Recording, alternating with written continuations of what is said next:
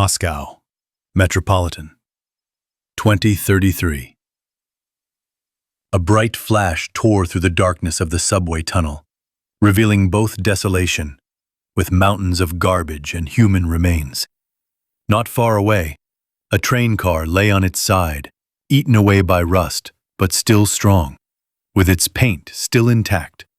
Through the gap from the door at the end of the train car, which was lying nearby, skeletons of people, suitcases and seats flashed in the flash. At the same time, in place of the bright flash with a red flare at the end, a futuristic squad, bristling with weapons, appeared. "Sergeant, flares! Eat!" One of the fighters put his weapon on his belt. He took the bag hanging on his hip and took out 3 red cylinders. He turned the cap of the first one and threw it aside, then abruptly pulled the cord with the porcelain ball on the end and threw it in one direction, as far as possible. He did the same with the second one, throwing it in the opposite direction, illuminating a subway car turned on its side. He lit the third one and extended his hand high above his head. "So, fighters, as you can see, we are in the subway. Let's go towards the nearest station. Let's check the car first. We need a map of the local subway. As soon as the flares go out, turn on the night vision devices in the armor." "Yes, sir," the soldiers thundered into the radio. "Comrade Lieutenant, were we assembled exclusively from Russians because we teleported to the territory of the USSR? Yes, comrade soldier. You are just like a corporal. It's obvious." The squad laughed merrily at the simple joke, releasing the nervous tension from the teleportation. After all, it could have been teleported into concrete. "Vitya, I have an idea where to go." "Well, come on, Kostya. Tell us. Show us your elder wisdom." "Vitya, look at the flares. You see, the one by the carriage is lying on dry ground, and the one on the opposite side is in a puddle, and the water is flowing towards the second flare. So to avoid swimming, I suggest we go to the station towards the carriage." Clarification accepted. All flares have burned out. Activate NVG and forward. 2 with heavy weapons forward. 2 with heavy weapons cover our rear. Everyone be on guard. Remove weapons from safety.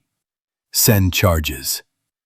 The squad moved forward, warily waving their weapons, the middle of the squad peering into the technical holes. In principle, it was possible not to use the night vision devices the rare clusters of luminescent mushrooms provided, albeit weak, illumination. But if there is an opportunity, you should use it. "Commander, there's a mess in the carriage. There's no way to get through. If this is a metro train, there should be more carriages further on." "Accepted. Let's move on." Approaching the edge of the car that was blocking the passage, the 2 fighters rested their hands on the roof and 1 foot on the wall of the tunnel, after which they began to move the car. A clanking and creaking sound was heard in the tunnel, as if foam plastic was rubbed against foam plastic. Behind the overturned car there was another one, but standing on the rails. They also saw the reason for the car's overturning in the form of a piece of concrete that had destroyed the coupling and got under the left wheel. "Attention, everyone. We're going through the carriage. Don't split up. Form a caterpillar line." The squad climbed into the carriage one by one and moved forward, examining the things. Finally, the fighter walking in the vanguard stopped. "Commander, there is some kind of heresy here." "Which one exactly?" "There's a metro map here on the wall of the carriage." "And what?" "This is a map of the Moscow metro." Fuck. This is ass." "What do you mean, Comrade Lieutenant?" "According to the command data received from the USSR leadership, Moscow is terra incognito. No one knows what is happening here. During the war, one of the main blows to the USSR fell here. They threw everything. from nuclear weapons to chemical, biological, and genetic mutation weapons. What an ass! So, take the map. If anything, we'll use it to navigate. We'll only go to the surface as a last resort. The soldier carefully removed the map and handed it back to the commander. Walking further along the carriages and periodically replenishing the supply of maps, they came out to the head of the train. From the driver's seat, a huge hermetic door was visible through the cloudy glass, blocking the passage further.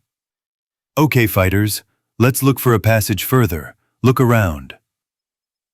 The unit looked around for several minutes until a yellow shield box was found in the technical burrow with an explanatory inscription on a sign next to it. Attention! Use in extreme cases during evacuation. Backup path for opening the hermetic bulkhead. Suddenly, from the side from which the detachment had come, a multiple squeal and squeal were heard, which was getting closer and closer with each passing second.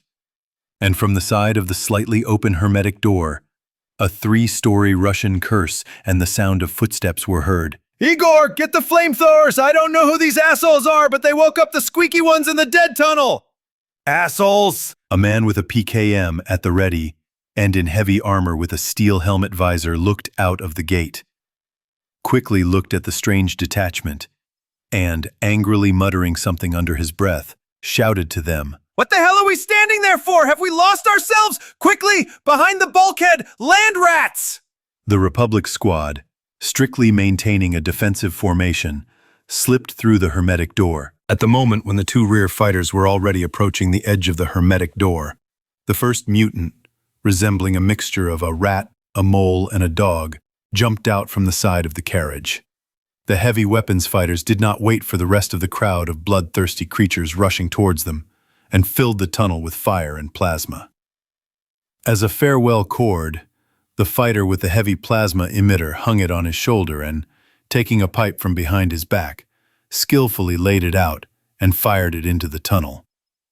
After which, throwing it aside, he quickly darted behind the hermetic door, and behind his back a fiery mixture flared up, scattering in all directions. And on the other side, with curses and screams, they pulled out a piece of steel, which had previously been a safe, which had jammed the hermetic door. Comrade Lieutenant, maybe termite mounds? Screw it, let's go. A soldier with a sergeant's stripes called over one of the soldiers with a huge tactical semi-rigid backpack. The soldier ran up, took off the backpack and, opening it, began to take out the thermite tape for burning through thick armored doors.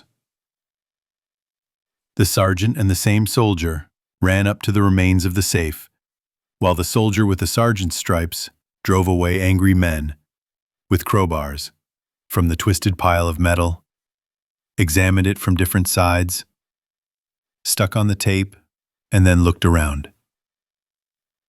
Get the hell out of here. If you don't want to get smoked, quickly, all 10 steps back. The men quickly jumped back to the required distance, after which the sergeant pulled the fuse and jumped back after him.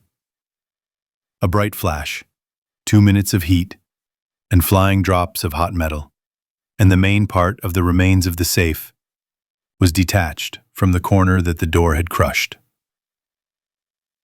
After which the sergeant picked up a crowbar from the floor and, with a grunt, straining the synthetic muscles of his power armor, dug out the still-hot remains of the metal from the trap that had formed between the hermetic door and the concrete part of the wall. Seeing this, a man in glasses, a fur hat, a dirty quilted jacket, and miraculously preserved rubber gloves up to the elbows abruptly pulled the switch. The gate, having stood motionless for some time, began to close, and only when the click of the locking mechanism was heard, the people relaxed and lowered their weapons. Whew, fuck. We got away with it. The anchor is in my ass. We passed the edge. Already up close, one could see a specially attached ribbon from a sailor cap with the inscription "Guardian" on the helmet, and when he took off his heavy flak jacket and handed it to another soldier, Underneath it was a pea-coat with midshipman's shoulder straps. Then he turned to the squad and looked at them with a tired look, took out a cap with the Navy insignia, and sighed. "Well, my dear pigeons, who the hell are you and what is this strange armor you have on? What is your rank? I don't really know much about the Navy." "You don't know your way around the Navy. And nowadays hardly anyone knows their way around any ranks. Well, okay, I'll answer if that's the case." Standing at attention and placing his folded hands slightly above his eyebrow, he introduced himself. "Senior Warrant Officer of the Marines of the Northern Fleet. Artillery Support Cruiser Stedegushchi. Lieutenant of the Reconnaissance Detachment of the General Staff of the Republic of Novaya Zemlya." That's it. The midshipman stroked his mustache and looked at it again. "Well, let's say, how did you manage to come out of that tunnel?" "There's nothing there. It's a secret for now, but we'll answer soon." "But where did the Northern Fleet's Marines come from?" "So it's no secret. That half-flooded tunnel you came from used to lead to the reserve command post of the Navy headquarters in Moscow. When the missiles started falling 20 years ago, we were evacuating personnel from it, and we were transferred here shortly before that. Of the senior officers, only Captain First Rank Alexander Androvich survived here, and he died 2 years ago. So now I'm the senior one. And that carriage outside the gates was the last one from headquarters, with senior officers and specialists. They didn't make it to us quite yet, only half survived. They, like real officers, saved women and children first. Many evacuated with their families. About 5 years ago they got out there, collected documents and other valuables, and buried them humanely. Then they found out about the squeakers, fought them off with difficulty. That's how it is." "I see. My name is Victor."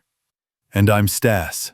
They shook hands, after which Victor gestured that they needed to talk in private. While the fighters were getting acquainted, they went into the station chief's office. "Stas, you said that the rockets fell 20 years ago, but what year is it now?" That's a strange question, but I'll answer 2033, from the birth of Christ." "I see. In short, Stas, here's the thing. We're from America from 2277.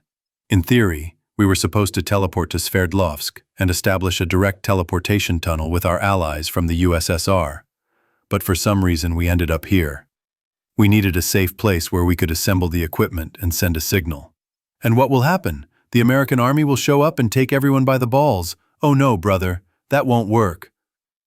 "Stop, Stas, don't get excited. There was a nuclear war there too, but the USA against China. The USSR was our ally there, and our president is the former head of a corporation that cooperated with the USSR before the war.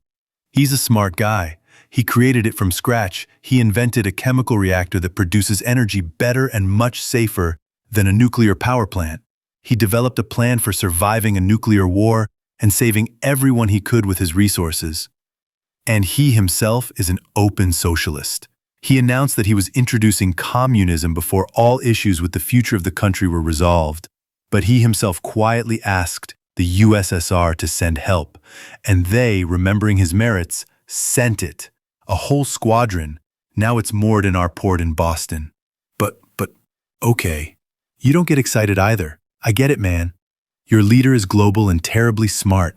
But how can you help us, and why the hell do we need you? It will be a headache for the bosses to decide why the hell you need us. But what about helping? Well, with medicine, doctors, food, weapons. A lot of things, in short. Oh, okay. No crying over lost hair. Everything is pretty bad here. The only thing worse is death from mutants. We will have what you ask for. But the first thing we need is food and anti-radiation drugs. There are a lot of us, and the filters are no longer coping, and the background radiation is getting higher and higher with each passing month. We have almost reached the point of no return in terms of radiation. Okay, but tell me this. What is the name of your station? Dmitry Donskoy Boulevard. So, I don't understand. But how does your evacuation tunnel go then? From which station? Ha! So before the war it was hidden by a false wall. under the granite. It goes between the stations, Anino and Starokachalovskaya, almost at the same level. Then to the intersection of the line of the stations, Yanila and Bitsevsky Park. It goes to a depth of 250 meters. There is a fork station with a depot there, secret of course. We transferred to these cars there. So there the tunnel is divided into 3 parts. One goes to Metro 2, but already during our evacuation it was blocked by a hermetic door. The second is also a monorail, goes to our reserve command post of the Navy. And the third, the most interesting, goes along a regular line to the depot of Moscow State University, and then on the Comrade Admiral's plate. A thin line goes to some Humpa, Unirv Sekrebeprit Molodost. But it's flooded there.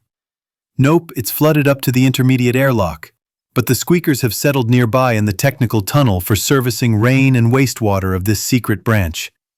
We found out about that ill-fated time. I lost half the guys then. I see.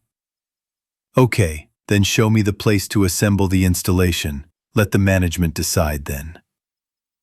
Commentary on "And the battle continues again. And the heart is anxious in the chest. Here comes the cellar. I'll write about the main plot tomorrow, if my brain doesn't freeze. It's my red star. I can't let go. Dmitry Donskoy Boulevard. The former room for the station's doors was in full swing. Men with obscenities and such swear words were pulling out mechanisms. Those who had at least some education in electrical engineering were checking thick cables, transformers, motors, etc. On the second day, the room was cleared of junk and other old mechanisms. The fighters of the incoming detachment, having thrown off their backpacks and bags, assembled the installation under the guidance of a technician. After assembling the frame and connecting the device's blocks, it remained to power it. Look, midshipmen, this is one of the greatest inventions of our reality. A chemical generator of electric power. This cubic meter per meter produces more energy than a small thermal power plant on fuel, oil, or coal. Well, it's time to begin.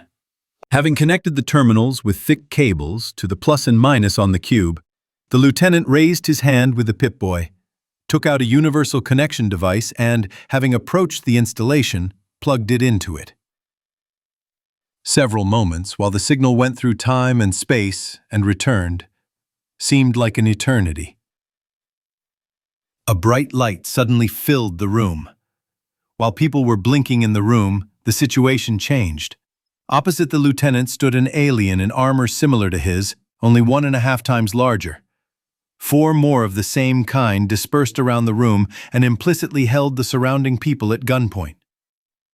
Report, Lieutenant. The communication channel is closed. We found ourselves in Moscow, year 2033. During the transfer, a red flash was recorded at the end. We met with the locals, agreed with them on mutual assistance and the organization of a bridgehead. On the way to the locals, we encountered anomalous mutated fauna. There is an assumption that this is not our world, based on the fact that a nuclear war occurred here in 2013. You are a good man, Lieutenant. Your calculations confirm our theory. Within 5 days, your Russian battalion will be transferred here. A generator for a small city and a cargo version of the teleportation device have been delivered. The colonel appoints you as the head of the Alpha Reconnaissance Group. Also, for completing an important government mission, you are awarded the rank of senior lieutenant.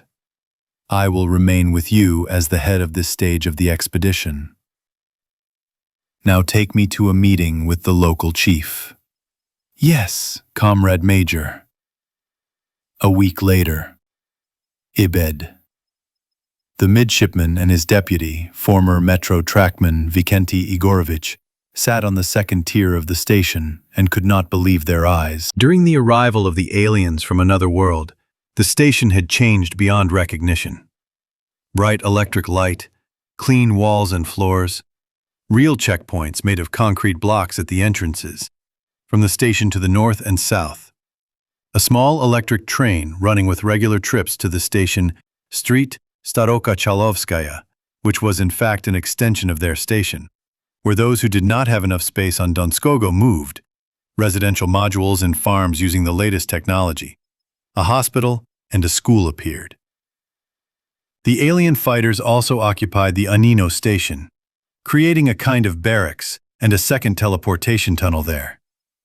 The midshipman himself and his fighters could not get enough of the new uniform of the SA Marines. Many of the fighters were now training at Anino in new heavy infantry armor. And the weapons. What kind of weapons did they have? From standard bullet weapons to laser and plasma weapons. There were even EMP grenades. There were also real combat robots, patrolling specially marked routes on the station floor. These huge, armored guards on 3 limbs, protected by thick armor, armed with a flamethrower and a large-caliber machine gun, inspired confidence in their safety. This Major Einhard, who turned out to be an American and spoke Russian well, did not remove the station chiefs from their positions. He only acquainted them with the new input and resources at their disposal, and that was all. He said that he expected them to fulfill their duties. Vikenty Igorovich, as one of the most respected and oldest residents of the metro, was the first to receive a special serum. In 2 days, he grew younger right before our eyes. From a 60-year-old man, he turned into a full-fledged 30-year-old man, and even though his skin became even paler and his eyes acquired a reddish tint, he was happy. Now Vikenty diligently sat and wrote down everything he knew about the structure of the metro in its technical tunnels, places where it was forbidden to enter, and other secrets of the metro, which he had collected a lot of during his work in the pre-war metro. He was also given a metro worker's uniform. According to the major, it was custom-made, in order to respect a man who, with his valuable knowledge and advice, helped to survive in the first years and helped the survivors to live on. And now they were sitting together in the balcony cafe and drinking something that had not been available anywhere in the metro for 15 years. And no, this is not good alcohol, this is coffee. Real motherfucking coffee. Hey there on the platform. Move away from the edge, the train with Anka is coming. What are you yelling about? We can see it. Oh, you're a fucking idiot. People, just look at how many guards there are. Something serious is probably brewing. And indeed, the closer the train pulled by the small electric tractor approached along the illuminated tunnel, the more questions it raised. Giants in power armor sat back to back, no less than a company, according to the midshipmen's estimates. In the following cars, 1 robot copy of those patrolling the station was canted, about 10 of them. And in 2 more cars there were electric freight cars loaded to the brim with boxes. We need to find out what this is about. Let's go. While they were going down to the platform, the squad had already left the cars and was unloading the equipment. Next to them stood the senior lieutenant, whom he had recently met getting out of the dead tunnel with the squad and whom he had later trusted. Well, Lieutenant, tell me, where are you going with such power? It's no secret, midshipman. We're going to where you once evacuated from. And the threat in the form of the squeakers is too close, literally, through the wall. So we'll eliminate them at the same time and try to fix the rainwater pumping system so we can move on. Well, this is a good thing. Good luck to you. After the squad lined up at the bulkhead leading between the stations to the secret part of the subway, a buzzer sounded throughout the station. All civilians to the boxes. Alarm groups to gather at the bulkhead in the dead tunnel. I repeat. When the platform was clear, the squad bristled with guns, after which the repaired and well-oiled mechanisms began to smoothly open the hermetic door. The floodlights behind the squad lit up, directing their light into the dark interior of the tunnel. Company, platoon by platoon, the station garrison is to organize the removal of the dead from the cars for burial and the organization of a checkpoint at the end of the train.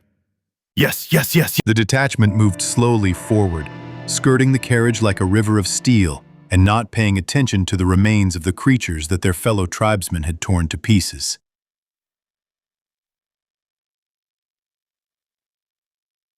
Polis. A week later. Colonel Melnikov sat in the office of the Chief of Intelligence and studied the map of the metro with him, transferring notes of the latest data onto his maps. Do you see, Colonel? Oktyabrskaya in the south? I see. A bird brought me some very interesting news from there. And what news? The Oktyabrists have an agreement with Shval's gang to allow traders' caravans to pass to the Yasenvaya Obshina for a bribe. This is a group of stations from Kolorskaya to Bitsevsky Park.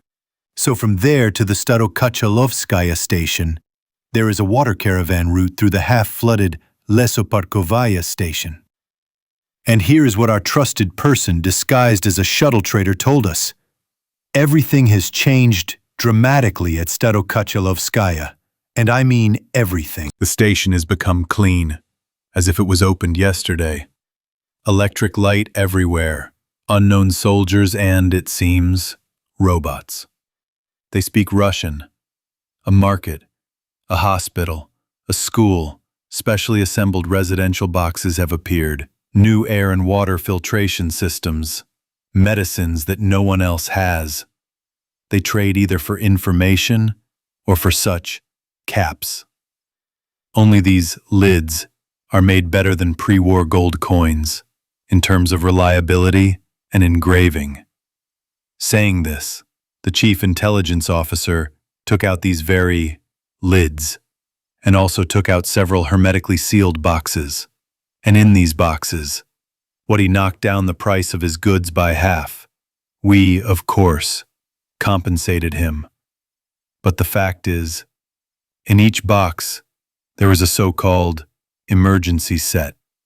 It consists of 10 drugs of 3 types in special disposable syringes injectors. Opening the box, the intelligence officer took out 3 syringes of different colors: red, yellow, and green. In the red one, a drug that, when injected near a wound, causes almost instant regeneration. In the yellow one, a drug that removes radionuclides from the body in a few dozen seconds. And in the green one, a drug that increases resistance to radiation for several hours. I will give 1 box to you and your Spartans, and leave 2 for our eggheads. Remember, Melnik, I need you to find out everything you can about these new guys for me.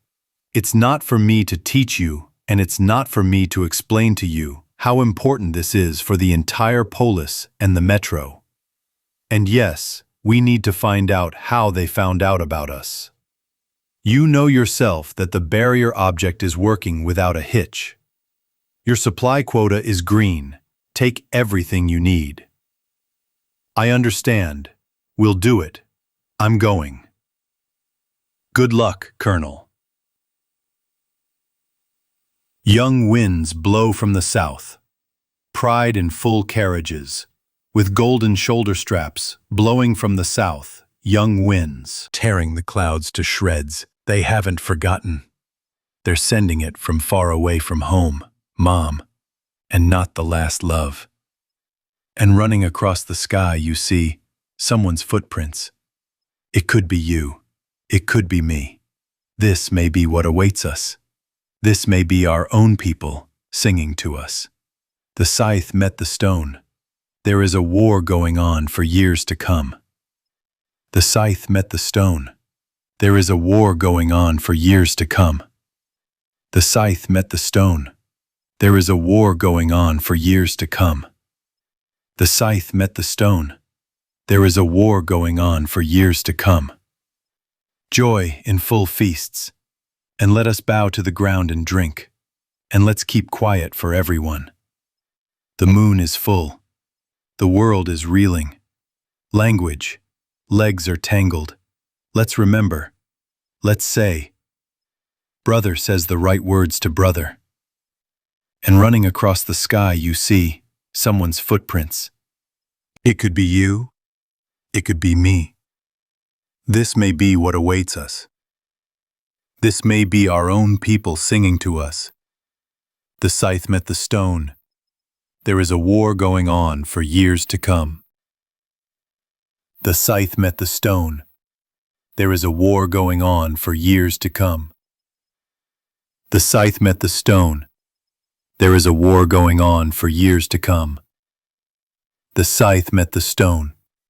There is a war going on for years to come. The scythe met the stone. There is a war going on for years to come. The scythe met the stone. There's a war going on. From the south, in full wagons, they proudly blow with golden shoulder straps. Young winds. 7B. Young winds. The detachment moved along the tunnel like a river of steel until they reached the floodline and froze. Company, listen to my command. Formation, phalanx. Adjustment, first row lies on the floor. Second, on one knee.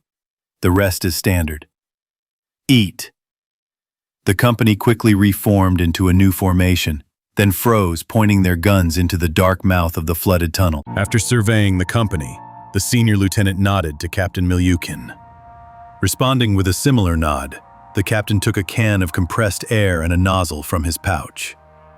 Connecting them together, he raised his hand with it and pointed it toward the water, pressing on it. A deafening roar was heard, as if a locomotive had sounded its horn nearby.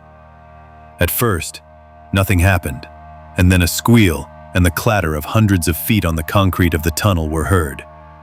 And then the TNP and helmets singled out a mass of living creatures running along the walls, and the largest ones were running along the half-flooded tunnel, almost touching its top. Fire, everyone! Railgunners, fire at the larger specimens! The darkness of the tunnel was illuminated by tracers of shots, yellow, red, green, and rare blue, which pierced the large creatures through and through, taking out whole chunks of flesh from behind. The creatures fell into the waters of the tunnel by the dozens, but there was no end to them. First squad, reload! Everyone from the first to the fourth row lay down on the floor, starting to reload. Without losing a moment, the second squad picked up the baton. Only 20 minutes later, there were no more mutants. As the disposal team later said, they chopped up almost 2,000 creatures. And this is not accurate, since only scraps, ash, and plasma remained from many. Only after the last mutant fell, the captain realized how incredibly lucky the midshipman squad had been several years ago.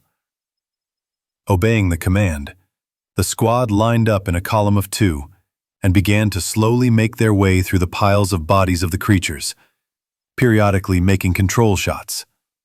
Half an hour later, the squad found itself at a hole in the wall of the tunnel, behind which were technical rooms, and a huge drain well was visible, about 20 meters from wall to wall.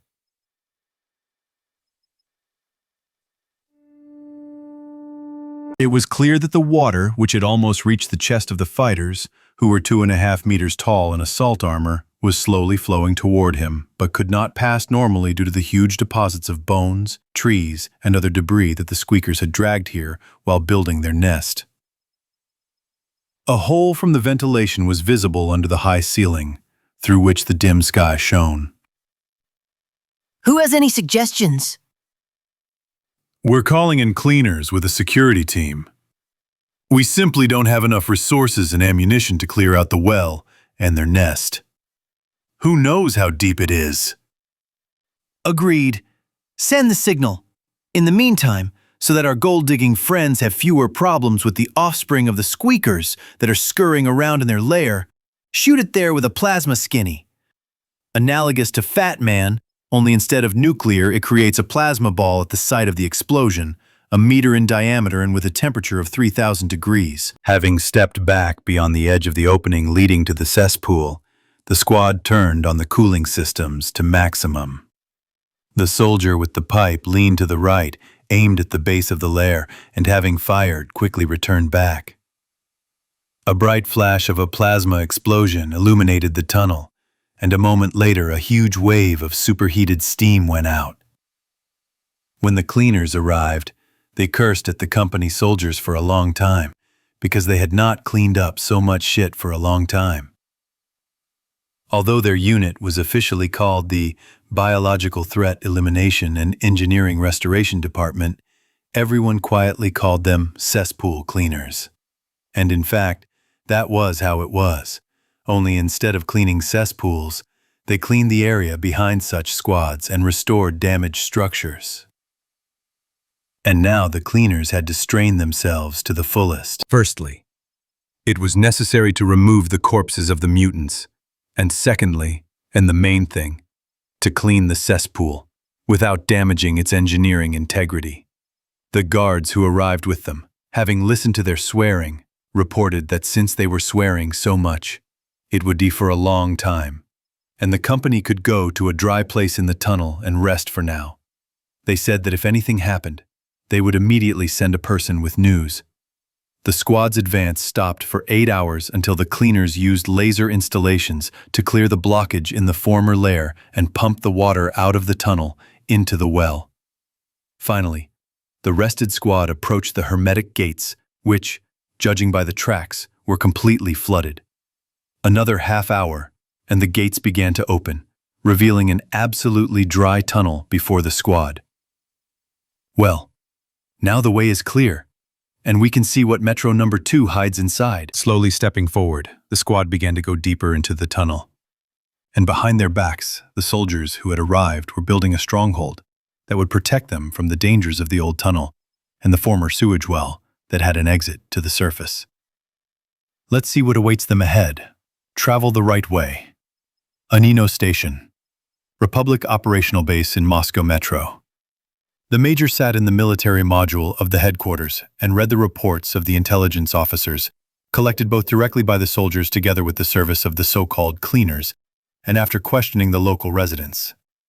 And in the reception area, a squad of military virologists was waiting for their call, which arrived yesterday after the operational report of the cleaners. Since it turned out that many local mutants are carriers of dormant combat viruses that escaped both from the laboratories of Moscow and those that flew from Friends and special missiles, while they also mutated due to radiation and gene weapons. Throughout the time that had passed since the apocalypse, suddenly the intercom rang. "Comrade Major, you have visitors." "Who's there, Lieutenant?"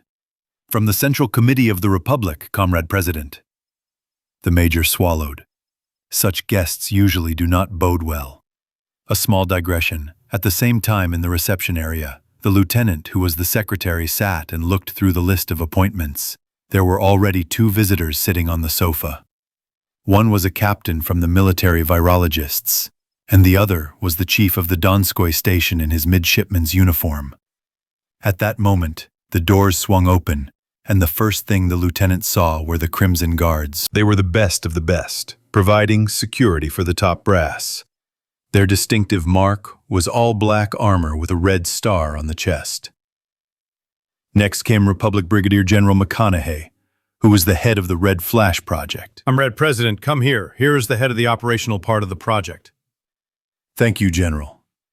A man as big as a bear, standing on his hind legs, entered the room and could only be recognized as the president by his face. After all, the TV doesn't show how healthy their president is, thought the secretary, standing at attention. At ease, comrades. Lieutenant, report to your superior that I have arrived to talk. I hope that the comrades who were waiting here earlier will forgive us, because I only have a couple of hours before returning back. The first to respond was the virologist, who said he was not against it. The second was the midshipman, who barely managed to come to his senses and confirm that he was not against it either. After that, the head of the Republic went into the office. After the door closed, the midshipman took out a pack of cigarettes and, paying no attention to the secretary's gaze, took a drag. "Well, fuck," said the midshipman. "Holy shit," the captain supported him. End of retreat. The president and the general sat down in chairs in front of the major's desk. "So, General, Major, the government has reviewed your reports. The Red Flash project has been deemed very promising. Judging by the initial data, the development of science and technology here has taken a different path. In connection with this, within a month, the 8th Boston City Brigade, named after Ernst Thälmann, will be transferred to you. It includes ethnic Germans and their descendants, during which time a language training program will be conducted. They won't say much, you understand, but with the help of a phrasebook and the knowledge that they will be given, it will be more or less. After the brigade's arrival, the Russian battalion, which is under your command, will be scattered among the units as translators. The company that you are currently on mission will be a forward reconnaissance company and will not be broken up. You will cooperate with the brigade commander, Erich Hauptmann, as the immediate project managers. It will be exclusively military planning. He is a strict person, but very pedantic and executive. You will not have conflicts with him on the basis of power. Next, based on the reports of your intelligence officers, you will have to take control of the following empty stations with the forces that you currently have at your disposal: Akademika Yangilya, Prazskaya, Yuzhnaya, and the section from Yuzhnaya to Chertanovskaya, together with the depot. After that, the 12th Construction Battalion, with equipment for work in shelters, will arrive for engineering and restoration work. They will organize infrastructure for you. Also, 3 more sets of cargo and passenger teleportation units will be delivered to you, and along with them, 3 chemical generators for a small city, and small lines for the production of generators, armor, chemicals, ammunition, and energy cells will arrive. A branch of the Institute will also arrive to you. The Akademischen Yangel Station will be given for their placement. These are the resources that will be at your disposal. Your task in stages. 1. Securely gain a foothold. 2. Organize a security perimeter in one station. 3. Improve cooperation with loyal locals. 4. Begin reconnaissance of the surface and the metro. 5. Search for pre-war technologies. Do you understand the task? Yes, sir. Well, that's great. And now I'd like to see what you've managed to dig up here, especially electronic equipment and weapons. Yes. Let's go to the scientific section. A day later, the first 2 companies of the brigade, those who more or less knew Russian, were already settling into the barracks and getting acquainted with their translators. Each unit, which had its own name, also had its own chevron. Imagine the surprise of the fighters from the Reich stations in the near future when they saw this chevron with the German Imperial Eagle with a red star on the chest. Bitsevsky Park, Sparta Squad, Melnik, Ulrich, Sam Hunter, 10th, Damir and Anna spent a week getting to the Bitsevsky Park station. It wasn't easy. They shot at one place, came to an agreement at another. From the Shabalovskaya station to the Novaya Cheryamushki station, they had to involve the Order's Rangers to cut out organized crime at the route. But now these stations belong to Hansa. Yes, Melnik, I didn't expect this. Hunter, do you see this too? Yes, Sam, I see. Yeah, the girls are dancing here like crazy, Ulrich said. The others nodded in unison, and there was a reason for that. At the end of the station there was a building with the inscription Respublikansky Station. It was a metal box that fenced off part of the track, covered with fresh red and blue paint. Bright neon light from new lanterns shone. The entrance was guarded by 2 fighters in unfamiliar armor and with automatic weapons. The armor looked more like modernized knight's armor. Nearby, at a small table, sat a pretty girl in a clean and neat new subway worker's uniform. Having looked around, they saw a second similar box, but this one was already on the platform, and the entrance to it was guarded by 2 fighters in monstrous armor with heavy weapons. People were constantly coming in and out of the box, which is understandable. The inscription, Trade Representative Office, above it explained a lot. It was not for nothing that Melnik had risen to his rank and decided that going straight ahead was not the best idea. So, having brought the squad to its senses a little, he headed to the subway car with the sign, Bar Cafe. So, people, let's take a table and try to find out from the locals about these strangers. Yes, sir. Yes. Yes, sir. Eat. Having sat down at the tables, the squad of Spartans began to wait for the waiter who was going around the visitors, and then he came up to them. Good afternoon. What would you like? What form of payment do you accept? Caps. If you don't have any, then 3 army cartridges, 762 by 39. 1 cap, or 6 homemade ones with 545. Same story. Okay, what do you have?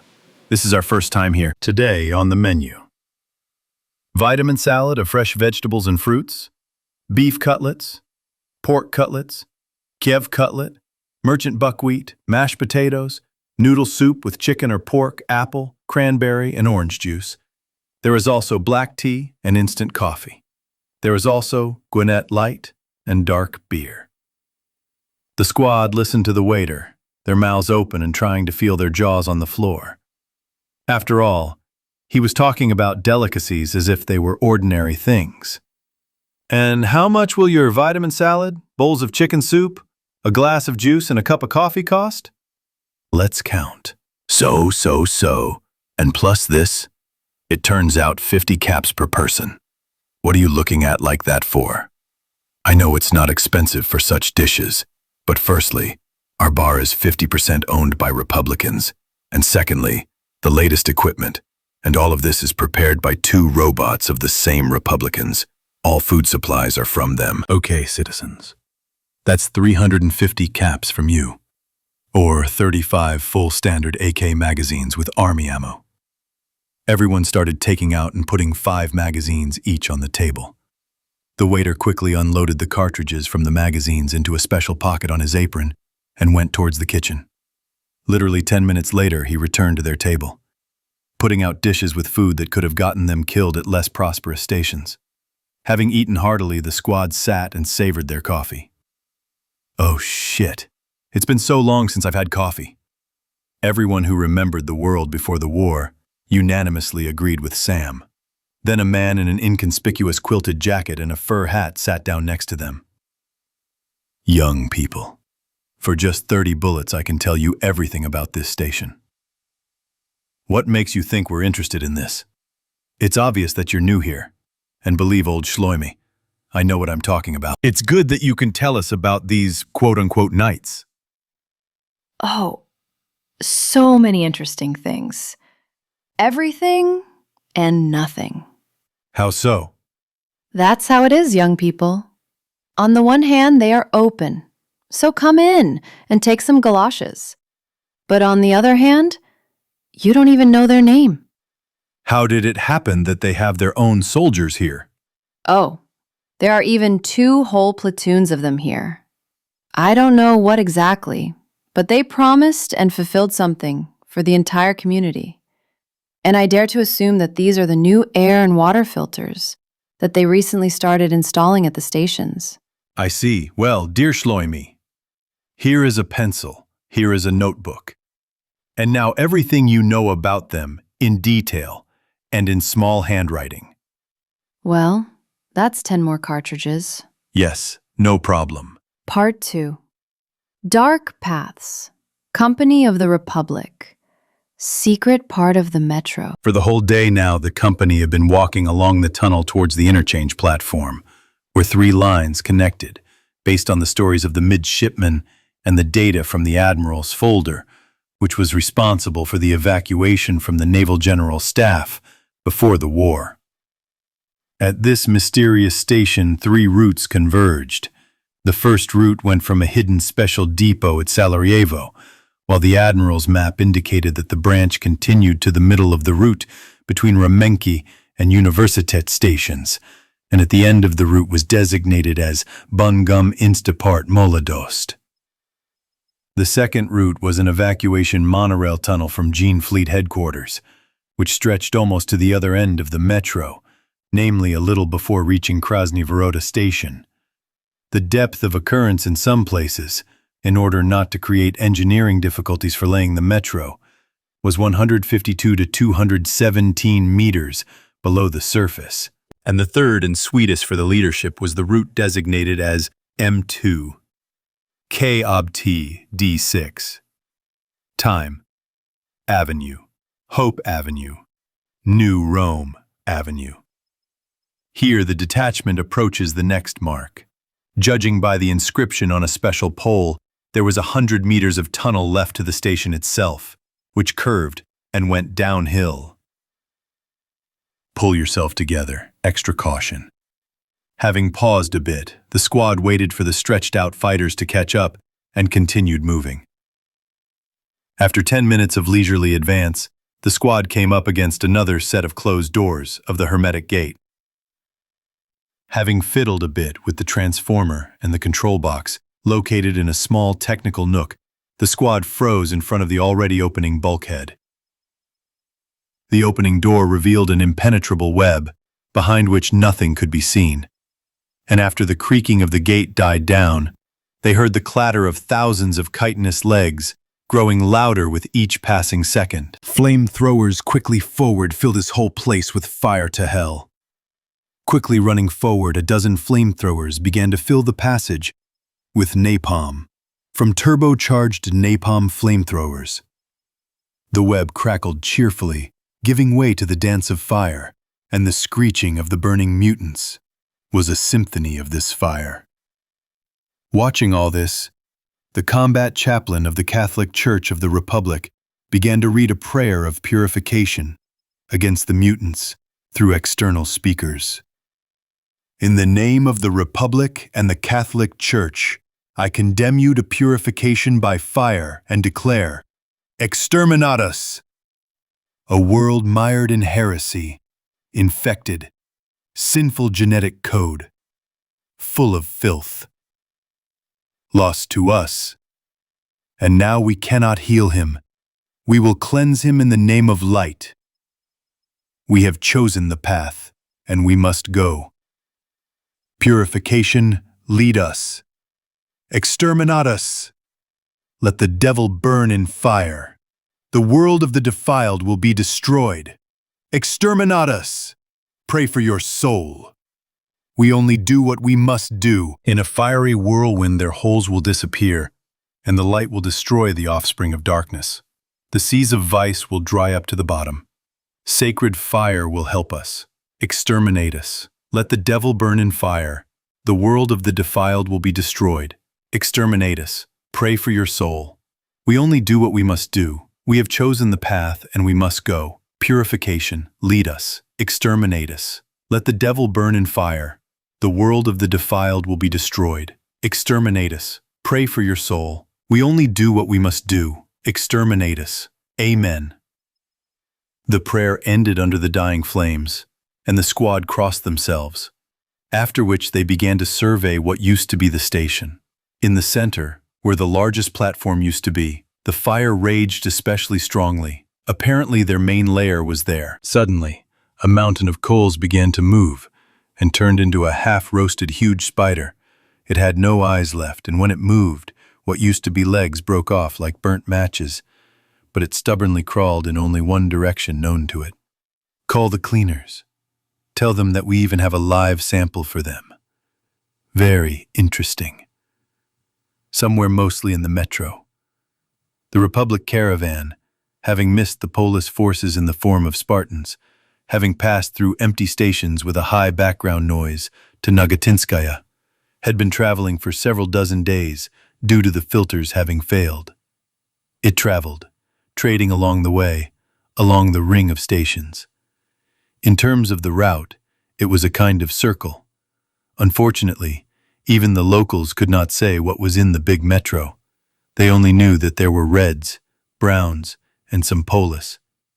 While traveling, the caravan decided to see all the main forces of the metro with their own eyes in addition to buying pre-war samples and knowledge. This was one of the largest caravans that the traders of the Hansa Commonwealth saw.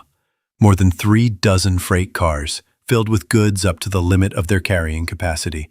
24 traders, medics, gunsmiths, armorers, and almost 100 guards, a third of whom were in monstrous protective suits. A third were in the same, but smaller, and a third even looked like they were in heavy infantry armor. The caravan guards, surprisingly, were mostly silent and spoke with no more than 10 people except their own. Many stations of the Hansa Union initially did not want to let so many armed, uncontrolled people into the station, but after talking with the caravan leader, they agreed with the arguments that if the caravanners wanted to attack the station, they would not take so much goods and people unnecessary for combat with them, and many understood that almost 100 superbly armed and equipped mugs would easily knock down the guards of most stations. But after the Oktyabrsky station, they began to be met with bread, salt, and there was a reason. In addition to the fact that the caravan guards behaved surprisingly disciplined, in addition to many goods and services, it turned out that the caravan doctors provided assistance to children under 15 absolutely free of charge. They gave injections, vaccinations, vitamins. Some were given anti-radon or Stimpack for children. And they saw such an attitude of doctors and, most importantly, the result, which was confirmed by the few remaining pre-war doctors. One former military surgeon from the Park Kulturi station had broken bones in his arms that had healed incorrectly due to a fracture sustained during the evacuation of children from the children's traumatology department. This heroic man, with broken arms and a fallen lantern, dragged 2 babies under his armpits and a baby with a cramped jaw holding a bundle of diapers all the way to the metro, where he was helped by the current station chief, and then a police sergeant. But this man did not give up. Even after that, he adopted children and even, not being able to perform operations himself because of his half-functioning hands, he supervised others. A small digression. A former military surgeon with the rank of captain, Oleg Petrovich Tudov, was sitting in his office and crying with happiness. The caravan had left yesterday, but he still couldn't believe that this wasn't a dream. His hands, which he had long ago lost as a surgeon, hands that couldn't operate on people because of the wild shaking just 5 minutes after he picked up something heavier than a pencil. Hands with which he could save many lives, now worked like a well-oiled machine. He couldn't believe his eyes after the operation that the caravanners had performed in their mobile tent. Hell, he still couldn't believe it. Not only had they fulfilled his dream, but after they had thoroughly checked his history with other residents of the station, they had left him a medium-sized field medical kit as a sign of respect. In addition to a huge range of medicines and drugs, it also included a full surgical set of instruments with portable disinfection devices and a dozen reusable surgical gloves made of durable rubber and roughened fingertips to make it easier to work when everything became sticky with blood. Of course, he refused to go back with the caravan to their station, but he could not refuse the request to write training manuals and self-study guides on surgery based on his experience in managing operations right down to the depth of incisions in such a small thing for such gifts. The door creaked slightly, and a girl in a washed-out but clean doctor's coat entered the office, carrying a tray with real tea, which the caravanners had given him. "Father, are you crying again? Stop it. You don't take care of yourself at all. What if your heart starts to hurt again?" Calm down, daughter. After their doctors and their medications, I feel 20 years younger. And for the first time since I found myself in the subway, my blood pressure's 122/73. And today your brother examined me and was surprised that the heart murmurs had disappeared. Okay, I get it. But still, Dad, pull yourself together. You still have to write what you promised the caravanners. And you'll need to restore your skills. That's true, daughter. It's not time to be sad. I've already given my hands too much time to rest. It's time to work. End of retreat. The Belaruskaya Koltsevaya station greeted the caravan very lively. In fact, it was one of the largest bazaars in the metro, which was controlled by the Hanseatic Rangers and mercenaries hired by the trade lobby of the metro. And neither Polis, nor the Reds, nor the Browns and others tried to capture this huge free bazaar, which stretched from Belaruskaya to Mayakovskaya. Even in the tunnels there were benches and houses. The only unoccupied part were the rails, or as they joked here, Silk Road. The tunnels between the stations had their own stops, because the main life there was on the second floor, made above the tracks. And the arrival of such a large caravan for the traders was another reason for joy. After all, not only are there a lot of goods, and the rumors about them are amazing. But also, judging by the security they travel with, they are very serious people. You can't cheat them or rip them off. Where the landing is, there is a stop, which means that the favorite business of traders of all stripes and nationalities is ahead. Bargaining for goods, filled with drama, comedy, and verbal sketches, appeals to mythological creatures of conscience, pity of humanity, stories about hungry, sick children sitting on the rails and broken, like a subway light bulb, hearts from such prices. The great bargaining began, where the caravan was stuck for a week, and by order of the trading community, such guests were allocated the most kosher place on the Silk Roads. Trading place of the Republican caravan on the Silk Roads. Private Dietrich Dobman and Sergeant Karl Kube were sitting on the boxes of goods. They had just handed over their duty and, having removed the helmets from their heavy infantry armor, were resting. But, as it should be in the army, rest is a change of activity, and since they spoke Russian much worse than English and German, although they understood it perfectly well, they were sitting with oil cans and clean rags and servicing their weapons. Dietrich was cleaning his MG, and Karl his assault rifle. Since the station was safe, they relaxed a little, and Karl even began to hum the German version of the song, Soldati versus Put, under his breath. Unser Weg ist noch nicht zu Ende. Come on, blick your head. Siehe im Wind. Die Fahne vor uns wenn. Siehe führt die Marschkolonne an. But, as they say in the army, the platoon's marching song is ingrained into the subconscious, and singing it alone surrounded by platoon comrades is not going to work. Dietrich was the first to pick it up. Soldaten, march, march, march. Mein Schatz, ich kann nicht bleiben, doch will ich oft dir schreiben. Goodbye, Trompeter ruft Soldaten, voran. Hearing the familiar words, the rest of the squad began to sing along automatically. And when the platoon commander returned, lost in thought, he automatically barked that they could only sing the platoon's marching song so quietly, with their heads stuck up their asses. Former member of the FRG embassy, Kurt Meyer, who was a mechanic here, although he started in the valiant troops of the GDR, called his German friend and his former sergeant major, with whom they served in the repair company, to go see what the large caravan had in terms of tools. Passing by the caravan's tents, he froze in amazement. Peter, do you hear that? Our company song, in pure German. We have to see who it is. As they hurried forward, they noticed a platoon of their caravan guards servicing their gear near a large tent called Repair and Tools Gunsmith Armorer. And the song was getting louder, as a good army song should. Furcht kennt keiner von ihnen allen, die im Gleichschritt mit uns gehen.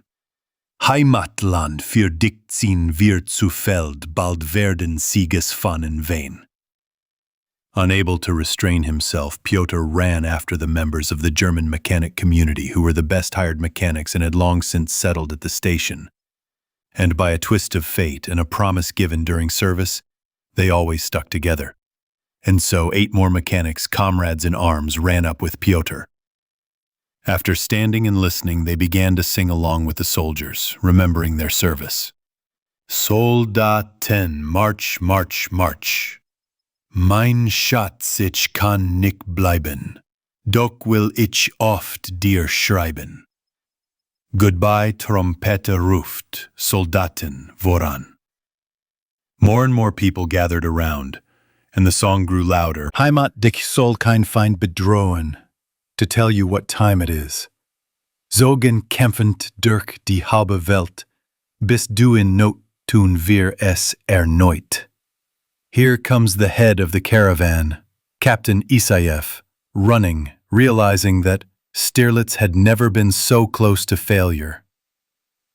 Soldaten, march, march, march. Mein Schatz, ich kann nicht bleiben, Doch will ich oft dir schreiben. Goodbye, Trompeter ruft. Soldaten voran. Here, from the crowd, those serving in the SA begin to sing along to a song in Russian.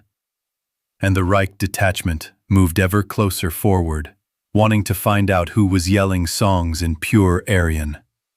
And then the stars in the sky aligned, the roads were on point, the jackpot fell, and so on. At the same time, next to the detachment there appeared the captain, the lieutenant commanding the platoon, the Reich detachment, accompanying their traders, and the most unexpected guests, also accompanying their traders and going to see what kind of fucking Nazis were yelling songs of the Soviet army in German. Yes, the last ones were the comrades from the Red Line. Lieutenant, grab your thigh. Have you completely relaxed, fucking hell? 5 out of turn assignments for the entire platoon, motherfucker! Captain Isayev yelled in German to the platoon commander, who felt the beginning of a fuck-up from his superiors, and it would only get worse. At that moment, several things happened at once. The song ended, a detachment of Reds approached, and the Reichsmen, having decided from the look of the fighters that they were their own, decided to greet them in their own way, naturally. Heil Führer! Heil Reich Metro! Parteigenosse! The soldiers looked at each other. Carl, did those freaks just so subtly call us Nazis? Yes, Dietrich. That's exactly it. Us. Germans from Ernst Hellman's brigade? Well, that's it, Crawl. They're screwed. Putting aside the rags and snapping their weapons, the platoon pulled the Reich men out of the crowd and began to beat them with their feet and rifle butts, singing a song by Ernst Busch, The Anxious March. The Red Line squad and the German mechanics did not lag behind the collective fun and joined in, beating up the local Nazis. And then the captain and lieutenant realized that this had to stop. Having barely pulled the fighters away from the local Nazis in order to hand them over to the guards who didn't see anything, they got everyone. Urgent radiogram. Emergency channel. Sterlitz Center. Local Browns turned out to be a red, white swastika. I recommend an immediate assault on their stations when ready. Confirmed. Concentration camps, eugenics, blood purity, etc. Also, due to one incident, the locals thought we were Bavarian beer. No negative consequences. We will return with a profit of 10 Berlin families. Commentary on Dark Paths.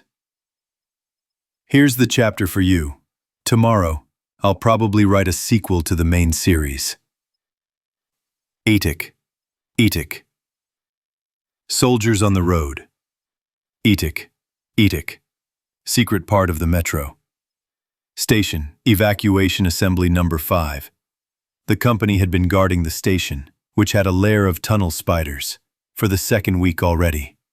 And not only guarding, but also flooding many small holes with napalm and throwing Molotov cocktails at them. At the same time, the cleaners were collecting mutant samples, and at the same time, taking away a huge burnt spider queen through a deployed cargo teleport to the Institute for the Study of Mutated Flora and Fauna.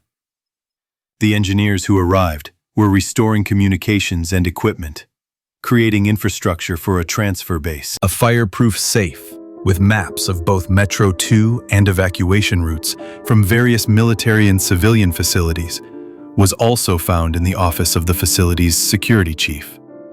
And today, the promised shift will arrive. A train with a company of Germans is arriving along the rails of the tunnel. With the lighting already restored, 2 captains met on the platform. Captain of the reconnaissance company of the Russian battalion, Ivan Vasilyevich Terakov, I am handing over to your responsibility the support and transfer point captured from the mutated organisms.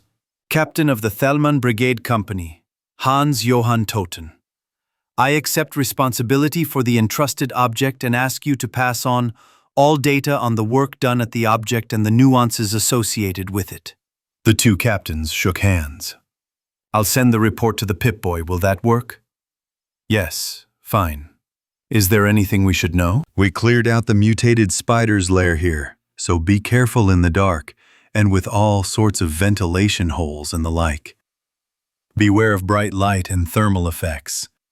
Be sure to assign 2 or 3 fighters with a plasma, laser, or flamethrower to our repairmen. Yesterday, they opened up a former transformer room, and there was a small nest there that the fire didn't reach during the cleanup. It's so good that I assigned security to them. They doused the whole place with laser fire. The arthropods didn't even have time to squeak. I see. How much of the station is cleared, according to your estimates? About 80%. Since it is a nodal point, there are many technical and other rooms in a closed or hermetically sealed state, which the fire did not reach. And many holes go far, so we have to pour a lot of fire mixture to clean them up before plugging them with concrete plugs. In fact, we have done the main work, but there is a lot of minor cleaning work left. I see. How soon do you plan to move on? Today or tomorrow we will hand over the affairs to you, perform maintenance, check the robots, and move out. At the moment, the tunnels to the so-called D6 and the fleet headquarters are inaccessible. They need to carry out major repairs to the mechanisms that open the hermetic doors. But the path towards the secret part of the depot and the Molodost facility is clear. Surprisingly, even after all the hell that we created here, the control mechanisms and they themselves were not damaged, almost. So, a couple of relays, a couple of transformers, and a bunch of wires were replaced. The lubricant in the hydraulic drives was replaced, and that's it. The door works. We even conducted reconnaissance of the first 200 meters of the tunnel and organized cordons. What about these spiders?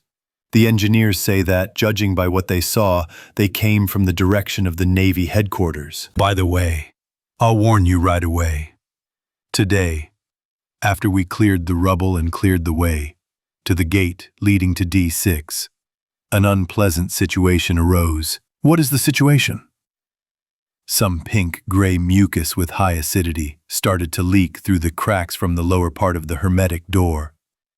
Their foreman said that perhaps the lower part of the bulkhead on that side had almost dissolved, and now they have to go through it with a flamethrower every 2 hours to treat it. Okay, is that all? From the main ones, yes, the rest is in the report. Well then, I won't keep you any longer. Have a good trip, Captain. Likewise. 3 days later, evacuation hub. So, comrade fighters, our next destination is a secret part of the depot, which is located across the wall from the metro depot in Sarajevo. According to the plan, they do not intersect anywhere except for several hidden passages and a special hidden cargo gateway in the dead-end part of the main depot. Our task is to go through the tunnel, noting technical holes and other branches, suppress hostile mutagenic fauna in case of a threat, and gain a foothold in the depot before the attack. The depot must be cleared especially carefully if necessary. Any questions?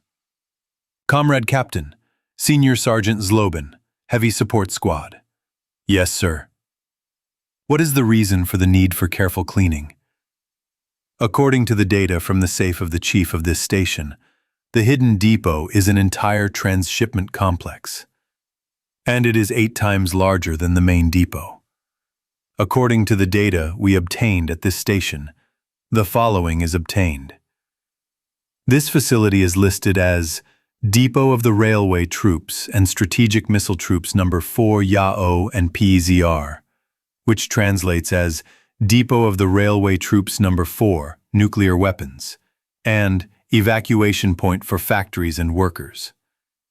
This is a huge point for collecting the main production facilities and a storage point for nuclear trains. Includes the following complexes. 1. Complex Red October, a complex for the full cycle of repair and restoration work on rolling stock. 2. Complex Neva, a servicing station for strategic missile forces trains. 3. Complex Duga, hangars for trains for the mobile deployment of the over-the-horizon anti-missile tracking and defense system. 4. Complex Carousel, a complex for the accommodation of evacuated personnel with a full cycle of self-sufficiency. 5. Complex. 42-year. A complex for launching evacuated plant capacities into production. Well, the most interesting complex for us is the complex Chrysanthema. The complex is designed to access remote tracking systems and measuring equipment in the metro. So I once again ask you to be extremely careful if cleaning is needed there. We are setting off on the way on electric cars, delivered from Anino. Judging by the scheme, there will be no more hermetic doors until the depot itself. The estimated travel time, taking into account all sorts of odor holes, is 10 hours. And now, company, listen to my command. To the carriages. Sparta Squad. Bitsevsky Park. Colonel Melnik and his squad had been collecting data on the Knights for a whole week. They even had to go to the surface a couple of times to get office equipment and computers from the surviving buildings in order to go to their trade office and exchange them for caps. And yesterday they returned from the surface and brought with them a CNC machine from a small but once professional car repair shop. For this they received as many as 20,000 caps and almost immediately spent them, buying the entire squad armor of these Knights, which they produced for sale. It turned out that it was very easy to move in this seemingly heavy infantry armor, as the technician who fitted each squad member with a set individually explained to them. This was ensured by small servo muscle amplifiers that turned 50 kilograms of protection into an almost weightless set. Having talked with the technician, Melnik learned that the TPDs that they saw on the guards and those that they sell to others differ greatly, both in the degree of protection and in functionality. But, as he immediately explained to the colonel, who almost started to get indignant, the technician, that according to their classification, this is a set of protection for law enforcement agencies, and the guards of the station and the store are from linear military units, and that this protection is much better and more functional than the one they had on them, and which they sold to the same technician. The technician also advised them to replace their weapons with their analogs of the same caliber, with a small surcharge.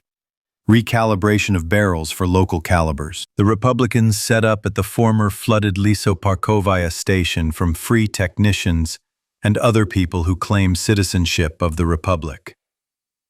Having tested the new barrels at the shooting range, the detachment was happy, like cats that have eaten sour cream. Melnik also managed to get an appointment with a representative of the Republic and, having paid only 2,000 caps at the cash desk, get on the next train to the Dmitry Donskoy station for a comprehensive medical examination by professional doctors. After all the expenses, the detachment had only 3,752 caps left. Well, tomorrow we are heading to the Knight's Lair for a medical checkup and treatment. The main thing is to look around and remember every little thing the whole way. We will need as much information about the newcomers as possible. Pielkovnik. I was even interested in how they would treat us. Well, we'll find out at the same time. I asked the locals who've undergone their treatment. They say the effect is amazing, and children under 15 are treated for free. Recently, local searchers got into a hotspot on the surface and barely made it to the station. So after the local chief paid for their treatment, the next day they were running like war horses. Amazing. Hunter, do you think we'll run like young Mustangs too? Sam, I don't doubt you. I even hope that they'll cure your terrible accent. Damn, Sam, how long have we been among the Russians? And your pronunciation is just as terrible as it was when you were guarding the U.S. Embassy. It's definitely some kind of disease. Hunter, brother, I just don't forget my native language. Sam, it doesn't mean your accent is terrible. This is my thing, Hunter. To hell with you.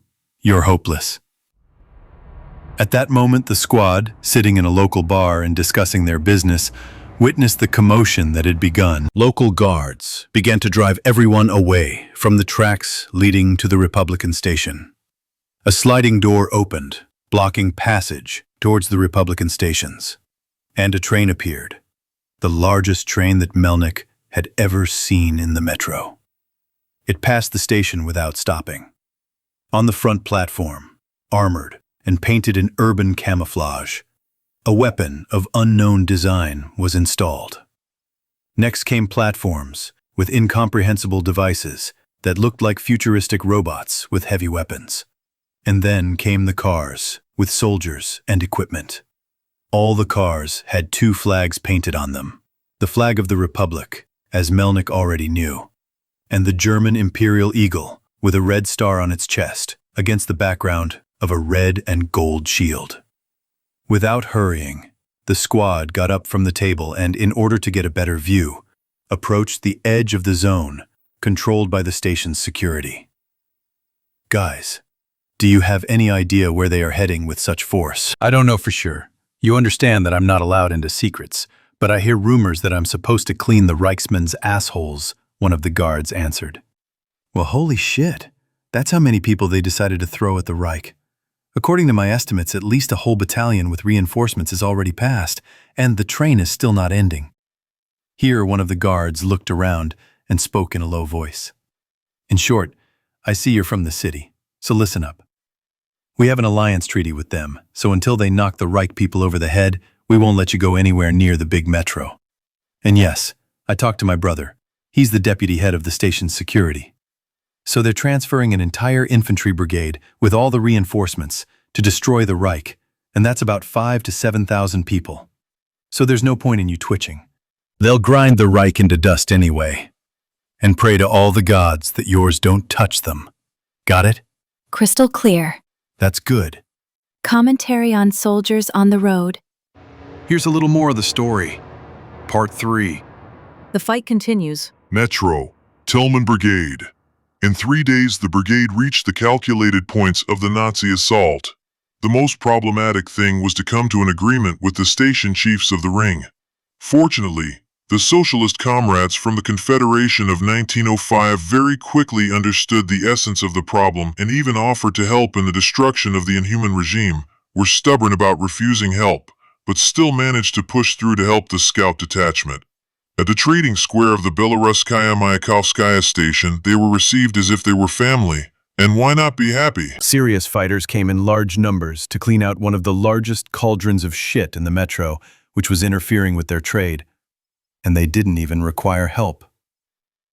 But then the problems started. If the chief of the Novoslobodskaya station accepted them as good acquaintances, because his colleagues from other stations had informed him of their purpose in advance via the Hansa communication line, and why not? They behave civilized, buy if they like something, without bargaining, do not cause rows and clashes with the security, and it is somehow not very good to struggle against such a force. But there were problems with the stations Tsvetnoy Boulevard and Trubnaya. Not only did they send them to hell, but there were also a lot of vacationing bandits there, and some on top. So a day later, both stations discovered in the morning that the authorities had changed. And to the military, which on the one hand is bad, because the measures to maintain order and punishment have become stricter. But on the other hand, the residents were even happy, because there was more order, and the military even opened a hospital and began to treat children for free. So why not? After all, they did not close the restaurants and bars, did not touch the law-abiding people, even cured and returned to their places the old station chiefs, who had been replaced at one time by disgruntled bandits, whom they did not allow to do whatever they wanted during their vacation. 2 police brothers again became the main ones at their stations, albeit under the careful supervision of the new owners. The time for the assault was approaching. The Nazis were strengthening their defenses. The brigade fighters were preparing for the assault. And at this time, those in power were in a quiet panic. Reich, Führer, Evgeny Petrovich. What the fuck is going on? Where did these freaks come from? Veselov, can you explain this to me? Most likely these are enemy troops that came from the surface. What fucking enemy troops? Why don't they touch your beloved Polis then? Or those Hansa traitors. Why the hell did they take us on? They probably decided to clean you up as a showpiece. The police are strengthening their defense, but I'll talk to the Reds and explain the whole situation. They'll help you. I assure you, they have enough people and resources. Okay, I'll wait. I hope you understand that the balance of power is beneficial to you. I understand. That's it. End of connection. Polis. Advice. And what will the Chief of Intelligence tell us? A group led by Colonel Melnick was sent several days ago in the direction of the newcomers. After arriving in the Ash community, there has been no reliable information from them. I see. But the question is, where did they get so much strength from? And these are not motherfuckers, not ragamuffins from the surface. These are regular troops. How could your vaunted intelligence screw them up? You have a whole network of observation posts around Moscow, motherfuckers. Such a quantity of troops and equipment couldn't have appeared out of nowhere. I understand you perfectly, senior advisor, but I can console you. According to my information from trusted agents, we are not the only ones who have fucked up. The Reich, the Reds, and the Hansa are also in quiet horror. And accordingly, their posts also missed the flash and did not detect the movement of large units. And according to radio intercepts from outside the Moscow perimeter, it is becoming clear that there are no states or anything close left. So where the fuck did they come from? They didn't just appear out of thin air. In short, throw all your intelligence forces into finding out the situation. We want to know everything, especially since Polis will really need the technology for producing their incredible medicines and equipment.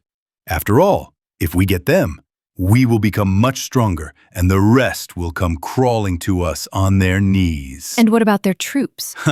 As if we don't have any pre-war supplies left. We'll release a combat virus on their station as soon as we get what we need, and that'll be the end of it. Okay. May I go? Go. And remember, the sooner we have information, the better. Red line, Maxim Moskvin, Andrei Moskvin, and Czeslaw Korbut. Forgive us, Andrusha, that Czeslaw and I pulled you out of the other world, but the situation is serious. Yes, we apologize, Andrei Nikolaevich, but the situation requires your presence. Czeslaw, Maximushka, what do you need from the former general secretary that you brought me back to life? You see, Andrusha, now we need a shift supervisor who is not like the former general secretary who has golden hands from Kuznetsky must. Namely, the general secretary and his clear mind. Okay, what happened that I can no longer live out the rest of my days peacefully with my family as a simple worker and a gas welding shift supervisor and must be resurrected? Here, Andrei Nikolaevich, in this folder is all the data that we have about the newcomers. You've probably heard about them. Rumors spread quickly through the metro. So any day now, they will begin storming the Reich stations. According to our intelligence people, they have concentrated around 6,000 people at 3 stations around the Nazis with all the means of reinforcement, except, perhaps, air forces and long-range artillery. The former Secretary General spent about half an hour getting acquainted with the data from the folder, after which he raised his gaze to them, wiped his sweaty hands on his overalls, and decided something, nodding to himself. So, Veselov called. Yes, he ordered to help the Nazis resist. I hope you said yes, Czeslaw Maxim. We agreed with him in words, but decided that 2 heads are good, but 3 are better, which is why you are here. Okay, listen up. If he calls again, salute. So Czeslaw, give me a connection with the head of the guards unit. Corbett quickly dialed the number on the rotary phone and handed it to him. Colonel Sentry listening, Comrade General Secretary. In short, Vitalik, this is Andrei Moskvin. Yes, I have risen from the dead. Yes, it was my initiative. Corbett and Maxim will explain to you later how this is possible. Now stop asking stupid questions in your head and listen to me. I'm listening, Comrade General Secretary. Take your balls in a fist, raise all the fighters, and concentrate on Lubyanka and Okhotny Ryad. As soon as one of us calls you, immediately begin storming the Nazi positions. From that side, these newcomers will be extinguishing them, so there will be no strong resistance. Moreover, they will think that we are coming to their aid. So don't waste the moment. Got it? Yes, sir, it will be done. That's it. See you later. After hanging up the phone, Andrei looked at his brother and the head of the KGB, and then grinned. What did you think?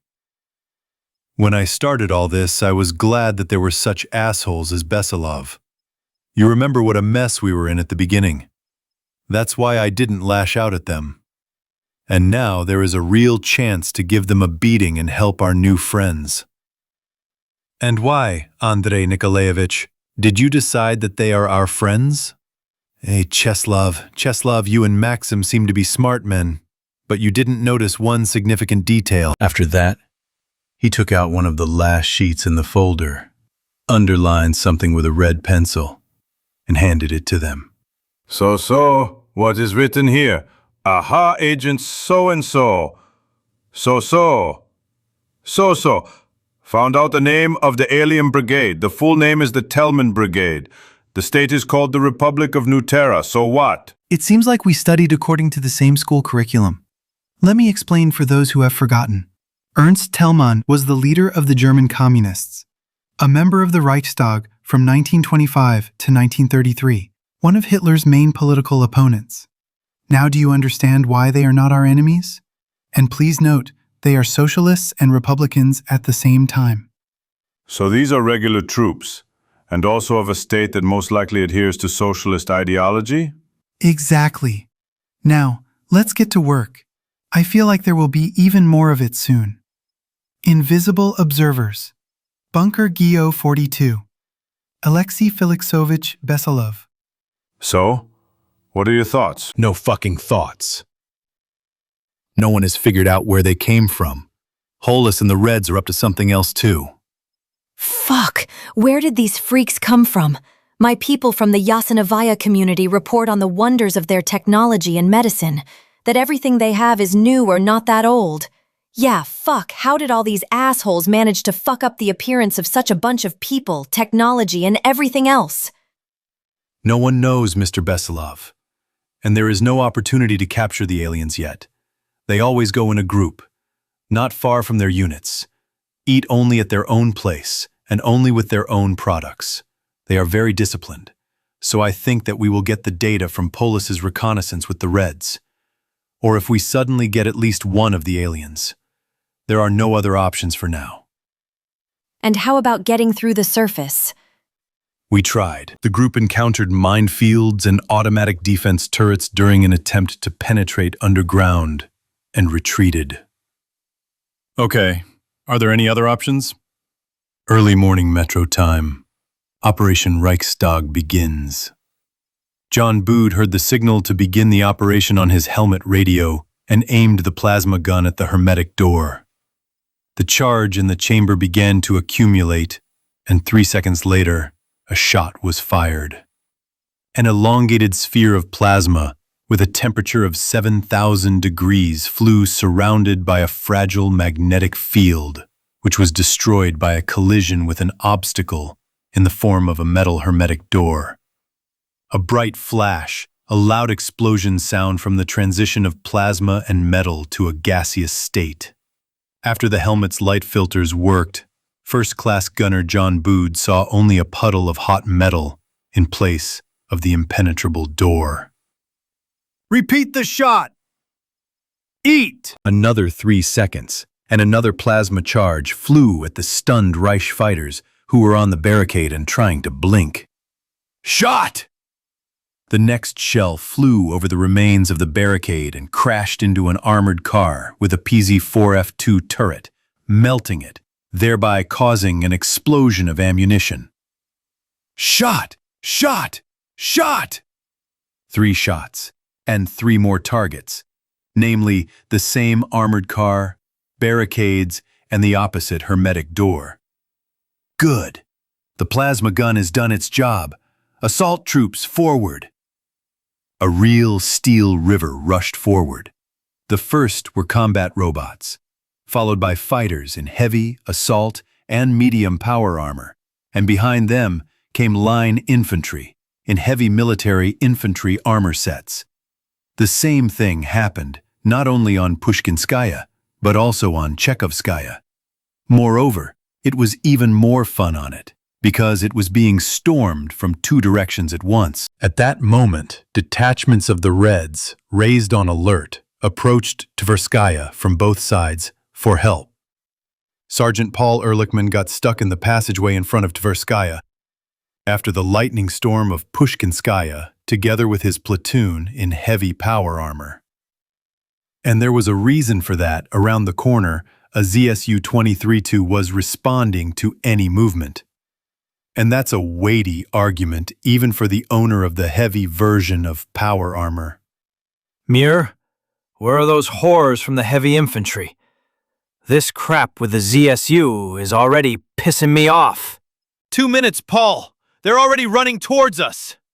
A couple of minutes later, a noise was heard, and 2 fighters appeared from behind the edge of the stairs, dragging the spider. Well, finally, guys. There's a jerk sitting around the corner with an anti-aircraft gun and spraying it at any movement. Don't worry. Everything will be fine now. They pressed a few buttons on the mechanism's body and connected it to the Pip-Boy. A caterpillar chassis appeared from the niches below. The legs unfolded in a circle, and then a force barrier flickered. Well, here we go. The ZSU began firing hysterically at the barrier behind which the fighters were moving. After it ran out of ammo, the fighters rushed closer and threw F-2 fragmentation grenades, a modernization of the good old F-1, only it is larger and has 495 grams of explosive. 3 explosions, and the space was cleared. Having broken through to the middle of the station, the fighters suddenly heard a shootout in the rear of the defenders, with grenades, flamethrowers, and other hand weapons being used. Ours? There are nowhere of ours on that side. Ours are over there on the left from Tchaikovskaya, crushing them. Then who? Who the hell knows? Maybe part of the enemy decided to defect before it's too late. Suddenly, a voice came from the rear, clearly amplified by something. Soldiers of the Soviet Union, let's crush the Nazi vermin, for the motherland. For Stalin! For Moskvin! On the attack! Hurrah! The cry of hurrah grew louder and louder in the enemy's rear, turning into an endless roar of hundreds of throats. Suddenly, the captain's voice came through the headphones. And why the fuck aren't we taking an active part in this fun? For the Republic! Forward! The 2 waves of attackers met in the middle of the station, where the last SS soldiers tried to protect the Führer, who was trying to evacuate through a secret tunnel to the technical part of the metro. Hands up, scum! Put your weapons down! Shouted a fighter in a heavy bulletproof vest and a helmet with a red star, and behind him stood fighters of the same red line. At that moment, an SS soldier flies backwards through the door from the opposite side, followed by a squad in heavy assault power armor. Attention! Hands up! Everybody lie down! The troops of the Republic are at work! Drop your weapons quickly and don't move! Attention! Hands up! Everybody lie down! The troops of the Republic are at work. Drop your weapons quickly and don't move. The fighters of the Red Line and the Republic looked at each other. Some looked closely at the red star on the helmet, others at the unit's coat of arms on the chest of the armor and the armor itself, after which, without saying a word, they turned their weapons on the Führer and his senior officers who were trying to leave with him. Wet spots were spreading in the groin area of the Führer's pants and those accompanying him. Reconnaissance company of the Russian battalion, secret part of the metro. The company moved forward along the evacuation tunnel tracks towards the secret depot, periodically stopping the train and checking the technical holes. Those that branched out further had marks and defensive turrets looking at the entrance and exit. A couple of times they shot some mutated animals, most likely mice or rats, that, under the influence of radiation and the genetic weapon dropped on the capital, grew to the size of a small dog and lost almost all their fur. And a few hours later, they reached the hermetic gates blocking the entrance to the depot. After carrying out the standard procedure and waiting for the door to open, they were presented with a picture of the tragedy that had played out here many years ago. Yeah, that's why no one has heard of them. The robots dispersed around the company, periodically separating from the cordon and beginning to accompany individual groups of soldiers. And the picture that appeared before them was truly depressing. Thousands of skeletons lying on the floor, previously trying to crawl somewhere, frozen in death poses. Dozens of dead soldiers, frozen behind the barricade that led to other parts of the facility. And hundreds of skeletons in front of it. Okay, guys, check the entry gates and the reception area. Don't go into any other areas. Set up a defense of robots and turrets at all entrances and exits. Collect the remains in bags, boxes, and anything else you can find. If you find documents of the dead, write down the data, assign a number, and mark the container or bag you put it in. Everyone use the tactical network of Pip-Boys to ensure that numbers and markings are not repeated. First platoon. Split into squads and look for any records or information about what happened here. The rest of you, bring the records you find to the command squad. We'll set up at that table at the evacuee registration checkpoint and sort through the documents. The guys scattered to follow the orders. A few hours later, the captain and lieutenants began to form the following picture of what had happened. And the journal of the duty officer at the evacuation zone, found under a pile of bodies, was of the greatest help. Duty Officer Number 1 for the evacuee reception area, Senior Lieutenant of the Railway Troops, Simonian. AR 6/07/2013. At 4:46 a.m., a combat alert was declared for the complex. Alarm code Red 1. In accordance with the instructions, I opened the red package stored in the safe.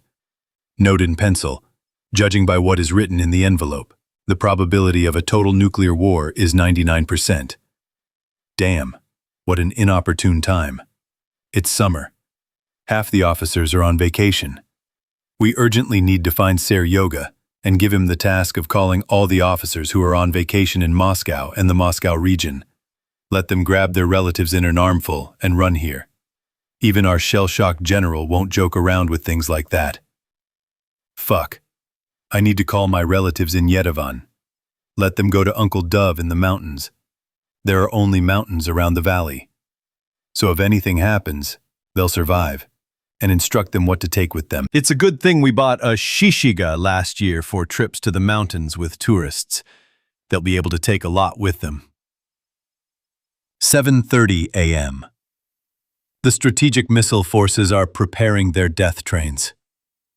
The first to arrive at the evacuation point were military medics from the nearest military hospital and servicemen. They began to deploy a military hospital to help the evacuees. They assume that there will be many irradiated people, if not civilians, then certainly strategic missile forces fighters. They were ordered to assist the commandant's company in maintaining order in the event of civilian unrest. Note in pencil. I always knew that military medics had a sober mind. Everyone grabbed their relatives. They are being registered as junior medical personnel. 8:15. All officers and re-enlisted soldiers in Moscow have arrived. Some arrived through secret passages from the regular metro, using their ID. The police did not interfere. 9:10.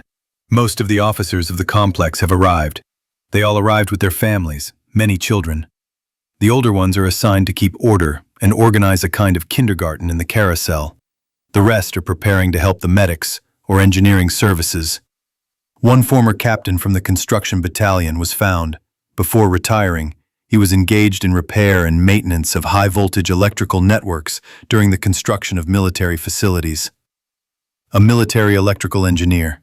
By order of Colonel Korshinov, he was temporarily mobilized and sent to help our engineering and technical unit. 10:01. The first train with equipment and workers from the instrument-making plant arrived, all with their families. Apparently, the men were exhausted evacuating the machines. In total, more than 3,000 people arrived. Everyone is interviewed and checked by doctors, after which they go to the train and line up by workshop and shift. The equipment is not touched yet. The train is slowly driven into a special dead-end settling pit. 11:17. 5 trains arrived at once, but there were only 2 platforms. Our general, although a shell-shocked veteran, is still on friendly terms with common sense. The order was given to leave the locks open and to ensure the evacuation of people first. And rightly so. Iron is iron. But those who know how to work on it are worth their weight in gold. Trains have arrived from the chemical plant, metal processing, steel and alloys, electrical equipment, glass factory. According to the list, there should be 3 more trains from the Research Institute, and then the evacuation can be considered complete. 12:01. All the trains and people have arrived.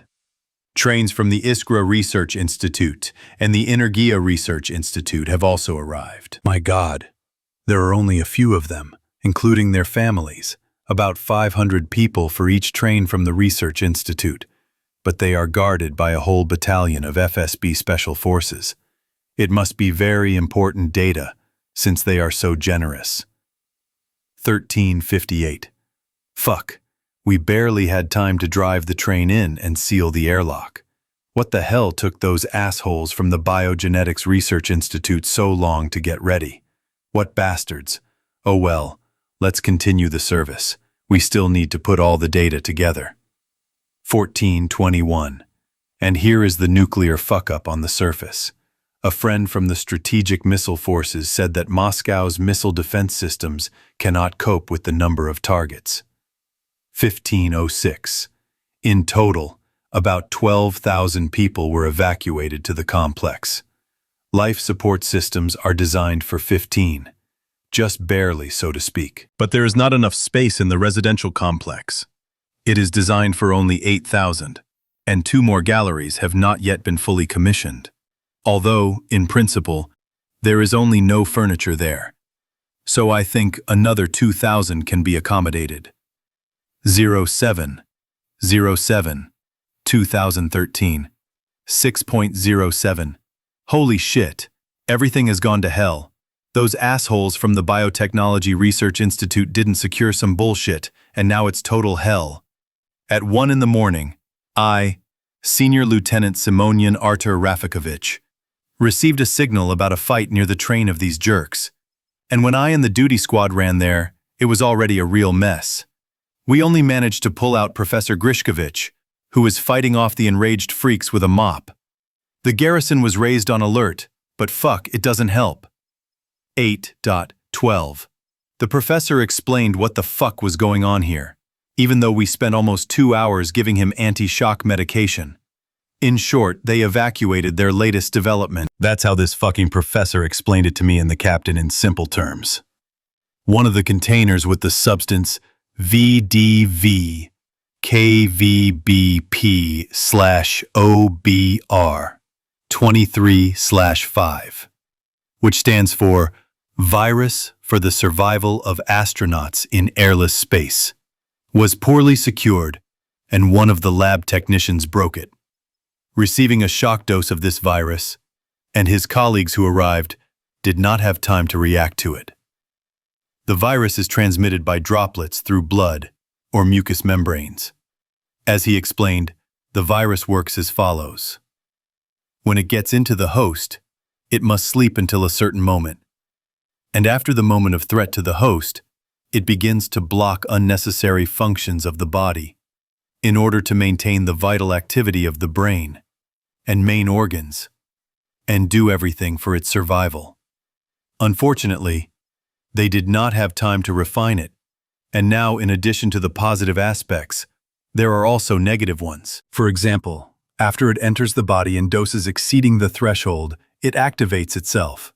The consciousness of the infected person switches off, as the professor said, as if encapsulated in the subconscious, and only the basic instincts begin to work. And after activation, the virus explosively spreads through all the cells and literally within 5 to 7 minutes rebuilds the body, so that death occurs only when it enters the heart, brain, or spine. Aggression also increases when getting food. If there are no food sources nearby, the infected organism goes into hibernation. 9.27. The remnants of the Strategic Missile Forces fighters broke through to our first barrier. The fucking creatures keep pressing and pressing. They are all the same as the usual ones. Only their eyes are staring into space. 10.02. We are running low on ammunition. I have been bitten. I have decided to shoot myself to avoid becoming one of these creatures. Farewell, comrades. Do not consider this as fleeing the battlefield. Yeah, what a tragedy they've got here. Soldiers, find the train from the Biotechnology Research Institute and cordon it off. Paramedic, after checking the car, go through all the records and find a vaccine for this crap. I know our military, they wouldn't let these assholes develop anything before they create a vaccine, or something like that themselves. Set up additional cordons at the entrances and exits. Increase vigilance. I feel like the fucked up thing is just beginning. Chapter: Red Queen. Moscow, surface.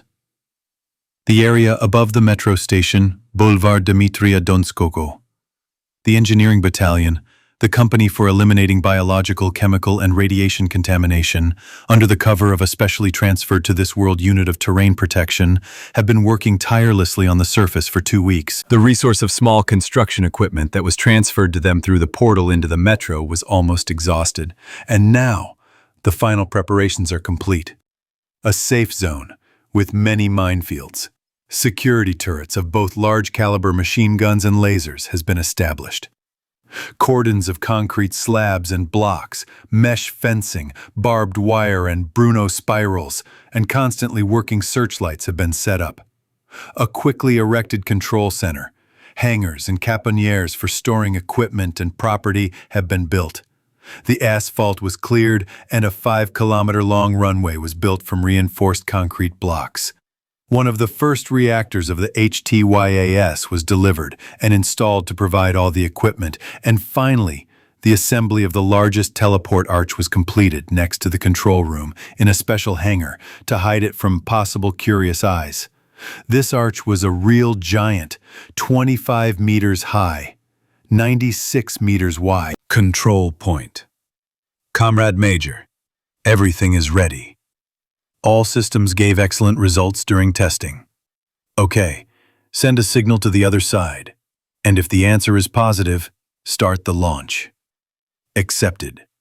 A few minutes later, they gave the go-ahead. Starting equipment startup. Reactor 20%, 30%, 40%, 50%, 60%, 70%, 80%. 90%. 100%. Reactor has reached full power. Start launching blocks. Block 1. Block 1. Green. Block 2. Block 2 is green. Safety block. The safety block is green. Start launching the main cascade circuits. The main cascade circuits have been launched. The indicators are within normal limits. Start launching the duplicate cascade circuits. The contours of the backup cascade have been launched and have reached the main mode. Launching the transition. Launch. Launch completed. Transition open. At that moment, a blindingly white stream with periodically flickering red flashes formed inside the arch. For several minutes, nothing happened, when suddenly, the light became slightly less bright, and the tracks of heavy equipment appeared from it. The first to arrive in the new world were a company of ZSU 440. They were followed by military trucks with equipment and supplies, tanks with clean water and cleaning agents. Then, a column of trucks with kungs, in which aviation specialists and pilots were sitting, drove by, which immediately headed for the mobile bunker barracks. The first of the flight equipment to arrive in the new world was a link of attack helicopters and a link of rotary wing aircraft, followed by 2 quadplanes. And the next guests were the true giants of the Zeus project, 2 in the infantry support modification, 2 in the strike and 1 in the reconnaissance. The giants, only slightly missing the edges of the frame, passed the portal with their wings with the help of an electric tug. Behind them came a company of Washington tanks. The ZSU and tanks were divided into equal parts. Some went to their hangars, and the others, after waiting a bit and receiving a map of the area and positions occupied on their computers, went to their combat duty stations. At that moment, A call came to the control center from the dispatcher's office. The control center is in touch. This is the control room. First shift on duty. I have a question. When will the first takeoff be? Accepted. Is the equipment ready? Zeus. That's it. They've checked it on the other side. The crews are already inside, checking after the crossing. They promise to be ready in 5 minutes. 2 attack helicopters on duty have already checked it and are on duty. Accepted. When the Zeuses are ready, send 2 on a reconnaissance flight, a reconnaissance and a strike. From now on, according to the order from headquarters, we are the Dawn Air Base. EAT, VVP, AB, Dawn. What is the difference between the Strike Zeus and the infantry support version of the Zeus? Additional defensive firing points consisting of heavy Gatling lasers, and not just large-caliber auto turrets that protect the aircraft from air attack and obey the automatic intelligent control system for defensive weapons.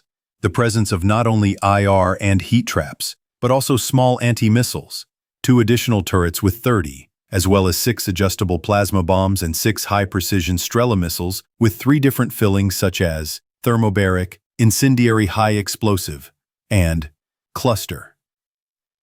What is the difference between the reconnaissance modification? Its entire armament consists exclusively of defensive points with heavy Gatling lasers. All the rest of the space is occupied by reconnaissance equipment for various purposes. And so, 5 guards boarded the planes, and they began taxiing to the runway. A few minutes later, the growing roar of spinning propellers began to sound, and the 2 giants, with a slight delay, began to take off, one after the other. Not far from AB Dawn, intelligence of Polis and Go-42. How much longer until we reach the place where these newcomers are swarming? We'll be there soon. We just have to go through the micro-district and we'll be there. They killed all the living creatures here. There's so much security, you can chew it with your ass. So we need to get to that 16-story building without the top floor. We won't get any further. The security is too tight, and we've set up an observation post there. And don't look at me like that, Goshnik. I haven't particularly liked you, Febs, since before the war, so be content with what you have, and shove all those brilliant plans you wanted to offer me now far away. Are you out of your mind, Captain? Who were you before the war? A lousy pilot, at most? No, asshole. I was and remain a captain of the General Staff of the GRU, though previously of the Russian Federation and now of Polis. Okay then, I'll tell you this. Here the foreman, walking in front, gave a sign to stop. Misha, what's there? I hear a hum. At first I thought my head was buzzing because of your bickering, but it keeps getting louder. Where does the hum come from? From where we are going? And what is this? I don't know, something familiar and unfamiliar at the same time. Maybe it's... Here the roar reached its maximum, and from behind the body of the 9-story panel building that had begun to collapse, 2 huge silhouettes flew out. The scout squad fell onto the snow of the playground and pointed their machine guns into the air. Fucking mother! No fucking way! A shell in my ass! Planes, real ones, a battleship in my ass, planes! And not just any old fucking model airplane knockoffs, but real planes! Misha, calm down, look at them. What do you say? Who are they? Where are they from? Maybe you saw them somewhere. You used to guard airfields with strategists. The foreman opened his marine binoculars and aimed them at the retreating giants. Comrade Captain, they are clearly combat vehicles. Some kind of mix of ours and Americans. One is something like their flying battery, AC-130, I think. On the second, I only see defensive points. Not homemade. Everything is done too well and qualitatively. Clearly factory-made. Mother of God, Yevgeny Grigorich. It means people are really batch-producing. There is still civilization somewhere, since these newbies are throwing such resources here. Anything is possible, Misha. That's why my comrades and I are trying to figure it out. Now let's go ahead.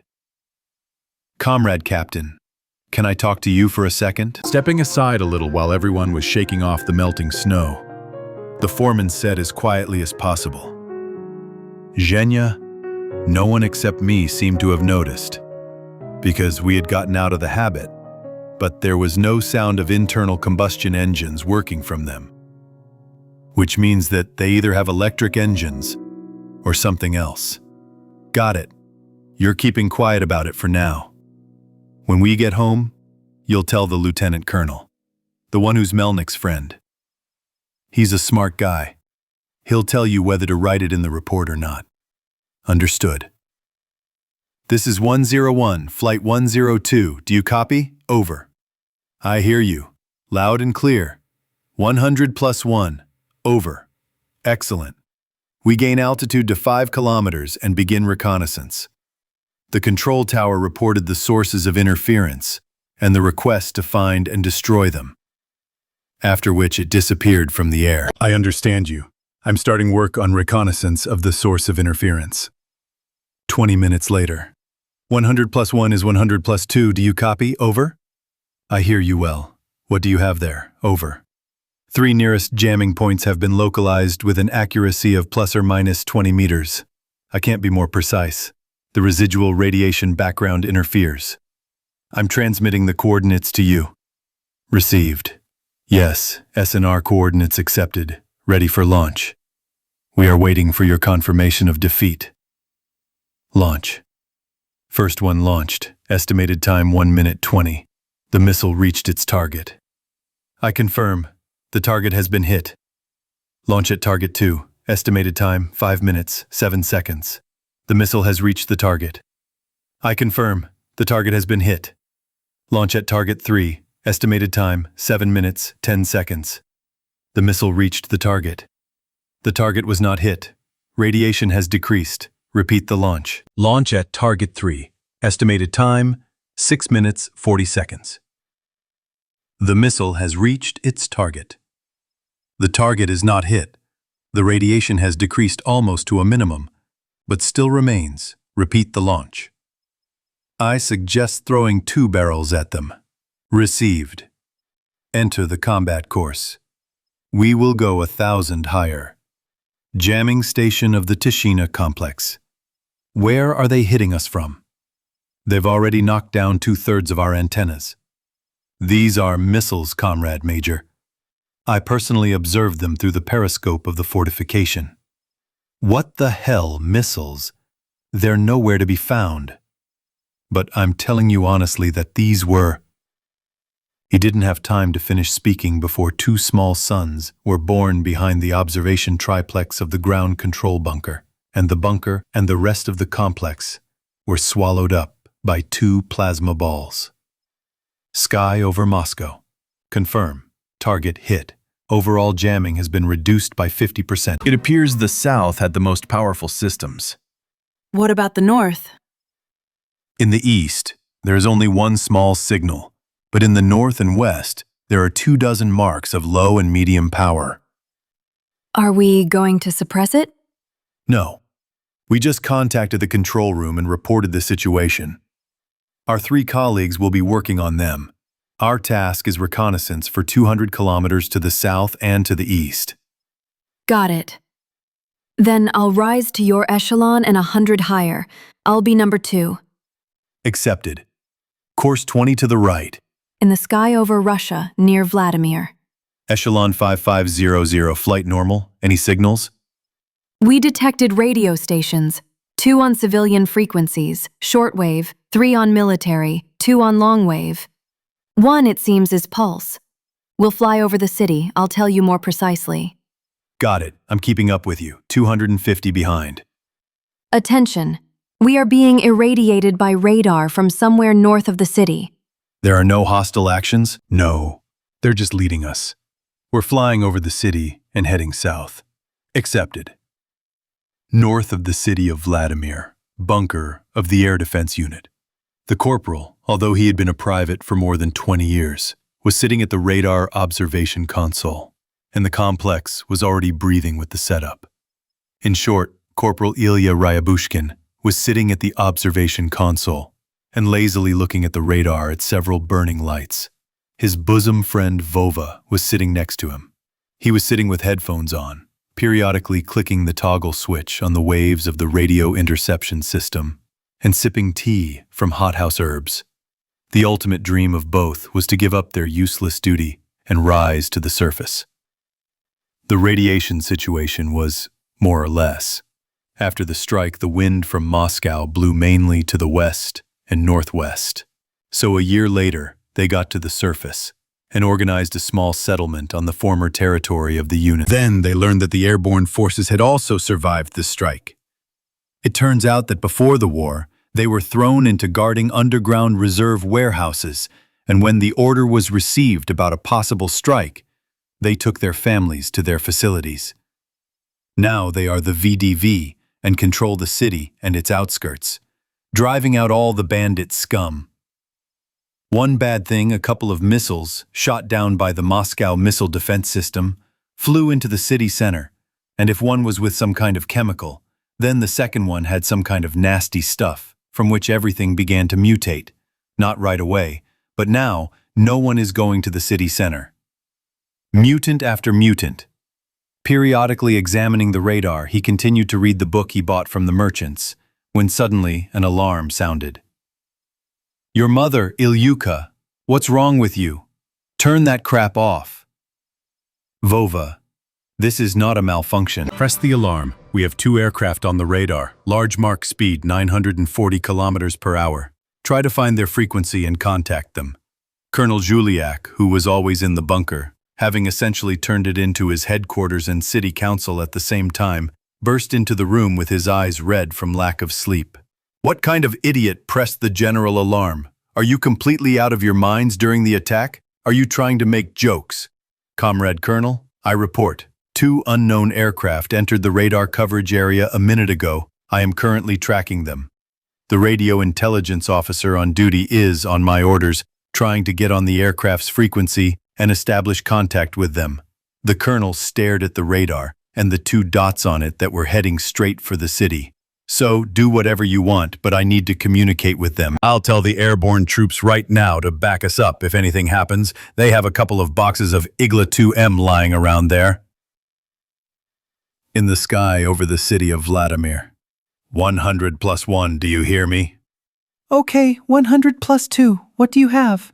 Those who are guiding us with radar have been pestering me on the air for a minute now. Can they answer? Answer. They won't do anything to us anyway, but we will supplement the data in the report. Got it.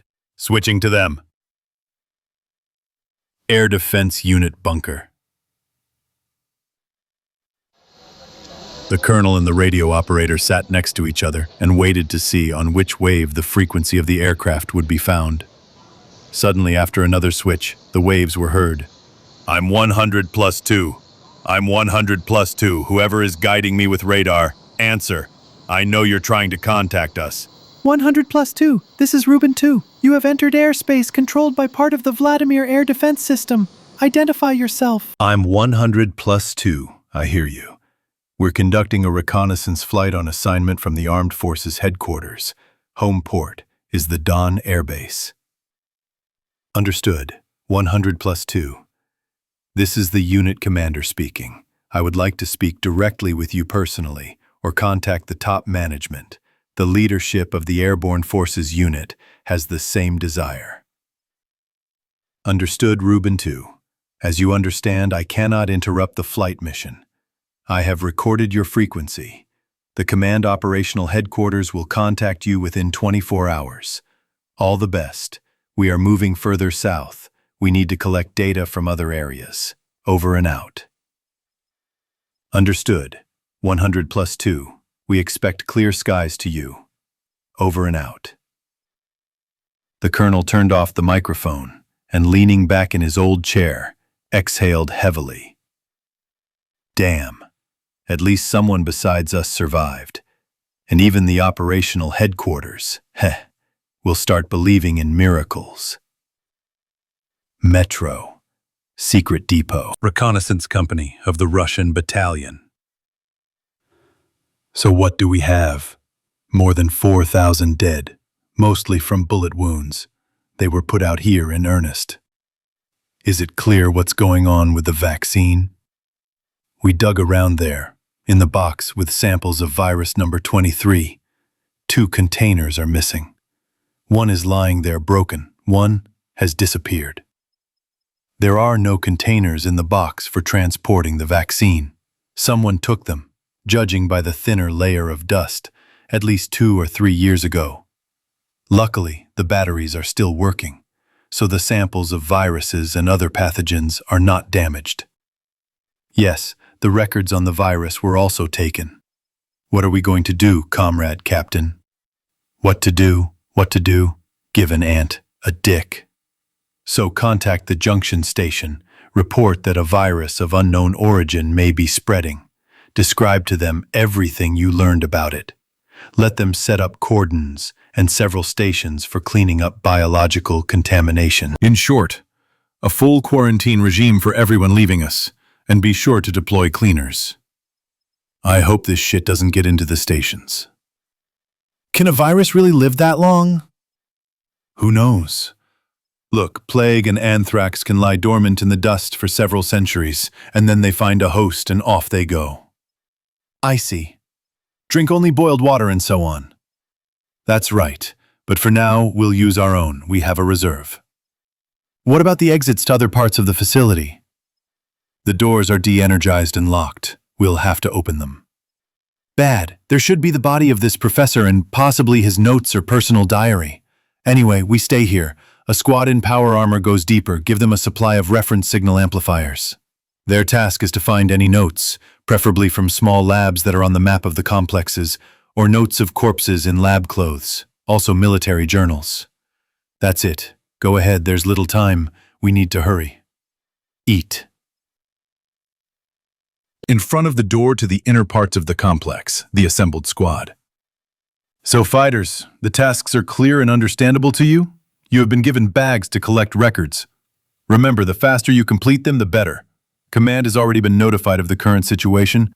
Cleaners have already arrived at the hub and are cleaning the station with special means. A quarantine corridor has also been built, but by the time they get to us, they will have to clear the entire tunnel, including all the technical rooms, and this is not fast. So it is in our interests to get the data for the scientists as quickly as possible. Well, good luck to you. Let's open it. The thermite charge ignited and melted the bulkhead along the contour. The metal creaked and then fell to the floor. The first to enter was a fighter in power armor with a large caliber machine gun and a back box with ammunition. After examining the small space and the stairs leading down, he reported that everything was clear. Do you see this? What? Traces of blood, fresh, a day or two old. The senior warrant officer, approaching the forward patrol and examining the trail of blood, surveyed the area and pointed to the ventilation. They attack from there, everyone. Double your vigilance. We just passed the former warehouses for spare parts and materials and the premises for plant equipment. Further on is the residential area. Approaching the hermetic bulkhead, like on sea vessels with the steering wheel, the squad took up defensive positions. The ensign examined the steering wheel, noticed traces of blood, and carefully, without touching them, began to turn it, unlocking the door. At that moment, a noise was heard from the opposite end of the corridor. Movement! At the turn, some creature crashed into the wall, miscalculating its speed. It felt like its upper half was made of bones, and its lower half was skinless. The creature stood up and shook its head, stared at the squad, and tensed up. Kolya, crush her the fuck. Understood. The creature and the fighter with the Gatling gun, a .308 Winchester, were separated by about 100 meters of corridor.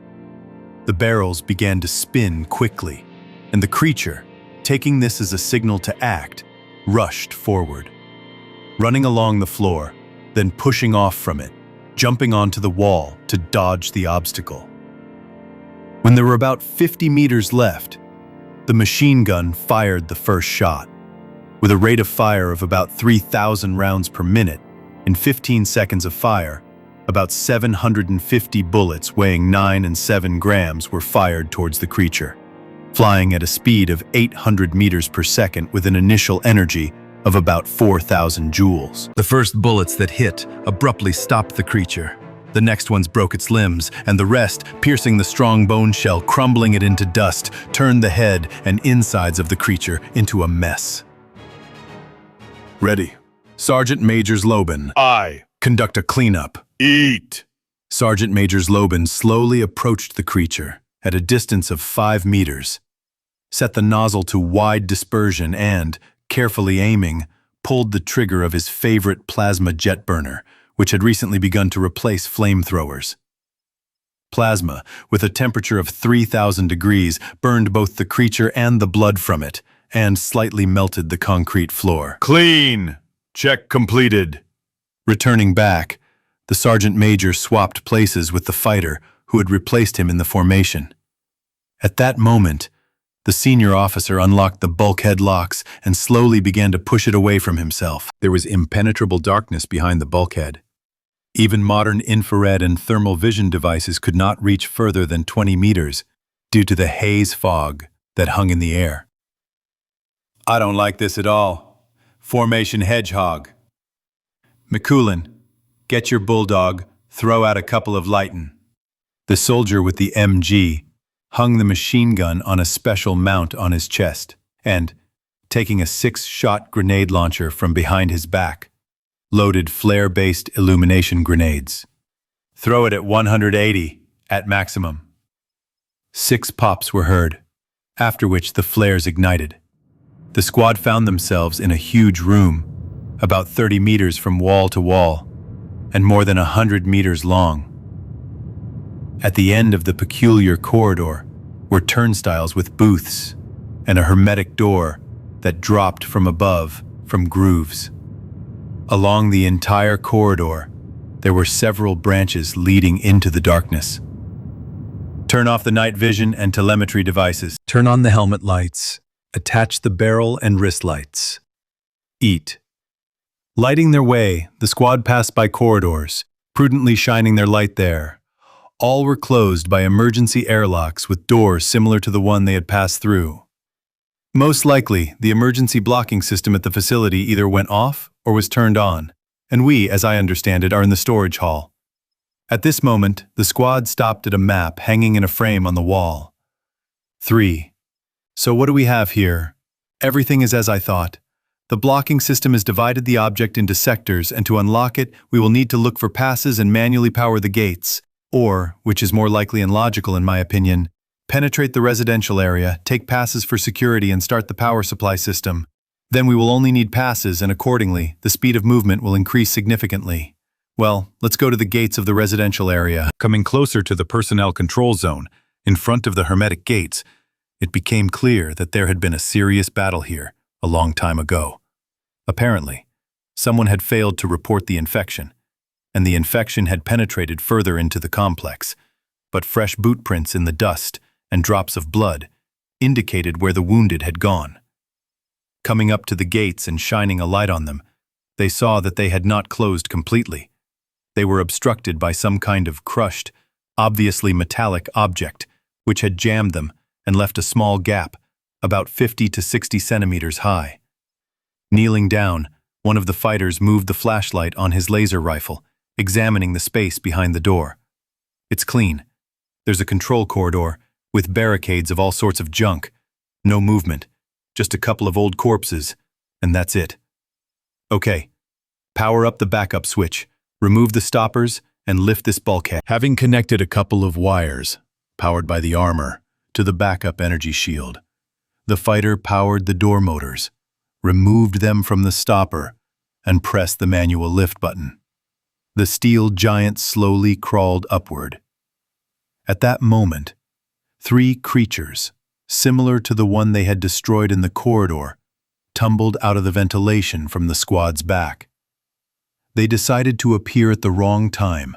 The part of the group protecting the rear destroyed them in literally a few seconds, some with plasma, some with a laser, and some got it from a large caliber machine gun. At that moment, powerful blows on the steel of the bulkhead were heard from the corridor in laboratory number 3. Okay, come on, guys. Hurry up. Let's go behind the door and lower it back down. And someone pull out this metal piece of shit.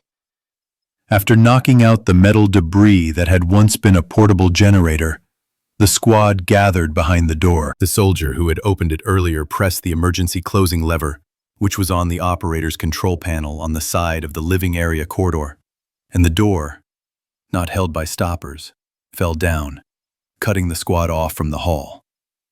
Having gone only half the way going around the barricades, the detachment suddenly froze when the searchlights came on, and a dozen different guns were pointed at them, the crowning glory of which were two RPG-29 Vampire mounted on homemade tripods. The fact that you are people is already good. But who the hell are you? Sparta Detachment, under the leadership of Colonel Melnikov. Dear passengers, please fasten your seatbelts. The next station is Lesoparkovaya. The miller smiled faintly and chuckled. Almost like the pre-war metro, only there are fewer people in the carriage. Yes, before, during rush hour, there was no room to swing a cat. Yeah, and now it's like a ball rolling. Melnik looked around the carriage, which contained, including his group, about 15 people at most. Among them, two sullen men of about 50 in work overalls stood out, sitting with their families and bags. Guys, why are you so gloomy? What happened? There were bandits, so I had to drop everything and come here. The conditions they offer are really good. Why are you frowning then if the conditions are good, you say? That's why we frown. Everything is too good in words. But Kuzmich and I had never heard of such conditions, even before the war, and we worked in a state-owned factory as precision turners. I see. Well, don't be sad. They don't seem to be deceiving anyone. Yes, that's understandable, but I still don't believe it. The speaker hissed.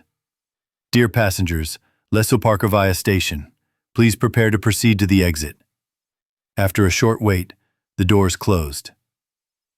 The Spartans and two new fighters in heavy infantry armor remained in the carriage. Previously, they were hard to see because of the craftsman and the family, but now the colonel and the others were looking at them carefully. The fighters, not noticing the intent looks, held their removed helmets on their knees and quietly talked about something. Melnik looked at them and could not understand what was wrong with them. Very pale skin?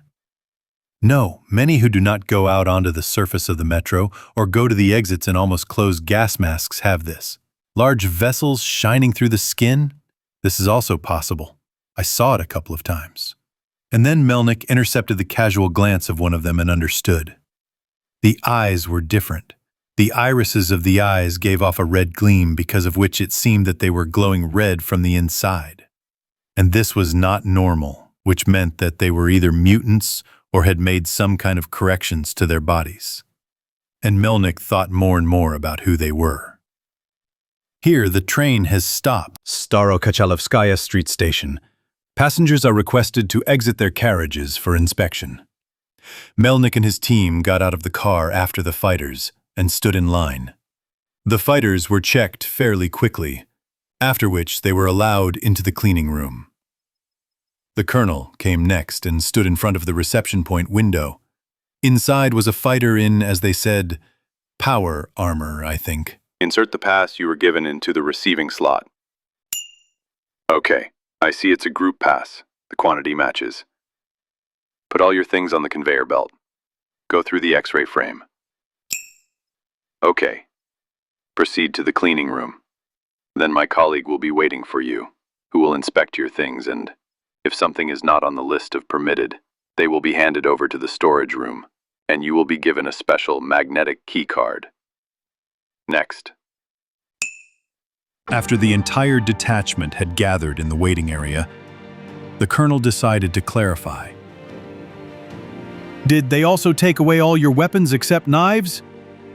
Yes, Colonel, they even gave me this key card and showed me that only I, the chief of the guard, could open the box with it.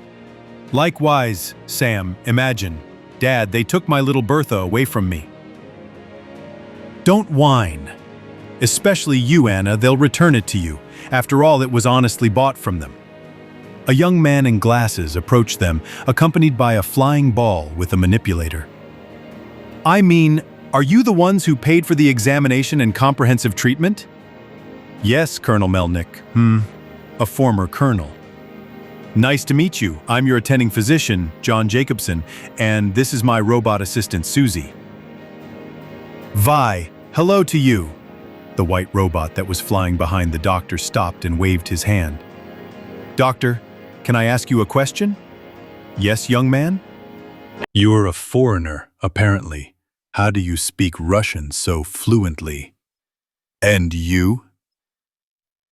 My name is Hunter. So, Hunter?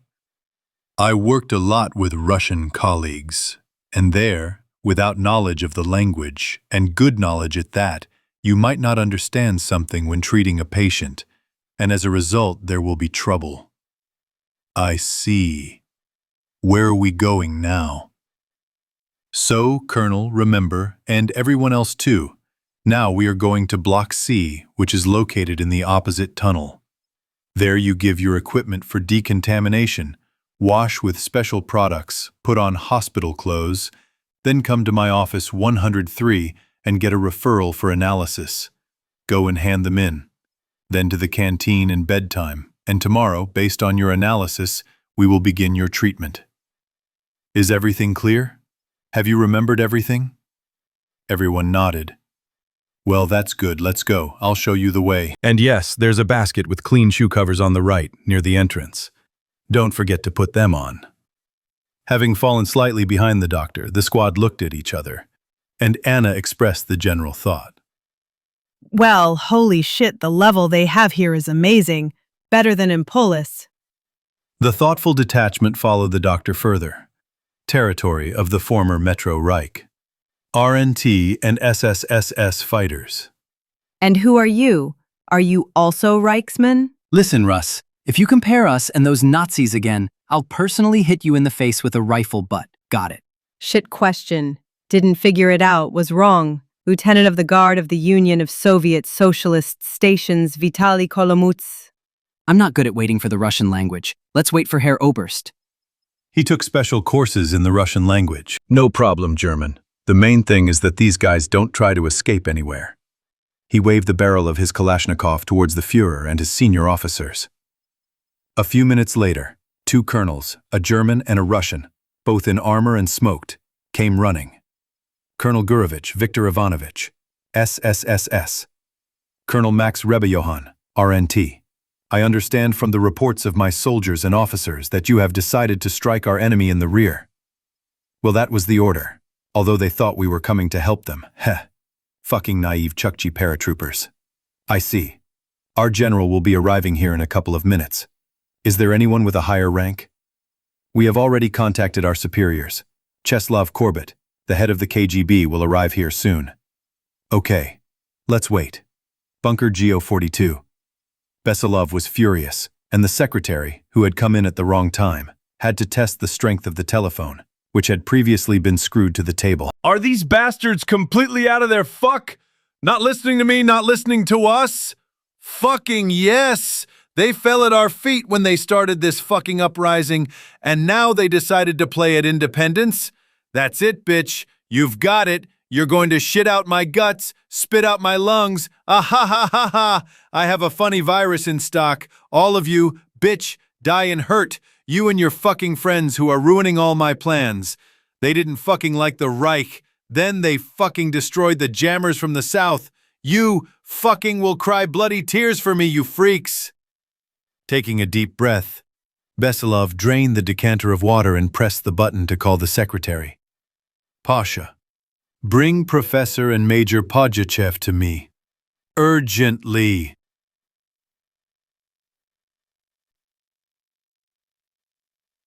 Commentary on The Red Queen. 1. In the fanfic The Shelter Effect, I mentioned the flying batteries of the Zeus project, but I forgot to add the performance characteristics. Crew, 8. Commander, Assistant Commander, Navigator, Senior Flight Engineer for AO, Flight Radio Operator, 2 additional equipment operators. There are several modifications. Passenger capacity, 12. In the cabin of the replacement crew, plus 41 in the cabin of the service personnel.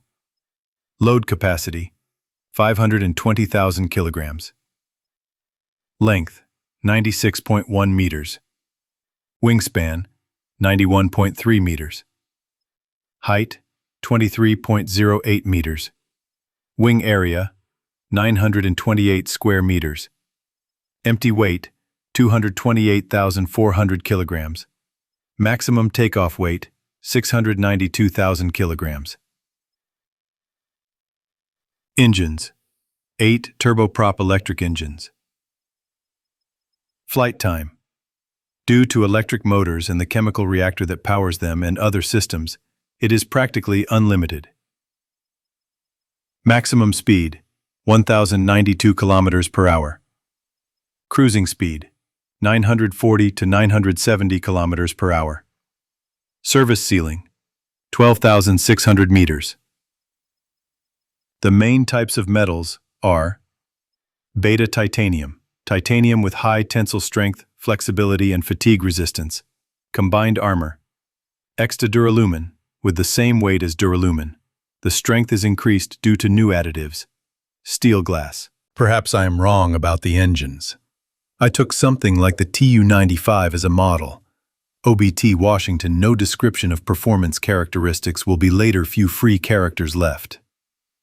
http://prekolne-kartinki.ru, imjig, picture, April 19-7 ACB007B1B2480416640237DD3C4C2.jpg.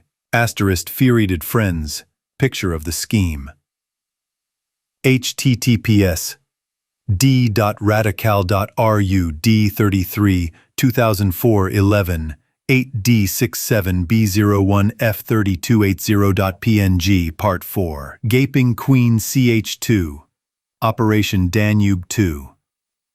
The Center for Radio Intelligence and Surface Information Analysis is located on the territory of the Don AB.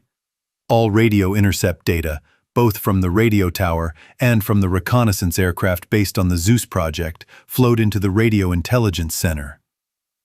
Captain Lukyashev sat in his office and analyzed the data reports. Only 12 days ago, a pair of aircraft had made their first reconnaissance flight, and the data was still being analyzed. People worked themselves to the bone, and the radio tower and new flights over the surveyed territory brought more and more data. It was even decided to use additional forces. But even the 12 specialists with equipment that were transferred did not help much. But at least they removed the need to sit on stimulants and gave the opportunity to sleep for 5 to 6 hours.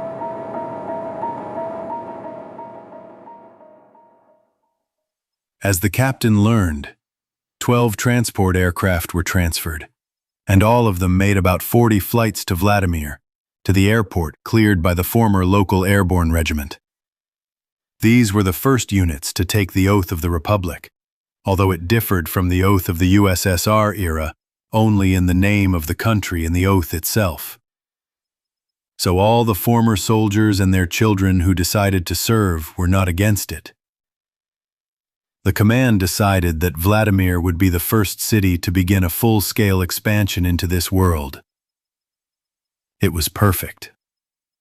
A minimal level of infection. 2 parts of the military that more or less controlled the surrounding area. And as for the infection of the city center, that was nothing. Everything would change soon. Here the captain was distracted from his thoughts and looked at the soldier who burst into his office, separated by a plastic partition from the tabletop part of the hangar, Caponier, given over to the headquarters. "Comrade Captain, urgent radio intercept report." "Give it here." Okay, I understand. That's it, you're free to go." Having waited until the fighter disappeared, the captain pressed a hidden button, and a couple of minutes later a courier from the SRB appeared in the office. "Here's an envelope with important data. Take it personally to headquarters." Having silently accepted the envelope, the courier signed the captain's signature of acceptance and noted the time, after which, having given a military salute, he also silently disappeared from the office. Vladimir. Semyazino Airport. The next flight of 3 cargo planes was greeted with joy, just like the previous ones. Only a little time had passed since the oath was taken, but the lives of the former soldiers of the 2 units and their families had changed dramatically. The first flight after taking the oath, occupying the airfield and taking control of its territory, was the engineering troops with equipment and machinery. And on the same day the cleaners arrived. As they explained to the airborne forces, Colonel Yegor Grigorievich Chubatov, this was an analog of the NBC protection troops, which specialized in cleaning contaminated areas and mutated flora and fauna. In just 3 days, they cleared the territory of the former airport of harmful substances and mutated flora brought over 20 years.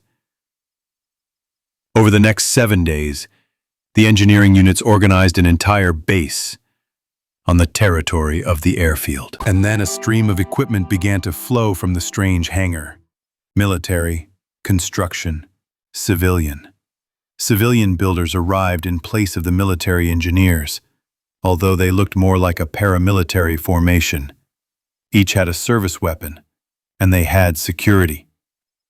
On the territory across the road, which they also took under control, they demolished all the buildings that had long since fallen into disrepair without major repairs, and began construction. It was the fastest construction the old colonel had ever seen. He had never seen so much equipment involved, and there were also robots working there.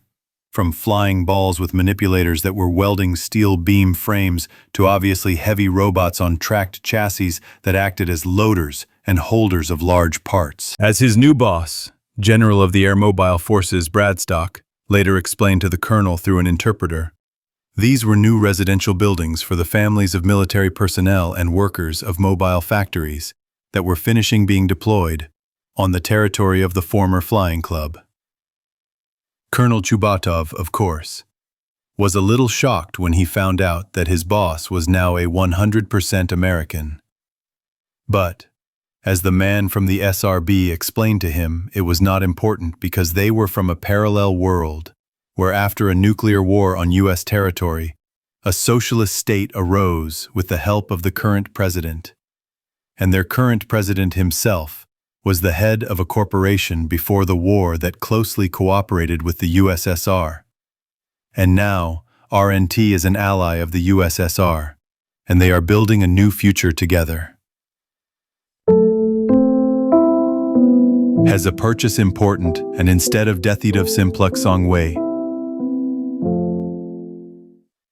And after the evidence was provided, he calmed down completely. After all, what difference does it make, Russian or American? After all, now they are citizens of the same country with a human ideology. And the oath was exactly the same as the one he gave when he swore allegiance to the USSR, only the name changed. The next shock for everyone, including the families of the military, was the gene correction serum. It turns out that it is administered to all citizens of the Republic, if they have not used it before. In a couple of days, a total rejuvenation of the old soldiers occurred. You might think they were doing nothing all this time, but that only seems so from the outside. During this time, they completed the KMB, Young Fighter Course, where they got used to the new equipment. True, no one gave them power armor, since they were precisely paratroopers, but they had their own armor and their own weapons. All this time they spent training in the Sokol airborne armor, a licensed copy of which was produced by RNT, having bought permission to produce it from the USSR from their World I. They also mastered the special weapons of paratroopers, such as the Plevok plasma rifle, the Rokot rifle, grenade launchers, and manpads, although they left the old ones. But everything that was in the warehouses was disposed of, and a separate mobile plant was deployed for their production. Training and physical preparation were difficult, but after the introduction of a serum that rejuvenated their bodies, things went uphill. In just a week, many fighters, who began to resemble soldiers, not old ruins, who decided to go in for sports, but fresh products, that they received from a deployed hydroponic farm and fresh meat grown in special installations did them good. Literally 5 days after the introduction of the serum, which rejuvenated and optimized their bodies, muscles began to roll under the skin, although due to the rapid growth of muscle mass, tendons hurt and stretch marks appeared. But doctors quickly dealt with this, distributing special ointments and applying compresses. And such things as Stimpack, Anti-Radon, Radex, and Adecol 2 became a real friend in training and clearing the city center. The fighters especially liked Adecol 2, which not only removed chemical dependence, but also neutralized chemical damage that some fighters managed to get during clearing the city center. The air defense forces got no less. The engineering units completely replaced their equipment, and the instructors drove them mercilessly, but they did not complain. The old officers who had almost lost hope for the future were especially happy about such activity. And so, when the builders began to erect the first social facilities such as schools, hospitals, and so on, an alarm sounded in the unit, which rejuvenated and optimized their bodies. Muscles began to roll under the skin. Although due to the rapid growth of muscle mass, tendons ached and stretch marks appeared, but doctors quickly dealt with this, distributing special ointments and applying compresses. And such things as Stimpack, Anti-Radon, Radex, and Adecol 2 became a real friend during training and cleanups of the city center. The fighters especially liked Adecol 2, which not only removed chemical dependence, but also neutralized chemical damage that some fighters managed to get during cleanups of the city center. The air defense forces got no less. Engineering units completely replaced their equipment, and instructors drove them mercilessly, but they did not complain. The old officers, who had almost lost hope for the future, were especially happy with such activity. And so, when the builders began to erect the first social facilities such as schools, hospitals, and other things, an alarm sounded in the unit, which rejuvenated and optimized their bodies. Muscles began to roll under the skin, although, due to the rapid growth of muscle mass, tendons ached and stretch marks appeared. But doctors quickly dealt with this, distributing special ointments and applying compresses, and such things as Stimpack, Anti-Radon, Radex, and Adecol 2 became a real friend during training and cleanups of the city center. The fighters especially liked Adecol 2, which not only removed chemical dependence, but also neutralized chemical damage that some fighters managed to get during cleanups of the city center. The air defense forces got no less. Engineering units completely replaced their equipment, and instructors drove them mercilessly. But they did not complain. The old officers who had almost lost hope for the future were especially happy with such activity. And so, when the builders began to erect the first social facilities such as schools, hospitals, and other things, an alarm sounded in the unit. The colonel, cursing, rushed onto the parade ground, urging on the soldiers who, following the officers, ran out of the barracks in full combat gear and lined up on the parade ground. A minute later, a jeep with an orderly flew onto the parade ground, who delivered an envelope to the colonel. Having opened it and quickly read the combat mission, he inspected his regiment and, turning on the general communication in his helmet, addressed the soldiers. Comrade servicemen, combat alert has been declared. Our unit is to board transport planes that are already approaching for landing. Fly over and come to the aid of our allies and brothers. Half of the planes will be loaded with BMD-4s, which we recently restored and updated. The rest will be paratroopers and ammunition. In total, 18 BMDs and 1,200 paratroopers will participate in the operation at the initial stage. Our task includes capturing a bridgehead and creating a defensive line. That's all. Operation Danube 2 has begun. Vehicle crews and soldiers, prepare to load. March. Balkans, Serbia. Serbia was lucky in the global slaughter, Unlike the surrounding countries, there were no large NATO bases or large Russian bases on its territory. And given that the country was largely located in a mountainous area, the numerous radiation fallouts did not reach it. But the neighbors did not put up with this, and if they were able to come to a peaceful agreement with Macedonia and evacuate half of the population to themselves, then this number did not work with Albania, Bosnia, Bulgaria, and Romania. And they held the defense on all fronts. This was still bearable. But recently, the remnants of the European Union, having learned about the uncontaminated territories right next to them, decided to help in the matter of establishing historical justice. Although they did not inform their allies that they would be liquidated after the Serbs, but why would they inform them about this? Moreover, almost destroyed Romania, Bulgaria, and Bosnia did not pose a danger, and, oddly enough, it was the Albanians who had the largest army. But who will stop the loyal sons of the former United Europe from clearing their living space of the barbarians, with whose hands they decided to do the dirty work? And the weapons they supplied them with? Half of them were so radioactive that you could bake eggs. So Europe watched with pleasure from its bunkers as the dirty work was done for them at the cheapest price. Grakonica Monastery is also a radio hub of the forward defense line. Evening. Lieutenant Radovan Nebojša had been trying to reach Belgrade for 24 hours and report that the Albanians had come close to the position of the 1st Battalion defending the Pristina-Slatina airport, but the enemy had recently acquired jammers who were persistently suppressing radio communications. Through the crackling of the interference, he heard the voice of the General Staff from Belgrade. Psst. Hold on, stay calm, and let me go to the help. Can you hear it? Go to the... Shh. Bira, shh. Russ is down, shh. Code for you. Ruska is working, shh. To shh.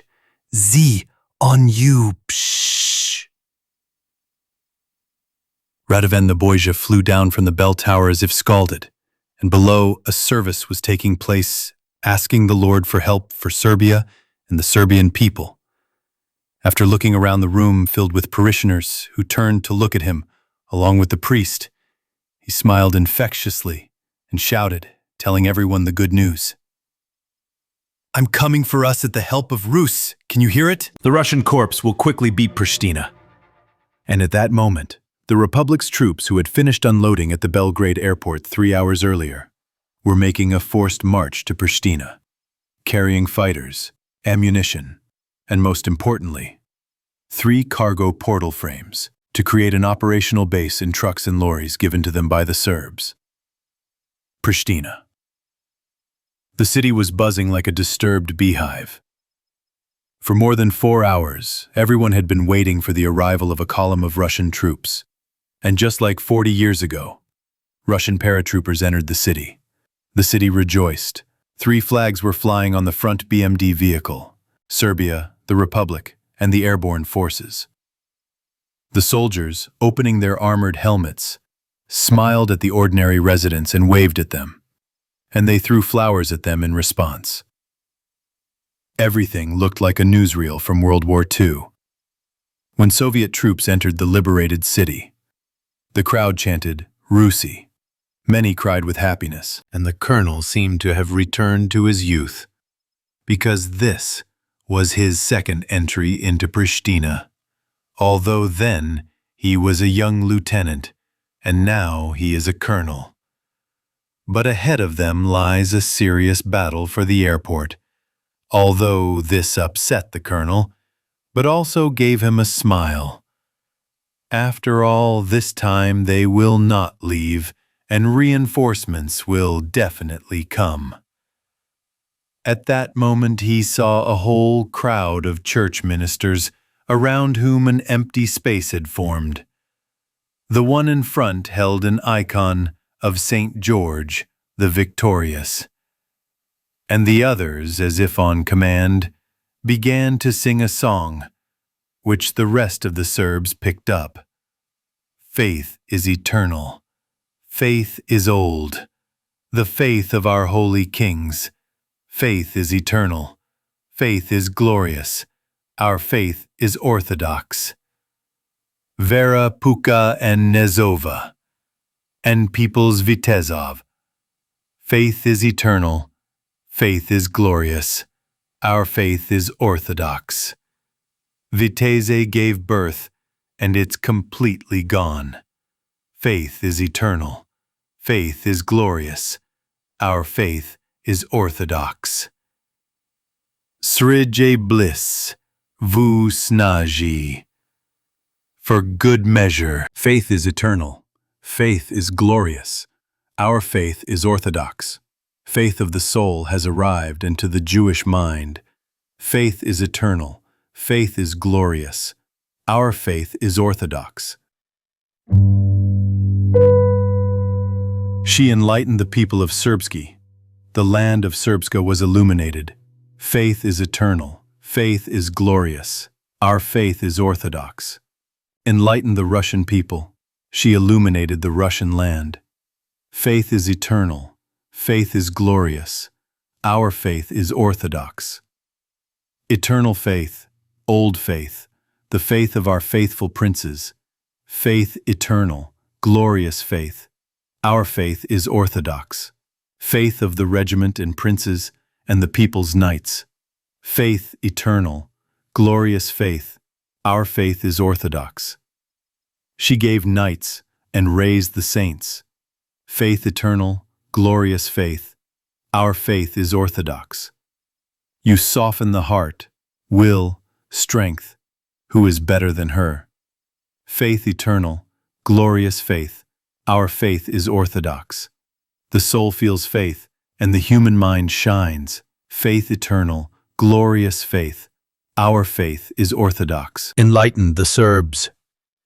She illuminated the Serbian land. Faith eternal, glorious faith. Our faith is orthodox. Enlightened the Russians. She illuminated the Russian land. Faith eternal, glorious faith. Our faith is orthodox. Our orthodox faith. Moscow. Metro. Hidden depot of the reconnaissance company of the Russian battalion. Reconnaissance detachment in the depths of the complex. The squad was held at gunpoint. Everyone was tense. On one side was a squad in obviously heavy armor, with heavy weapons, which even if killed would cause losses. And on the other side were angry, half-starved people who held them at gunpoint with heavy tables. The situation was not the most pleasant. I repeat once again, who the hell are you? We are a reconnaissance detachment, the Russian battalion of the Republic of Novaya. What kind of republic is this? The country is like this. Recently arrived at the Moscow metro, and here we are, with the building to learn about the virus that broke free. And soon special troops will arrive here to ensure quarantine and other measures. Okay, let's go. But we'll have to clean our armor and hand over our weapons to the arsenal. Fine. About an hour later, the squad, still packed in hermetically sealed power armor, found themselves in a large room with a table in the middle. Several people in military uniforms and one in a lab coat were sitting behind it. It was clear that the uniforms were not new, but they were clean and well stitched. So, tell me. I am a warrant officer and the senior officer of this unit. We are a combined heavy support detachment sent by our company commander to obtain data on the virus, as well as a vaccine against it, or at least data on it. And you, as I understand it, are the remnants of the evacuated personnel and military of this facility. And how did you survive? Exactly. Well, Comrade Petrov can tell you about the virus. He is the last scientist from that ill-fated research institute who survived. And we survived simply. We shot at everyone who had a bite and mutated. Just recently we had to shoot our scout. Hey, there are only a little over 4,000 of us left here. We are on the territory of a residential block and food warehouses, and we cannot get out. The Red Queen is closely watching us and looking for an opportunity to get out into the big metro. Fortunately, there are not many exits, and they are all blocked by the complex's security system, well, except for the one you came through. I hope it is guarded. Company, turrets, robots with heavy weapons. I see, that's reassuring. Here, Comrade Petrov, ask, and then we'll talk in more detail. Turning to Petrov and calculating something, the ensign nodded to himself and asked a question. Who is the Red Queen? It's a failed experiment, because of which we were pushed back here. After the troops managed to hold off the crowd of infected and shoot those they bit, we decided to experiment. It happened a year after the upper part of the complex was blocked. Olesia, a 14-year-old girl, was bitten by an infected rat, which is why we, by the way, sprayed a neurotoxin into the ventilation of the complex, and live, due to the fact that the air regenerators are working, and all the fighters only leave through the airlocks in gas masks, and there are fewer of us, so the load on them is less than expected. So, I digress. The infection was not standard. Olesia's body had a very strong immune system, but the virus still won. And then my remaining colleagues and I decided to introduce an experimental vaccine, which we managed to develop in a year. It was our mistake. At first, it seemed to us that the application was successful, but on the third day at night, in just 1 hour, the virus mutated sharply and captured her body, partially preserving her mental functions. Thus, the Red Queen was born. There is no more space in the comments, so it will be here. https://avatars index.net 78 pubdc scale _ 5dc 905. A new round of virus evolution. The first thing she did, judging by the records, was to infect the lab's awake shift, and off it went. There she set up her nest, and the infected mutated very quickly. They formed a single connection with her. We still don't understand how they communicate. The simplest is like ants, and the most fantastic is telepathic. But the fact remains, she is the mind and heart of the swarm. At the cost of great losses, we were able to lock ourselves in the residential block and activate the quarantine mode, after which we remotely turned off the power supply to the rest of the complex. That's how we live. So I suggest you and your squad go to lab number 3 and destroy it. You are well protected enough, and as a bonus, everything we know about the virus is there, including the records from the Research Institute on the virus, which we managed to drag from the train. The ensign looked at the military. We agree, but we don't have a pass. It will be. Will 3 passes with the highest clearance be enough for you? Quite. Then you can take a rest with us before the sortie. Your weapons will be returned to you before the airlock. A few hours later, the gateway.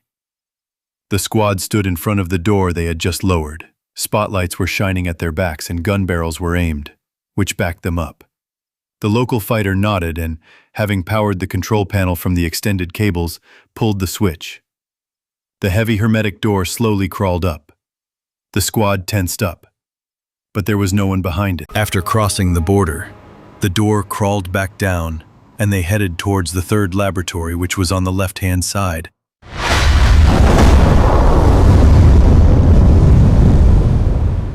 Having illuminated the door, the fighters exhaled in amazement. The thick metal blocking the bulkheads bent outward by a couple of centimeters. The only thing that pleased them was that it held up. The squad's equipment had to be powered from the armor. Not only the door, but the entire room of the assembly area. Having conjured in the panel and switched a couple of toggle switches in the room, the fluorescent lamps reluctantly lit up. Suddenly, the voice of the warning system was heard. Attention. The area is under quarantine. Remain calm. Proceed to the security post and follow the instructions of the staff. At that moment, Without waiting for new guests to appear from the internal ventilation of the complex, the Sergeant Major ordered Sergeant Major Zlobin to weld them to hell. 2 bright streams of plasma into the system, and both exits were reliably sealed with molten concrete and steel. Done, Comrade Warrant Officer. Okay, now come here. We'll open the door to the fairy tale. Good. Peoples. Fuck, you and Coton will control the entrance to the lab. You can see for yourself that some crap has bent the bulkhead there. Having inserted the pass into the side panel and waited for a confirmation response, the ensign pressed the unlock button. The bulkhead slowly began to creep upward. A groan of straightening metal was heard, and sparks formed. But the powerful motors almost coped with the task, switching off and raising it by 2/3. Behind it, emergency lighting lamps dimly shone, hidden in the fins with grates. Kolya, hang up. I already turned on the power from the emergency generator. I only had to light it from the armor. Excellent. Everyone be careful and extremely attentive. Everyone turn on thermal imagers. Slowly making their way forward, they passed through the laboratory with human remains and blood spatters on the thick, impact-resistant glass. Here they passed the storage of biosamples, which were marked with a marker as subject to inspection. The squad went deeper and deeper into the laboratory complex, sometimes encountering the remains of guards and barricades with rusty AK barrels, covered with a thick crust of long-dried blood. And after a couple of hours, they approached a huge open door, and next to it was the inscription, Risk Complex. Entering inside, they found themselves on a concrete balcony. In front of them was a well, about 20 meters deep, around which there were 4 sectors. And this entire space was cut by some fleshy growths. After a few minutes of descent, they found themselves at Sector A1, with its doors wide open. I was waiting for you, boys. Will you play with me? Came from behind them. Turning around sharply, the squad saw a humanoid that looked like a young woman with horns on her head. It felt like her skin was turned inside out, and she herself was hanging on tentacles hanging from the ceiling. Without thinking for a second, the squad opened fire from all barrels, but she managed to disappear in the darkness under the ceiling in the blink of an eye. Cartoonish, distorted faces appeared in the fleshy growths, and a voice came from them. No, well, I don't play like that. You're mean. Let the fluffy one play with you then. Heavy steps were heard from the darkness behind the doors. The squad retreated to the middle of the well bottom on command. This all reminds me of a shitty game with an arena level with a boss. Shut up, Zlobin, and aim. Eat. Out of the darkness came some kind of mutated bulldog analog. A huge jaw, developed forelimbs, and less developed hind limbs. By eye, this whole thing weighed a couple of tons. Enormous claws and teeth. Small bone spikes all over the body that looked like fur. Well, fuck. Zlobin aimed his plasma incinerator at the creature and pulled the trigger to maximum. After 5 seconds of plasma flame, all that was left of the monster was the lower part of its paws.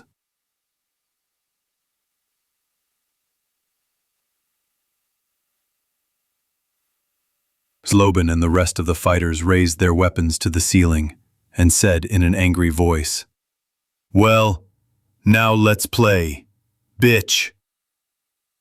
The Red Queen was very fast, but she couldn't do anything against a squad with heavy weapons and clad in power armor, and now Sergeant Major Zlobin was dragging her by the horns to the company's position. She no longer had arms, legs, or tentacles, and in their place were burns. The rest of the squad was carrying samples from the lab and data from the sample storage in bags. After the Queen's tentacles were burned out, the monsters lost contact with her and suddenly became stupid. As the Sergeant Major understood, these fleshy growths to which she connected with her tentacles were a kind of control center, which they burned out and shot during the process of capturing the Queen. Uncle, let me go. I won't do it again. I just wanted to play. Shut your face before you choke on your teeth, you mutant viral heresy bitch. At this moment, an epidemic, unleashed by Besilov, breaks out on Kurskaya. And a simple guy, Artem, runs from VDNKH for help to Polis, to Uncle Hunter, who, he thinks, can convince the Polis bosses to help with the blacks. Commentary on Red Queen CH2. Operation Danube 2. 1. https://995/64E988D992DA500FCF0401743601 The armored suit, Sokol.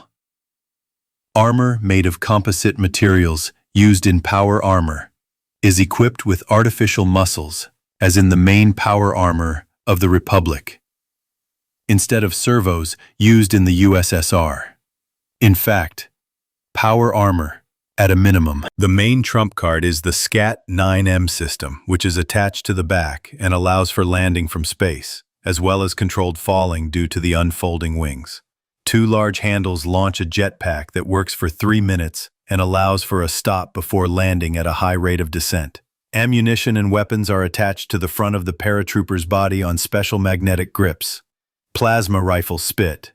Replace the standard pre-war plasma rifle. Ammunition 50 shots. Aim shooting range 450 meters. Flight range of plasma charge and magnetic field 600, after which the field is destroyed and plasma is released. Plasma temperature 3,500 Celsius. Rifle Rokot. Magazine for 30 rounds 7.62 by 51, also known as .308. Balanced automation, inertial recoil damper, many types of attachments. 4. The transport version of the Zeus can carry 200 decimeters of ammunition, or 3 BMDs. Black Epidemic. The warning system at the stations belonging to the Republic was overwhelmed. Attention, attention, attention. An outbreak of an unknown disease has been detected in the metro. Do not panic. Follow security instructions. Do not contact strangers. Follow quarantine measures. Everything you need will be provided directly to your place of residence. At the same time, the station guards, doctors, and engineering units, hastily transferred to distant stations, were dividing the area into zones. The red zone is unsafe, with a high risk of infection. Personnel are allowed to be there only in suits with a closed breathing system. The orange zone is a disinfection decontamination, primary examination and quarantine zone. The yellow zone is a quarantine zone for those admitted from the orange zone. The green zone is a safe zone with an increased level of quarantine measures. Scientific cleaning teams, accompanied by guards, made their way to the junction stations affected by the epidemic and set up field laboratories. People were falling off their feet from fatigue. Quarantine cordons were changed every 6 hours. Crowds of people tried to escape death to other stations. The most brutal but effective measures were taken by the Reds. Having put up signs that further ahead was a restricted area, they destroyed with flamethrowers anyone who ignored them. The Republicans were no less effective. They did not allow anyone into their stations, but at the stations that were before theirs, they installed, often without the consent of the station residents, a kind of storage facility, and did not allow anyone beyond it. They only let people into its territory after thorough checks. Artyom also ended up in one of these storage facilities at the Belaruskaya station. He found a lot of interesting things on the surface while going around the infected stations and thought about selling these things at the most famous metro bazaar. But it did not work out. Lying on his bed in a separate quarantine box, Artyom recalled this fun meeting. Escaping from a small flock of guards, giving the most agile pursuers short bursts of 3 to 5 rounds from an old, worn-out AKM, he literally rolled down the escalator stairs and, stomping his foot on the hermetic door that separated the station from the surface, gave short bursts at the mutants' peeking mugs. The situation was getting worse. The ammo was running out. And from above, he could hear another flock approaching. Artyom was already starting to panic when a red siren lit up and the metal behind him began to creep up. The first guards had already started jumping out from above, promising to turn into all-sweeping death. Then, he heard unusual heavy steps from behind. Artyom could not even imagine what happened next. 6 figures, about 3 meters tall, resembling knights from the books he read as a child, pointed clearly large-caliber machine guns at the rolling living shaft and simultaneously pulled the trigger. He stood with his mouth open, although no one could see it under the gas mask. A fiery shaft of tracers stopped this living wave, tearing off pieces and limbs, and then drove it back. 6 figures slowly moved upward. At that moment, someone grabbed him by the scruff of the neck and dragged him inside behind the gate. Artyom remembered little of what happened next. Interrogations, checks, incomprehensible tests. And then a few hours later, he found himself in a quarantine box. It was an indescribable feeling. Everything was mixed up in his head because of the adrenaline and emotions he had experienced. Artyom couldn't understand what was happening. For the first few hours, it felt like he was in a kaleidoscope of scenes and actions. And only a day later, waking up in the morning in a quarantine box, he realized that the station no longer belonged to the traders. Looking around, he saw soldiers walking between the rows of quarantine boxes. Also, many people who were in them were coughing. Many were spitting blood. His box was closest to the doctor's workplace than all the neighboring ones. In the morning, after they brought breakfast in a sealed bag and passed it through a small airlock into his improvised cell, he heard the professor who examined him talking to someone on the phone. Having picked up the receiver, the professor raised it to his ear and began to listen. And after a few minutes, he began to answer him. Yes, I completely agree with you, colleague.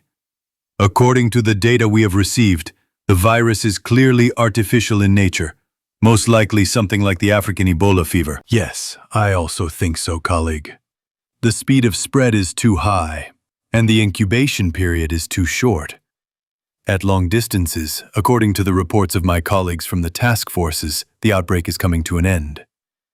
Thank you for the data. Judging by what you just gave me, this could be a virus from military labs that worked on biological weapons before the Great War. Yes, I also think so. Yes, yes, yes, I completely agree. Judging by these reactions that we have tracked, the lifespan of the virus is no more than 24 hours, which is completely atypical for a virus of this type. All the best. Expect the results this evening. The professor's words made him wonder who was crazy enough to drag and release a virus into the subway, the last stronghold of humanity. Because if the virus could not be stopped, the subway would most likely die out. Everything that used to be humanity would remain, only in the form of bones and things that the monsters could not eat. He really wanted to figure out this mystery because of his innate curiosity. Unfortunately, or fortunately, there were much more important reasons for his continuing on his way to Polis.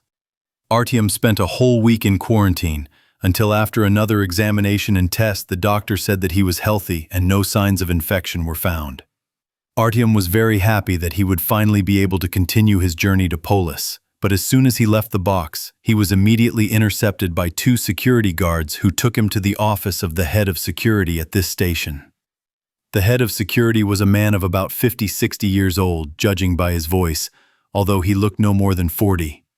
His white skin and eyes with a red glint gave the impression that he had not seen sunlight for a long time, even simple fluorescent sunlight lamps, which were at many metro stations. Having seated him in a chair and looked at him, the head began to read a small folder, after which he turned his gaze to him.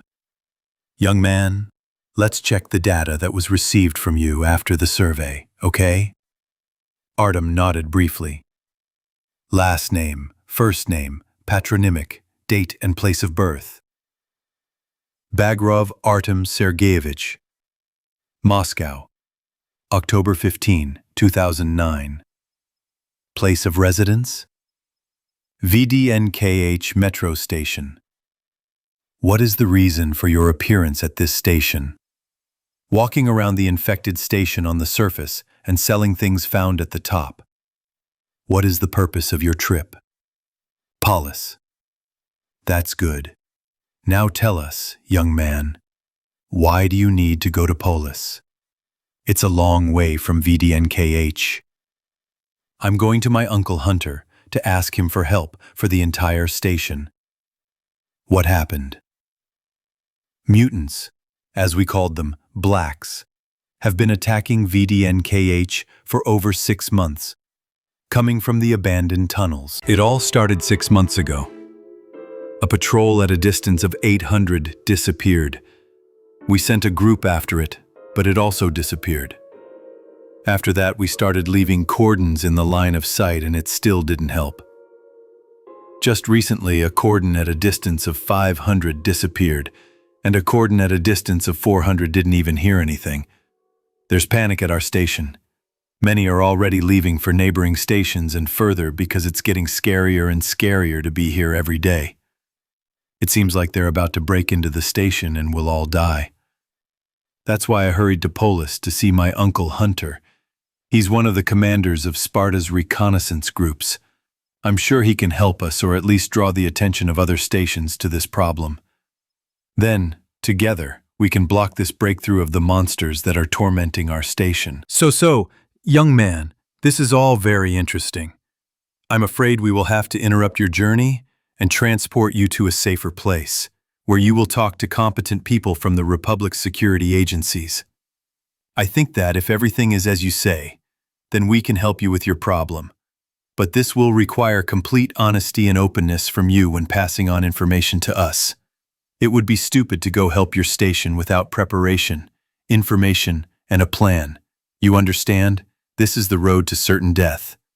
And since everything is as you say, therefore, I ask you not to resist and behave decently, young man. Our people are nervous. If something happens, they can accidentally pull the trigger. And now, go and eat. You will be escorted.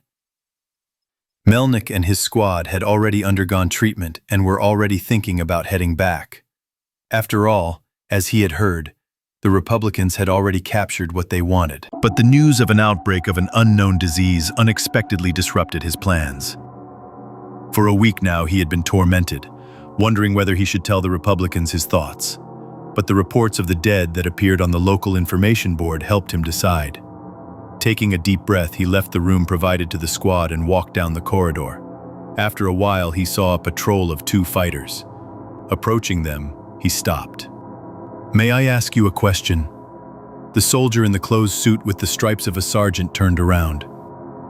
"I'm listening to you." "I have important information for your command about the possible source of the epidemic." The fighters looked at each other. One pointed the barrel of his gun at him, and the other stepped aside and contacted someone on the radio, after which he nodded briefly and returned. "Follow us, no nonsense. Step left, step right. Attempt to escape, jump on the spot. Provocation." With a brief nod, Melnik moved on, under the escort of fighters. A few hours later, in the interrogation room. So, did we write everything down correctly? You, Colonel Melnikov, are in fact the commander of Sparta and were sent by the government of Polis to find out who we are, because a person in such a position knows many secrets and has heard many things that he is not supposed to hear.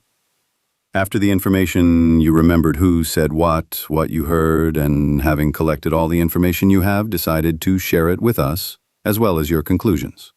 "Yes, sir, comrade investigator." The investigator, wearing a major's epaulets and the SRB insignia, sighed wearily after many hours of interrogation.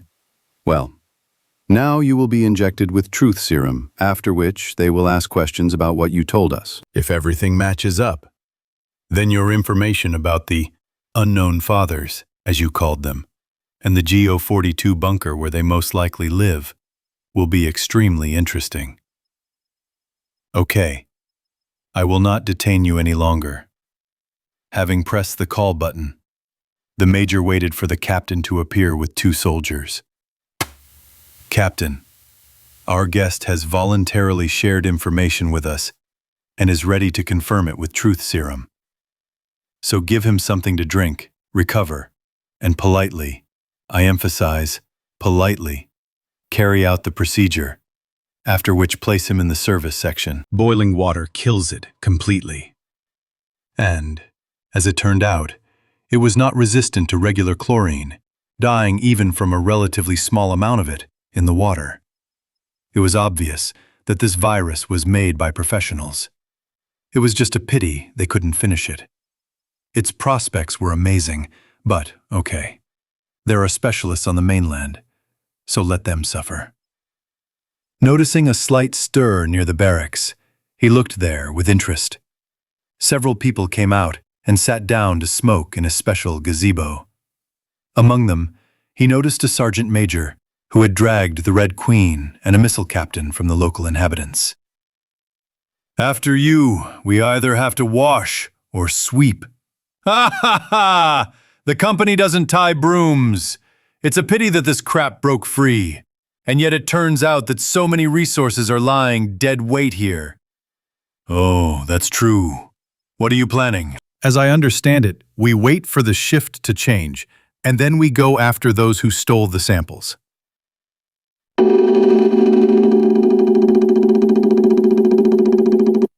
There is another secret facility in that direction, according to rumors, and it seems to be on our mandatory program. It's clear. Why are you so sad? Well, I found an audio recording of our colonel. What's wrong with that? Yes, Oh, how can I explain it to you? The words of a man in complete despair, and at the same time ready to fulfill his duty. After all, he had a daughter and granddaughter in Leningrad at the time when the war began. I see. Turn it on then. Let's listen together. Let's pay our respects, so to speak. The sergeant major stood up abruptly and disappeared into the barracks. A few minutes later, the others came out. The commander of the cleaners himself decided to listen in too. When everyone had gathered and fallen silent, the missile man turned on the recording. It began with the voice of an excited man. Colonel Tomashev speaking. The recording was turned on after the combat alarm signal and the Typhoon 99 signal. The exact date is EO 607, 2013. 19 minutes ago, China carried out massive launches. The target is the countries participating in the conflict over the oil shelf. Remaining flight time is 11 minutes. 16 minutes ago, NATO responded. The target is the alliance countries. Flight time is 14 minutes. It affects us too. 9 minutes ago, the Chinese and Arabs launched the second wave of the attack. According to our calculations, there will be a third wave in 3 to 5 minutes. 6 minutes ago, NATO launched the second wave. The colonel paused and finished in an absolutely calm tone. We will intercept the first wave, perhaps almost the entire second, although this, almost, will not help anyone. And then there will be the third. There will be nothing to intercept the fourth with, and no one. We have no choice but to respond. No one in the world has managed to carry out a serious evacuation, you understand?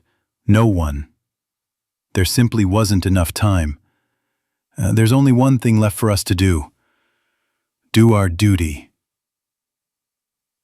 End of recording. The assembled were silent for a while, and then Zlobin stood up and took out a flask. Judging by the smell after opening the lid, there was alcohol in it. They should make nails out of people like this. Rest in peace, Colonel. He lifted the flask, then took a sip, and, sniffing his sleeve, passed it to the next person. The commander looked at this from the side and thought, to hell with him, let the people relax. So much has fallen on them lately, so let them rest, because soon there will be the final goal of their route.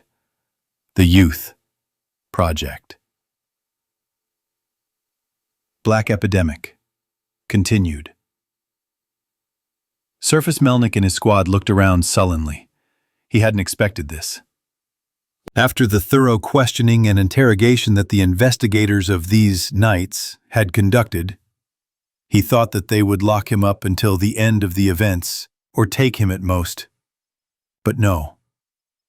And now they were standing on the surface and watching a real fucking airfield. After this, he realized that the strangers might not be afraid of his squad at all. The accompanying soldier suddenly clapped him on the shoulder. "Enough of your admiration. Follow me. We're going to that hangar over there." He pointed to the second hangar from them. After a short time, they were already in it. There were strange flying machines. It seemed he had seen something similar in the military school in the USSR. It seemed that Mill and Yakovlev had developed something similar. What was it like? A convertiplane. Having walked around them, they saw a line of fighters of 100 people. The escort placed them to the side, perpendicular to them. "Comrade fighters, this is a group of locals. They will help you with orientation on the terrain, and will also be witnesses for collecting evidence after the terrorists are neutralized. Remember, the conditions there are cramped, so only the TPD, not the security forces, will be on you. So don't run into bullets for no reason. And please don't destroy everything you see. We need evidence, not a pile of ash. That's all. You have plans and everything else. To the cars!" The escort went to the first car, and they followed him. Having settled down with the squad, they carefully examined the fighters and their weapons. After thinking for a bit, he turned to their guide. "Please tell me what kind of weapon this is. Some of them look very similar to me, but others, I don't even understand what they are." He pointed to the stand with fixed weapons in the middle of the salon. "Well, similar to you, I understand. Our main weapon in this operation. So, this is a remake of the German MG machine gun, a mix of the classic 3 and 4, with more powerful cartridges. This one is the closest to us. A sample. The plasma stream gun is a modification with an external reactor, since it is not intended to work with power armor." "That's it! Stop chatting, Hoffman! We're taking off!" A few minutes later, flying over the radioactive snow-covered capital, a melody began to flow.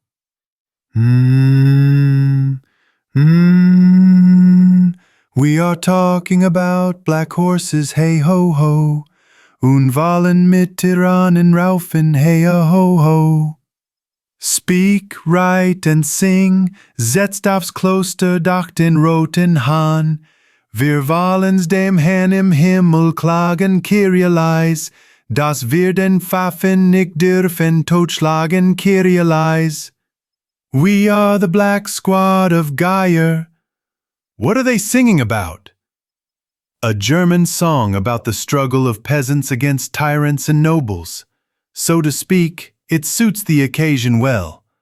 Half an hour of flight and the convertiplanes hovered over the ruins. The entrance is in this building, in the basement. It's better to enter from the courtyard. Accepted. One of the convertiplanes hovered over the ruins of the house and smoothly shifted to the side, hanging over the yard. The side hatches opened, and the squad quickly descended down the ropes, taking control of the perimeter. Then the next one, and so on, until they reached the squad that included Melnick's fighters. Having looked around the place, Melnick headed for the entrance to the basement. "I will need help." 3 fighters ran up to him with a wave of his hand, and together with them, he moved a sheet of metal with difficulty, on which there was a decent pile of snow.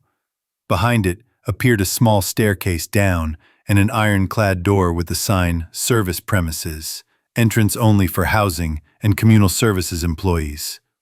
Having gone down the steps and shoveling the fallen snow into the corner with his foot, the colonel picked up an iron can and pulled out the key. Having struggled with the lock for a couple of minutes, he opened the iron door, as a result of which a nasty squeal was heard. He was immediately pushed aside, and the assault group entered, examining the space. "There's a restroom here, like for former housing and communal services workers. There, do you see the red door with the sign? Caution, boiling water, high-pressure pipes? Behind it is a staircase that leads directly into a side branch of the Go-42 bunker. There are supposedly technical rooms there. I've only been there once. This entrance is intended for exiting on special missions. I don't know how it is now, but when it was still called the Moscow Defense Command, there was only one guard at the exit from the technical zone. And judging by the dust that's here now, this place hasn't been used for 5 or 6 years. I don't know anything else. Thank you for your help. Our department will remain with you. From now on, we'll be on our own. Captain Hoffman turned around and translated the colonel's words. He nodded.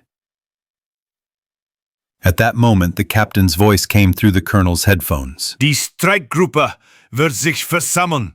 Bereitschaft melden. After all the fighters were inside and the group commanders raised their hands showing readiness, the captain ordered again. Come on! Instead of using the ladder, which did not inspire confidence, they dropped a rope down, having first secured it to one of the riser pipes, and began to descend one after another at short intervals. Somewhere in the middle of the stream, the captain and Hoffman left, and Melnik remained with the silent fighters of the platoon attached to them. After a while, 2 fighters came out with a box on which was written, Minen. Then 4 more people in light armored overalls with wings on their chests came down. The colonel realized that they were pilots. A little later, the 2 who had left returned, closed the door tightly behind them, waved some devices, and took a cylinder out of a large backpack, having treated the premises and the fighters, including Melnik and his people. After waiting for about 5 minutes, waving the devices again and nodding once more, they took off their helmets with built-in masks and, having cleared the table of debris, took out dry rations. Well, it looks like we're here for a long time. Spartans, take off your helmets. We'll be reinforcing our forces. Bunker Go 42. Alexei Felixovich Besilov. Besilov sat with a grim smile. His thoughts revolved around the plague and punishment for the disobedient herd. You will answer for everything, you freaks. You thought you were the smartest, the most cunning? Enjoy. Here is your freedom, because true freedom is death. Fucking knights. Take it and sign. Fuck. Suddenly a voice was heard from the radio. Mr. Besilov? This is Colonel Fomin. Taking the radio, Besilov answered. What do you have there, Oledja? Did you receive data on the losses of these freaks? No, we are not. We are in an alarm state. About? The 4th, 5th, and 8th posts have stopped communicating. What do you mean, fuck? Are they fucking nuts? Or what? It's possible that rats chewed through the telephone line cable. But it's all very... Suddenly, shots and screams were heard on the line. Down! Down, bitches! Hands up! The Republic's special forces are at work! Who's in charge?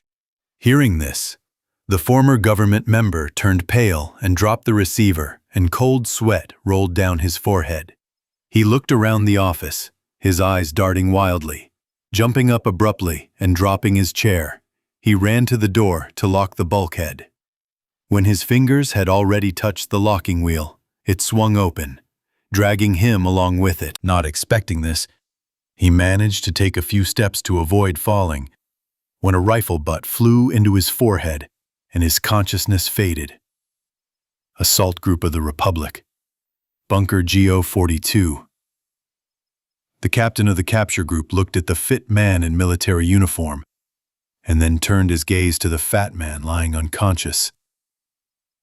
And this fat pig with shit inside is the local Hitler? That doesn't sound impressive. Hoffman, acting as a translator, turned his head to the colonel. This fat body is the main one? He nodded sullenly.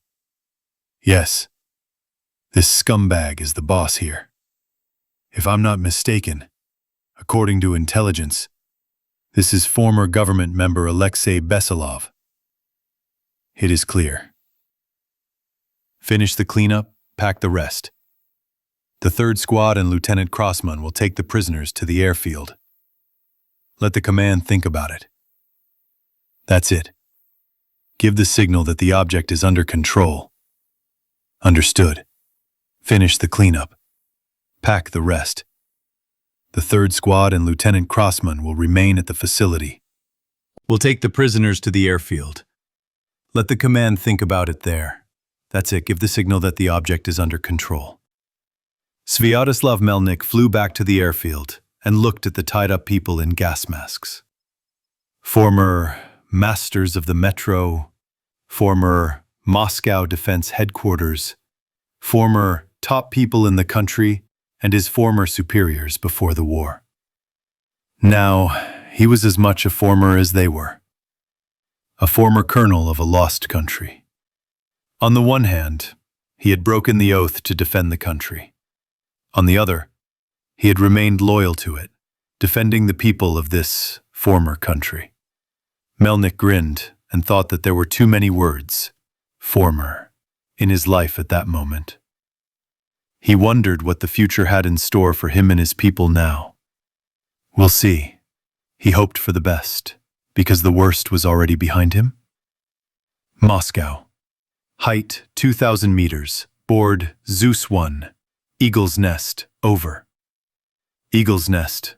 I hear you loud and clear. Over. Entering search square. Repeat search target. Over. Search for anthropomorphic mutants of black or coal color. They live in the VDNKH area. Do you copy? Over. I read you fine. Over and out. The crew commander hung up and turned to the second pilot. No. Did you hear? Is this crap really a mission? Complete nonsense. No, I understand that the reconnaissance groups have a long way to go, and the mutants are dangerous, but fucking hell, seriously? Humanoid mutants? Fucking nonsense. They didn't have FEV here. Where would they come from? Commander, do you give a fuck?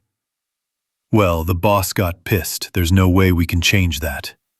We'll fly over the area for an hour or two now, and then go home to drink whiskey and grope girls for 2 days in a row. That's true. Tell the ash shooters to turn on the heaters.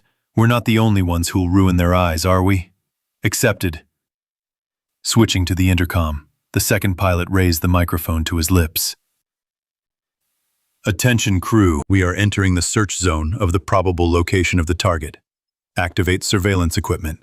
Do not open fire without orders from superiors. After waiting for a positive response, the pilot turned off the connection. So, we are 5 kilometers from the entrance to the VDNK station. We are leaving the cloud cover. The clouds grew lighter and lighter until they parted, revealing a picture of ruins and... What the fuck is this? What the fuck? Do you see this too?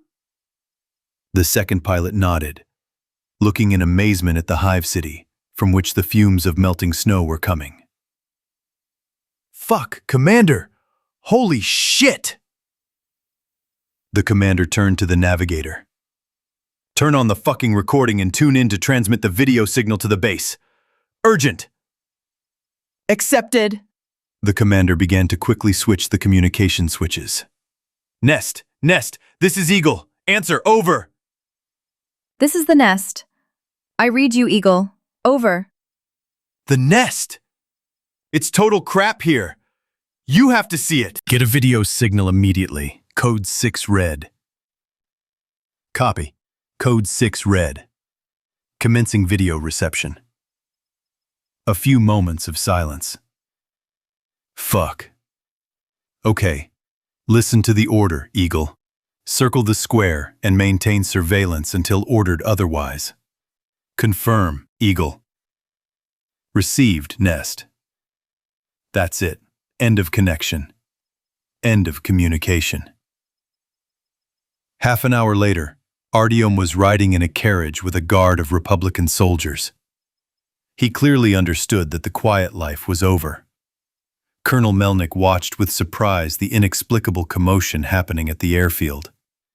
The detachment, moving along a metro or two, was getting closer and closer to the target. The Republic Brigade with reinforcements began to deploy in Serbia. And at that moment, planes with the call sign Zeus were flying to Novosibirsk.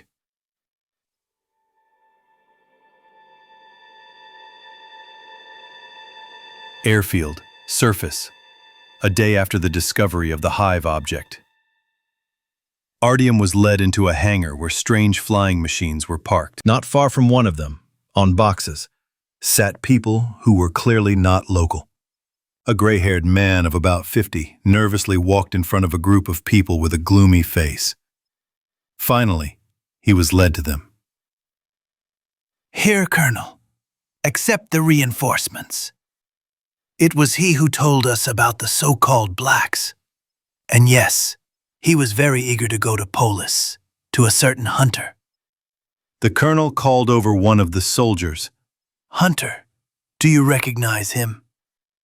Looking at the face, Hunter brightened. Ha! Tyomka! Howdy, kid! You've come a long way from VDN cake. There was no choice, Uncle Hunter. I see. Colonel, you can trust him. I've known this blockhead since he was little. He's a good guy, and he stands up for his people. The colonel nodded and turned to his escort. Now that we've sorted that out, listen to your task. You, as locals, are better informed, which means you'll have to conduct reconnaissance of the hive facility. I'm giving you all the data in this folder. Also, a cover group in heavy assault power suits will be walking 200 meters away from you. Call them in case of trouble.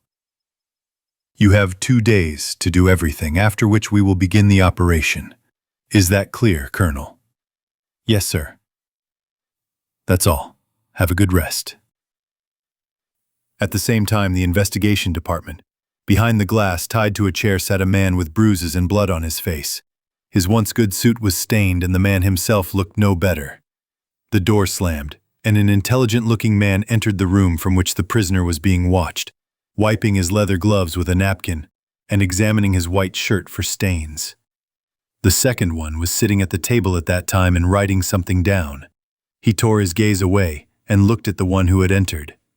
You don't know how to work subtly, John. You have to be more gentle with people. One little prick, and he would have said everything himself. Mike, I'm old school. Okay, jokes aside. We learned information about the virus and how to fight it. And that's good. This sack of shit knows a lot, so we have more than 1 day's work. But during the interrogation, the following was said. There are still supplies in D6. So I'm tormented by questions about what this D6 is, how to get there, and how many supplies of this crap are there. So go ahead, fill a bucket of water, and bring him to his senses. Before he passed out, he was ready to answer all the questions. So let's continue, but carefully. I don't want him to die early, just to scare him. And then we'll inject him with stim packs and put him in the cell to rest for a day. The second nodded and went back out. It was a long night for Besilov. Company of the Russian battalion, leaving behind their replacements from the German brigade. The company went into the darkness of the tunnel through which those who presumably took the virus samples with them left. Almost a day of marching along a not-so-long monorail tunnel, burning out small and not-so-small layers of mutants like spiders and squeakers. Finally, they found themselves in front of the hermetic gates. The captain looked at the map, then, tearing himself away from it, began to illuminate the walls with a flashlight in search of something. The flashlight illuminated a white inscription above the gates. Humanitarian Institute 300 meters, Research Institute of Experimental Pharmaceutics, Law 540M. Soldiers, as I thought, we were walking along the so-called Tunnel D6, which is a classified part of Metro 2. To be precise, Metro 2 is an evacuation system for important government, scientific, and military facilities. And D6 is its classified part, providing communication between the so-called special objects and the center itself, called D6. According to these plans, after the evacuation, some of the Navy soldiers were supposed to take over guarding these facilities. If you believe the Admiral's map, then in front of us is a fork in D6, leading to a dead-end research institute and the Humanities Institute, after which it goes further. In fact, you and I entered this system through the back door, which provided communication between D6 and Metro 2. I don't want to know what crawled out of these laboratories and institutes over so many years. So, extreme vigilance. Sergeant, go ahead and kick the technician. Let him open that door to the looking glass. It took the technician several minutes to activate the electric motor of the hermetic door. The door itself, surprisingly, opened silently.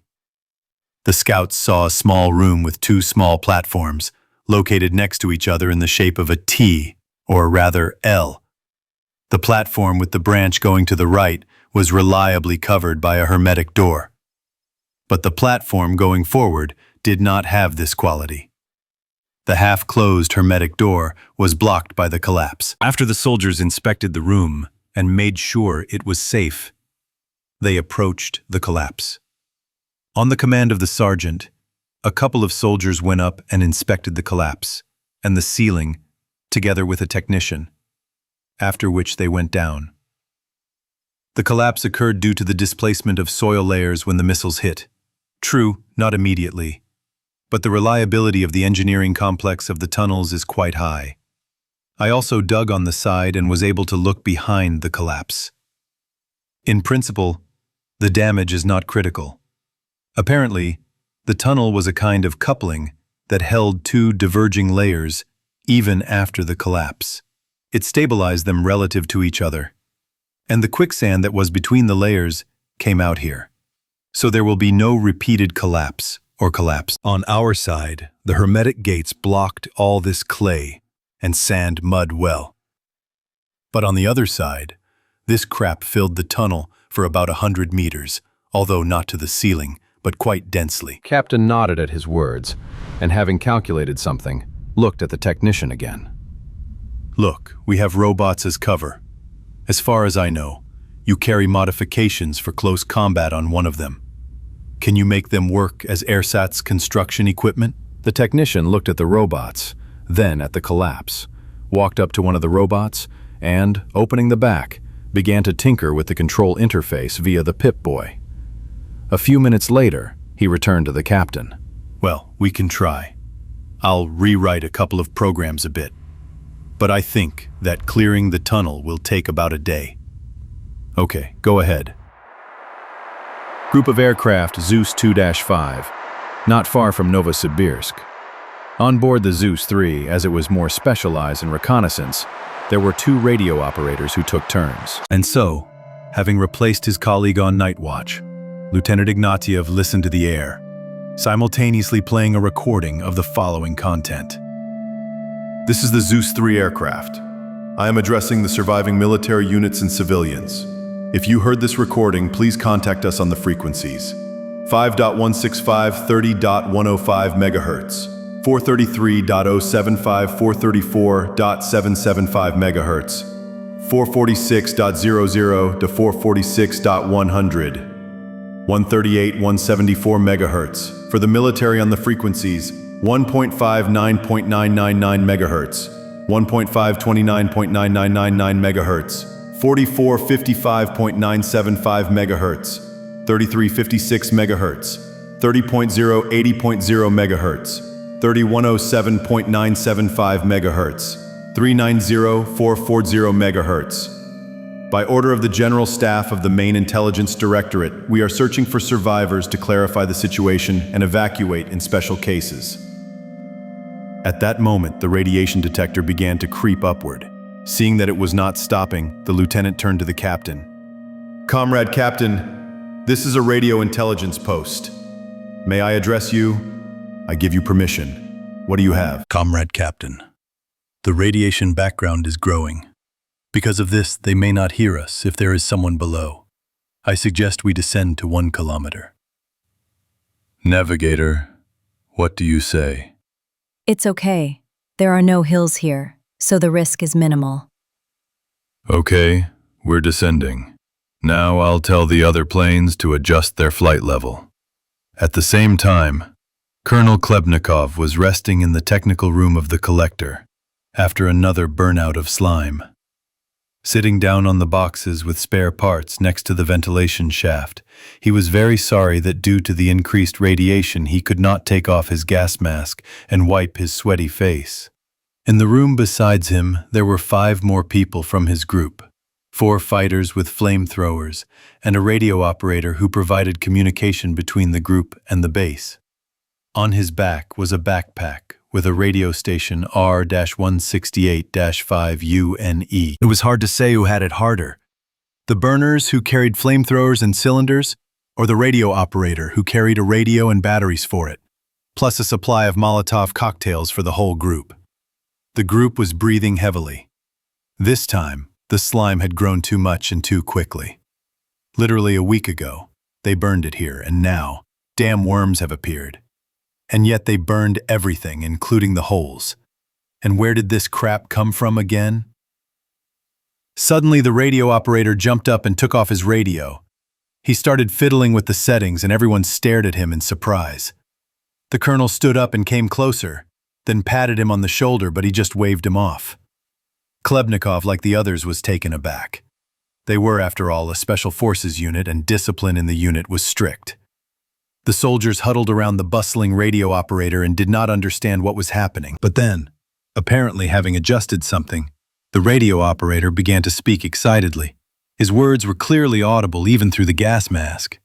Zeus 3, this is Olka 8, answer. Over. Yes, I can hear you fine, just a little interference. Over. Received. Zeus 3, there is very high radiation on the surface. Tell us the time and frequencies for communication. We cannot stay up there for long. The radio operator felt the pockets of his unloading vest, then took out a notebook and pencil and began to quickly write something down.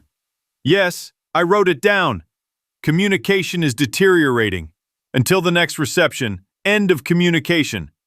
Having finished the session, the radio operator switched back to the command channel and looked at his comrades.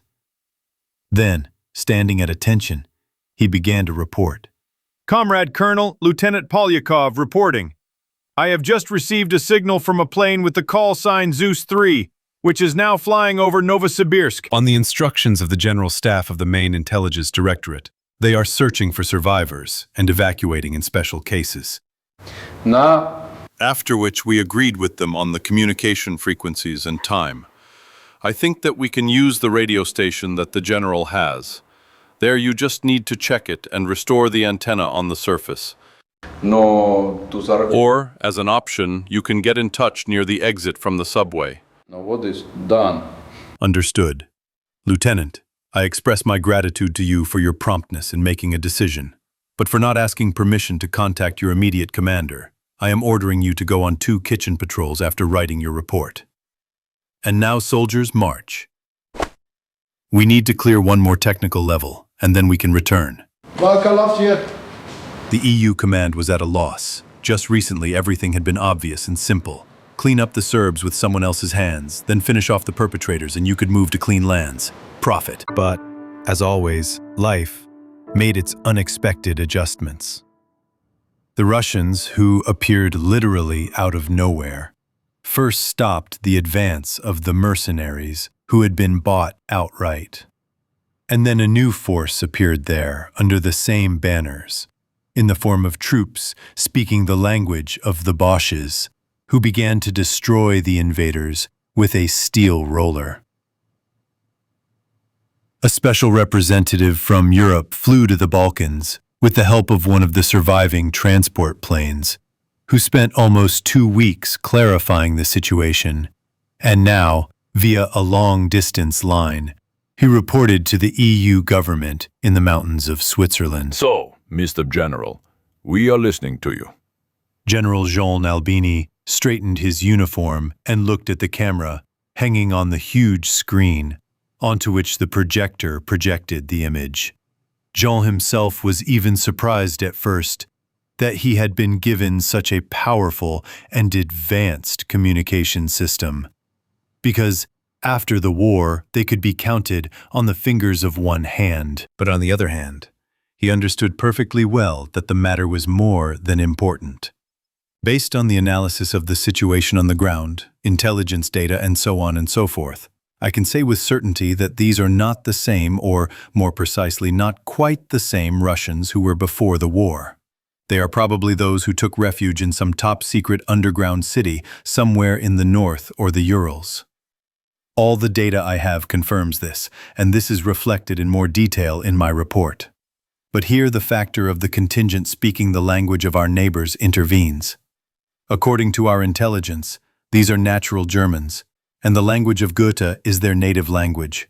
But again, something appears here that does not fit into the theory about defectors, our surviving troops and Volga Germans, the so-called Ostdeutsche. Although the language of Germany is their native language, it is full of Americanisms, and there are incomprehensible terms that could not have formed in such quantities in 20 years. Moreover, the Russians and these Germans are acting under a single command, flag, etc. Unfortunately, not a single one has been captured yet. In addition, I can say that the technologies they are demonstrating are ahead of pre-war technology by about 100 years, if not more. What do you mean by this? Tanks that shoot plasma, or handheld energy weapons, like laser rifles or Gatling guns. No matter how smart the Russians are, they would not have been able to develop and master such technologies on a mass scale in the conditions of global devastation. And if they were able to do this, then I suggest they go and surrender right now, because the future belongs to them. At that moment, the ceiling of the tent was thrown aside, and 2-meter figures occupied it all. One of them came forward and, pointing his weapon at the general, said the sacramental, "Halt, Hand hoch," after which he handcuffed his hands. "You are being taken prisoner by the advanced units of the Army of the Republic. Do not resist, and you will remain unharmed." "You're being taken prisoner by the advanced units of the Army of the Republic. Do not resist, and you will remain unharmed." After which the team leader obviously pointed to the equipment with his hand to one of the fighters. People on the other side of the connection were watching all of this from the screen. The fighter quickly ran up to the equipment and began to quickly attach something to it. The device beeped for several dozen seconds. "The coordinates of the reception and transmission have been established. This is Switzerland, the mountains on the border with Austria. Most likely, this is where the bunker of these puppeteers is located." At his words, the plump woman turned pale and began to shout something loudly to someone on the other side. The elder turned to the technician. "Clear. Okay, let's cut the connection. I understand. That's it. Cut the connection." The technician pressed a couple of buttons, after which the connection was interrupted. The sound of rotary wing machines could already be heard behind the wall of the tent. Commentary on black doesn't mean evil? Part 1. In fact, the Balkan question was closed in this chapter, and we approached the threshold of events with the Cherniks and the Humanitarian Institute. Part 5. Black doesn't mean evil? Part 2. Moscow, northern part, VDNKH area. Artyom, Melnik, Damir, Sam, Hunter, Ullman, and Anna were slowly moving towards their goal. One thing was good about this situation. The new suits reduced radiation exposure to acceptable levels, and the medical kit from these Republicans was designed for just such situations. Stimpack, Radex, and anti-radon. A very useful kit. That's why they weren't afraid to stay on the surface for a long time. And the air filtration system was beyond praise. And they also knew that the cover group was following them, and that gave them confidence. Artyom! Suddenly he heard something unexpectedly. Huh? Who called me? What's wrong, Tyomit? Everyone was silent. Yes. It is strange. The child returns. Artyom turned around sharply. There was no one except the squad. Artyom, don't stop. We need to go up to that house. There used to be a stalker outpost there when they used to catch pigs and other creatures that had run away from VDNKH after the war. The shockwave reached here, much weakened, and the background radiation here was lower than further south. They even say that people who had locked themselves in basements were found alive in the first days. Having entered the arch of the house and passed through it, the detachment stopped. So, the post was in the third entrance. In the basement there was a rest area, as far as I remember, and on the fifth, an observation post. Artyom, look at the numbering of the entrances on the right.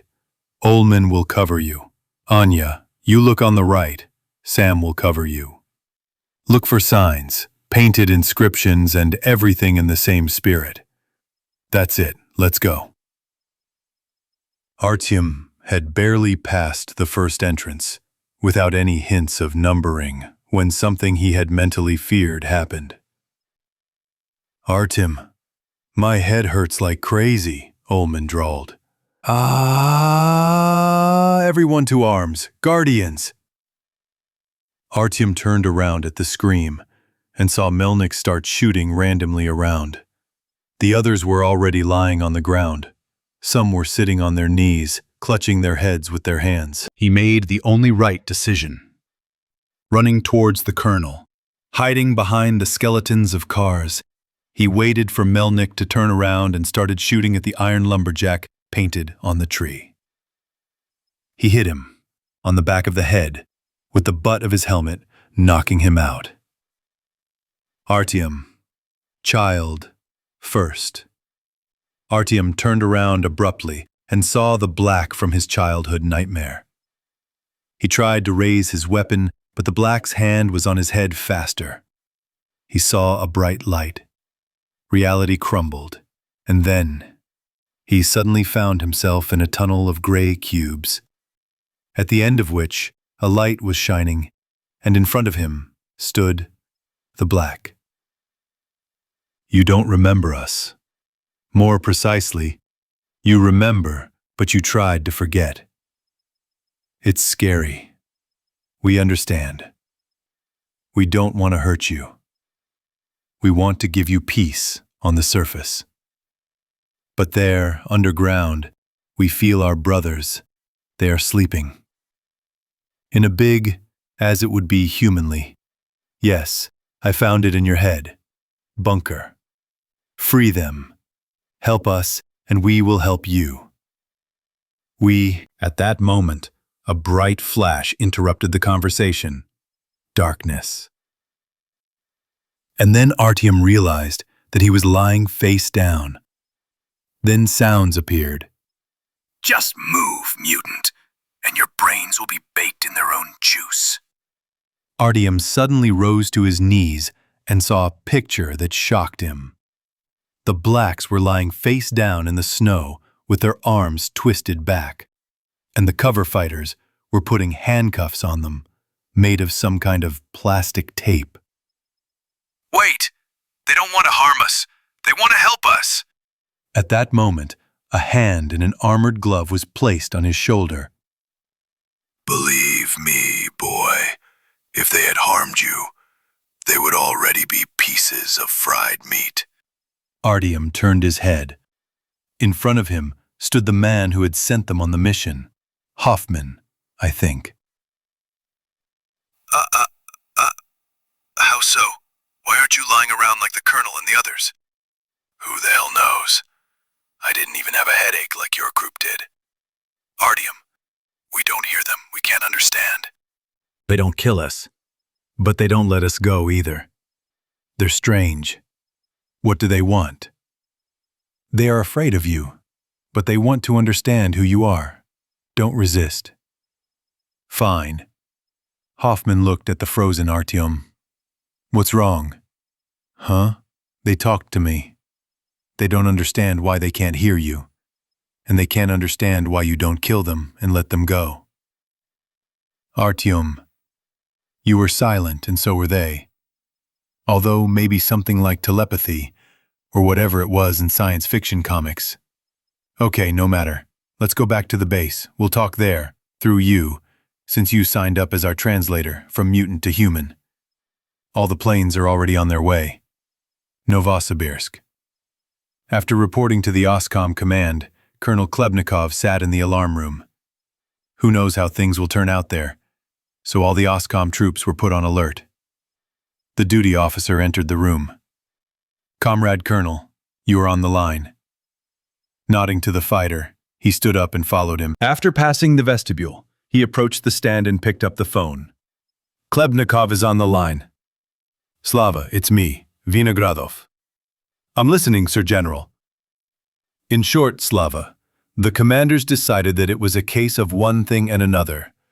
The situation with the green stuff was getting worse and worse with each passing month, so they decided to make contact with these pilots. "I see. What is my task?"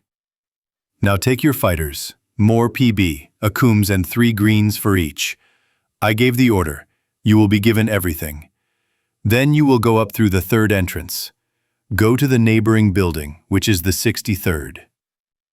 Where was the special library of the officer's house? True, you go up to the roof and talk to them.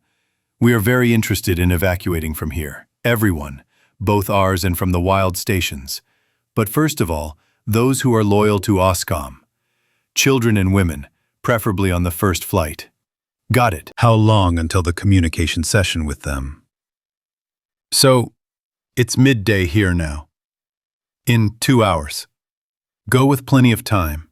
If there are a lot of creatures, call for backup. There are 3 more groups waiting at the low start." "That's it, Slava. Go ahead. Good luck. With God." "Come on, Tolya, on the roof of the building." Nothing special had happened in 2 hours. Everything was surprisingly calm. Klebnikov looked around the surrounding streets and felt sad. He remembered this city before the war, alive. And now there was only snow, radiation, and death. Someone gently touched him on the shoulder. "Comrade Colonel, Zeus is on the line." "Got it. Switch it to me." The radio operator nodded silently, fiddled with something on the radio, then turned to the colonel and began counting with his fingers. 3, 2, 1. Alder Zeus, over. Zeus Olka, I hear you loud and clear. Zeus, I'm Olka. I'm a representative of the Special Committee of the Novosibirsk Metro. I'm a colonel of the 24th Special Forces Brigade. This is Zeus. Got it, Olka. I am a representative of the General Staff of the GRU. Report the situation in the city and the metro. The city was hit by a missile from China, the so-called dirty bomb. Radiation is off the charts. We have information about a residential bunker on the other side of the river, between the bank and the Studentcheskaya station. Everything is as bad there as it is here. In the OSCOM metro, under the leadership of former military personnel, there are 4 stations and the Garina Mikhailovsky station, where there is a hospital. The stock of radio protectors is running out. Urgent evacuation is required, at least of women and children. Understood. Situation Omega. We have 2 enclaves. Serious situation with radio protectors. Where you are, is it possible to receive cargo from the air together with the evacuation preparation group? Yes. We are on the Red Avenue next to the Imperial Square. The middle of the road is clear. Only snowdrifts, car skeletons on the sides. Accepted. Is it possible to send smoke signals along the drop trajectory? Yes. 5 minutes and there will be smoke. Received. We are waiting. We are turning in your direction. Having given the commands, the colonel remained with the radio operator to await the result. Alder is Zeus. I see smoke. I confirm. 3 red smokes along the road in the center. Identification accepted. Wait for the package. The colonel scanned the sky, trying to spot the planes. Suddenly, 4 real giants emerged from a gap in the clouds, flying in a diamond formation. The roar of propellers was heard, but strangely, the colonel did not hear the sound of engines. Flying at an altitude of about 700 meters, the pilots approached the landmark as if on parade.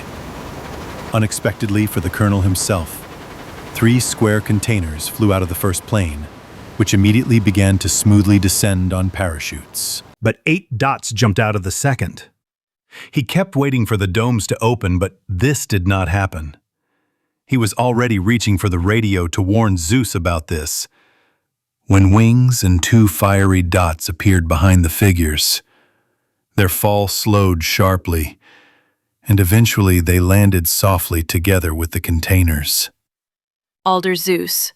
Parcel received. Zeus Olki. Received. Good luck, guys. Over and out.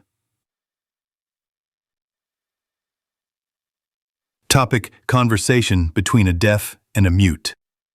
Topic: the operational base of the cleaners in the Moscow metro. Station Ulitsa Akademika Yangelia.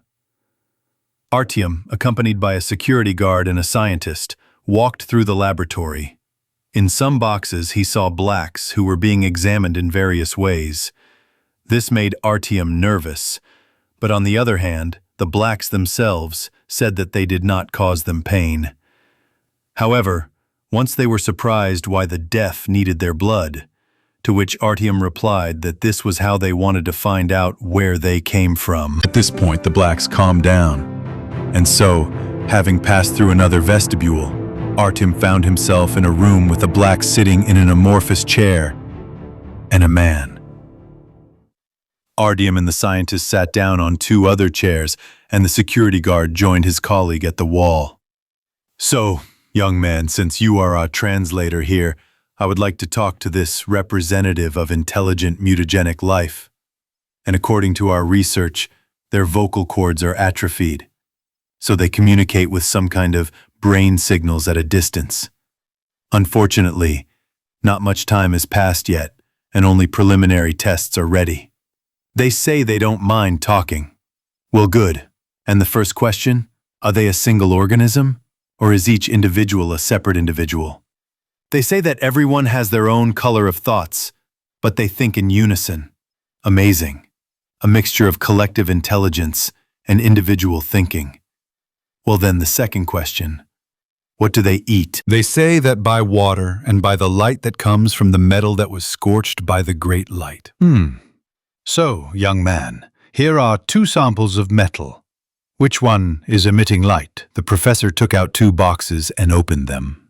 Black, in turn, very slowly placed his hand on the sample with the radiation hazard triangle. Very interesting. Their way of feeding is somewhat similar to plants, only the catalyst is radioactive radiation, not sunlight. Well, this confirms our preliminary conclusions about their artificial origin. They say that underground, they feel their brothers, and they remember old memories with huge gates.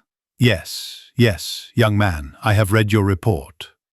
For now, that is the end of my questions, and now a representative of the security agencies would like to talk to you. I will say goodbye to you for now. The scientist stood up, rustling his protective suit, and left the room. So, Artyom, I'll tell you straight. The issue with our new acquaintances hasn't been fully resolved yet. And in order to resolve it, we need to find out all the details about their place of origin.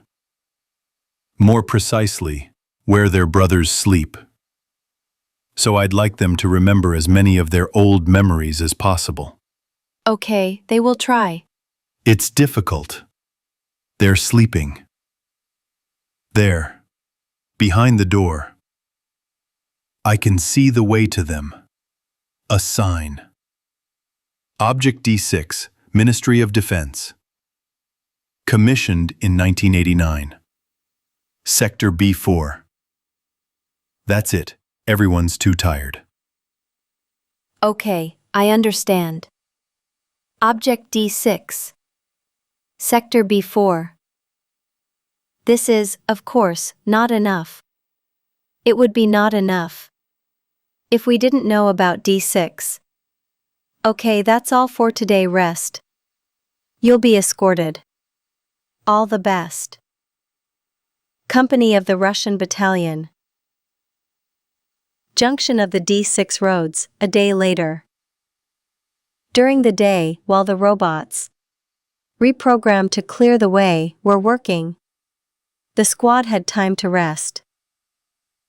And now the squad stood in battle formation, in front of a peculiar tunnel of mud. The captain addressed his subordinates. After the passage was cleared by the robots, a primary reconnaissance was conducted. So a small, most likely former evacuation branch leads to the Humanitarian Institute with an exit to a small platform that goes along this tunnel to the platforms behind us. Robots will not fit through it due to their dimensions, as well as fighters in heavy power armor. Therefore, a squad in heavy power armor remains to guard our transfer camp on these platforms. Only medium power armor and accordingly infantry armor go on missions. The further path along the tunnel paths is blocked by another hermetic door, so the task of those remaining, in addition to completely clearing the tunnel, is to find the technical part where there should be a spare control panel, for this half of the robots will remain in clearing mode. Is everyone clear on the order? Yes, sir! Then follow me. Step forward. Having walked 100 to 110 meters forward, the squad began to climb onto the platform. The fighters with heavy weapons went first. For almost 10 minutes, they fought their way through the evacuation branch until they came to a hermetic door, similar from the side to the door between compartments on ships. Oddly enough, the door was not blocked, and after turning the steering wheel, it easily opened, letting the squad inside. After walking through a small vestibule, they found themselves in a corridor with steel doors and windows in them. After examining one of them, Sergeant Major Zlobin turned to the captain. "Comrade Captain, this is either prison or a punishment cell. Okay, if we see prisoners, we'll try to talk." But, surprisingly, the cells were empty. The first natives they encountered were in a large room with support columns that were used as a greenhouse, while the people, similar to the Republicans themselves without a suit, were busy with their own affairs. The squad spread out along the dimly lit walls.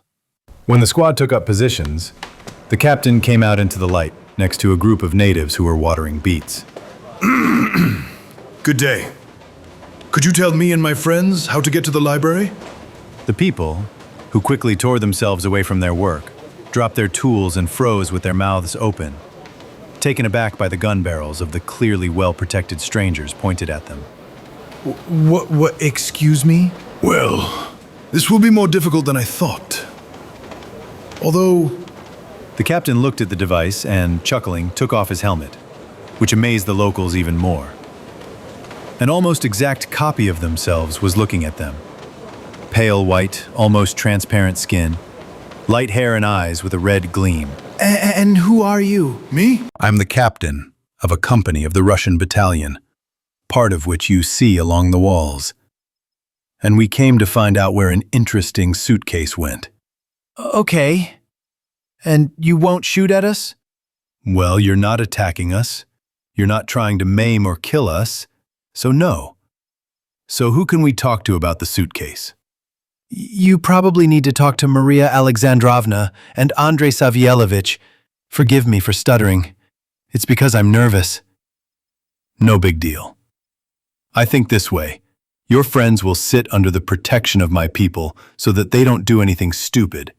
And in the meantime, accompanied by you, we will get to these individuals. Yes. Okay. Well, that's great. The captain turned to his fighters. One squad will stay to guard the locals so they don't do anything stupid. Address them politely. The rest of you follow me. We'll talk to the local authorities. Yes! Yes, sir! Well then, citizen, let's go. Novosibirsk, Prospect Station. Klebnikov's men wanted to help the paratroopers carry the containers, but they only waved them off.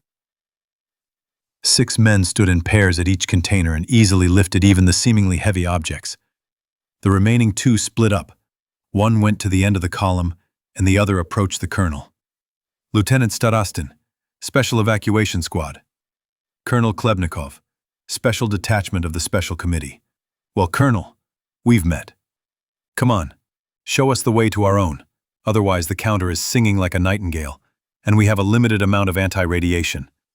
The colonel gestured to his soldiers to provide security, and he and the lieutenant went forward to the third entrance to the Krasny Prospect station. What kind of anti-radon is this? A means for removing radionuclides from the body. Plus, it slightly accelerates the regeneration of affected areas and cells. Ha, so you have green stuff too. Green stuff. Well, what you were talking about. An ampoule with an emerald green product. And the inscription, Zay. No, we have it written as anti-radon, and it is amber in color. Well, okay. Probably an analog of ours, after all. Such developments were not only in our country. There were not fools in other cities either. Most likely so. What's in the boxes? Okay, Colonel. Now pay attention. There's evacuation equipment and a generator for it. So we need to blow the dust off it. I don't believe it, Lieutenant. Once you see it working, you'll never forget it. I'll tell you a secret. It's a portal.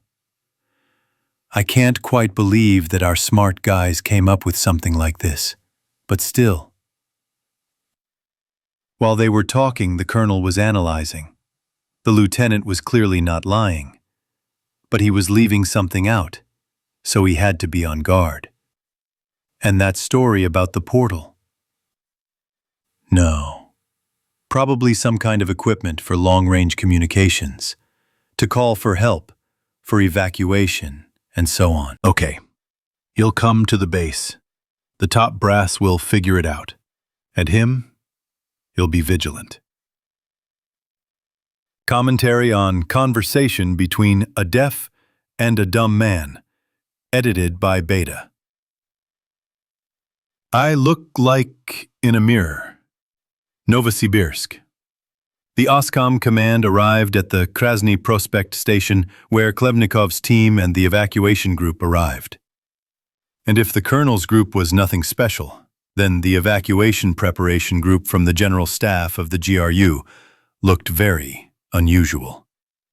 At first, it seemed to everyone that robots, in a knightly style, from a science fiction film, entered the hall, and only a few moments later, it became clear that these were people in such a peculiar armor, and by the way they carried large boxes, it was already clear that these were not just pieces of steel attached to clothing, but a high-tech product. Major General Vinogradov and Lieutenant General Glazkov stepped forward. Klebnikov and Starostin took 3 steps forward, and having performed a military salute, began to report. Good health, Comrade Lieutenant General. Colonel Vyacheslav Mikhailovich Klebnikov, commander of the Special OSCOM Group. Call sign, Olka 8. Allow me to address Comrade Major General. I give permission.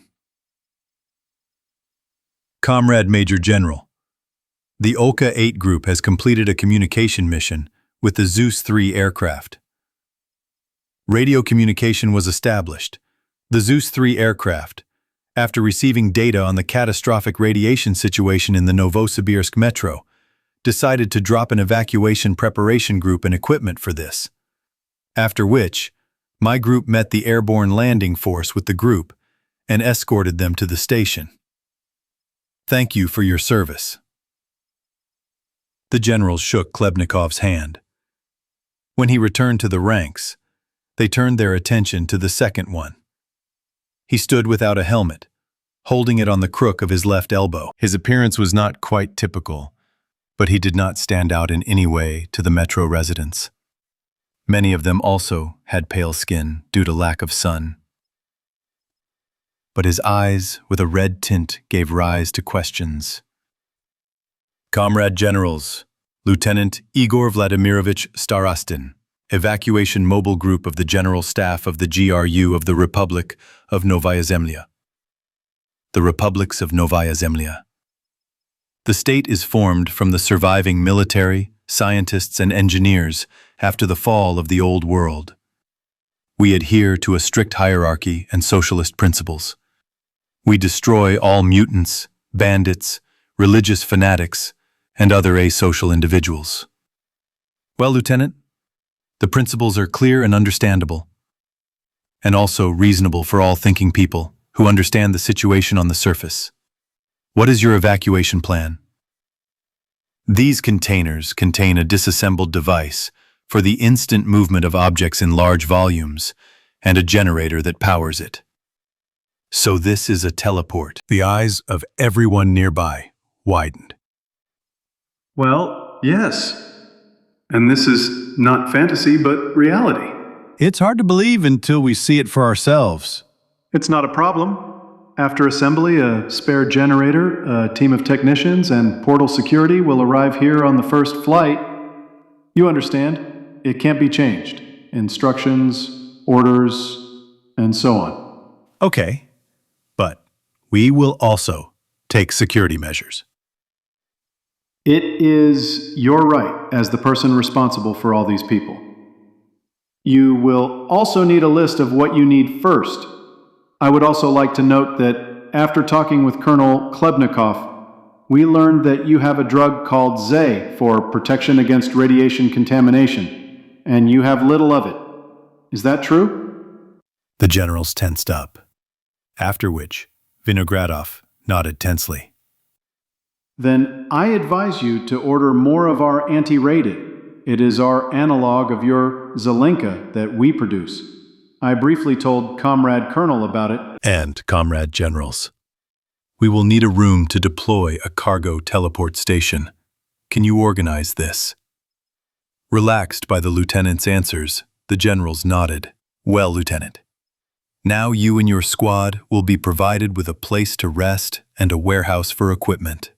They will organize passes and cards for the canteen, and in the meantime, they will find and clear premises for your teleport. And when will it be possible to talk to your leadership? After the teleport is launched? Naturally, as you know, a responsible officer of a higher rank and position will arrive with a primary team. Good. Thank you for your service, Lieutenant. Rest. Having shaken the lieutenant's hand and given the command, "At ease, disperse," the generals turned their backs on them and went into Vinogradov's office. A couple of minutes later, in the office. Well, what do you think, Tolya? I think that everything is strange, Kolyan. They are too superior to pre-war technologies. You're right, but as an option, underground cities somewhere in the Urals or Altai, and there was a lot of stuff stuffed under them, even here. That's true, of course. You even know the size of the cartridge in the bunker. The information is, at least for official use only. Here's what I think, Tolya. You place their device where you have a shooting range now. At the same time, you can organize a good defense. So to say, trust in God, but don't be lazy yourself. I agree. How about a glass of tea? Come on, there are still too many impressions today. Moscow, Humanitarian Institute, Company of the Russian Battalion. The first thing the fighters did when they got into the new room was throw flashbang grenades, and then put everyone face down on the floor. Why did everything change so much? Because of the local guards' attempt to resist at their armory. So they decided not to take that risk anymore. After capturing the facility, everyone from the administrative level was transferred to the canteen. Watching as the last of the detainees were brought in, the captain stepped forward. So, citizens, I apologize for the not entirely affectionate address, but these are, so to speak, nuances. I will explain to you the reason for our appearance. So, my unit came here on the trail from the depot facility, namely in order to return samples of biological weapons that were stolen under guard. Since only one hermetic door was open at the fork of the Metro 2 monorail, which belongs to the transportation complex with the D6 facility, namely yours, then you are the first suspects. Therefore, we need answers. The transportation container looks like a large steel suitcase with transportation handles and its own power source to maintain the temperature, or, if the samples were stored in liquid nitrogen, to provide a hermetic electric lock and a small beacon. At the moment, we have not found it yet, so I suggest that you voluntarily cooperate. Biological weapons have an amazing ability to infect and mortality among those infected. You yourself understand that this is in your own interests.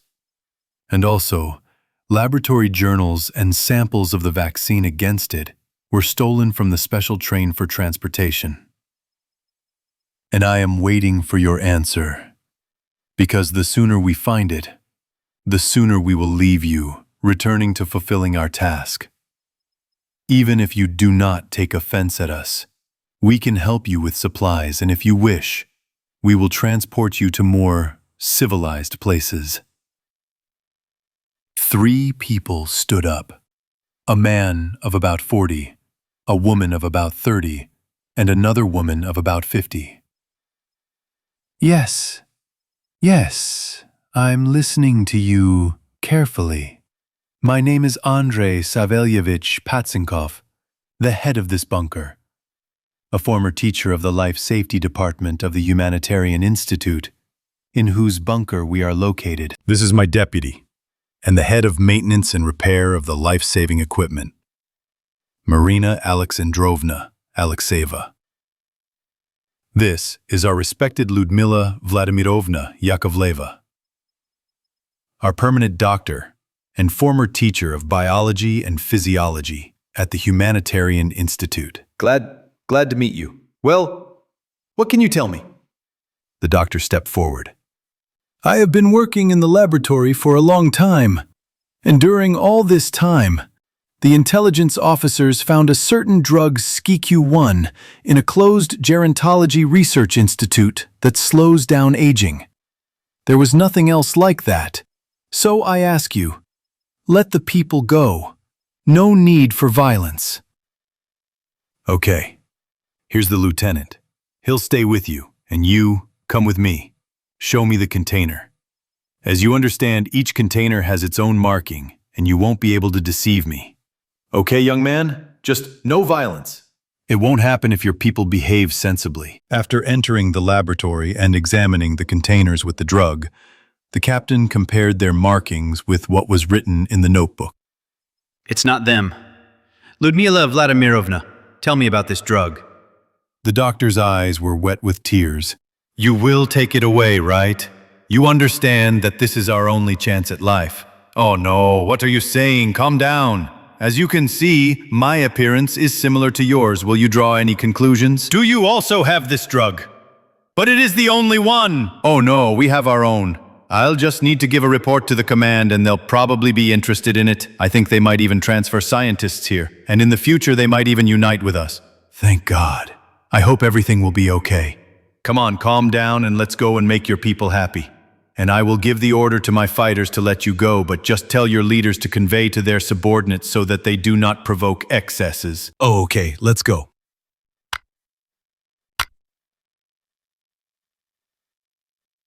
Comment do I look like in a mirror? Better. Thanks to her.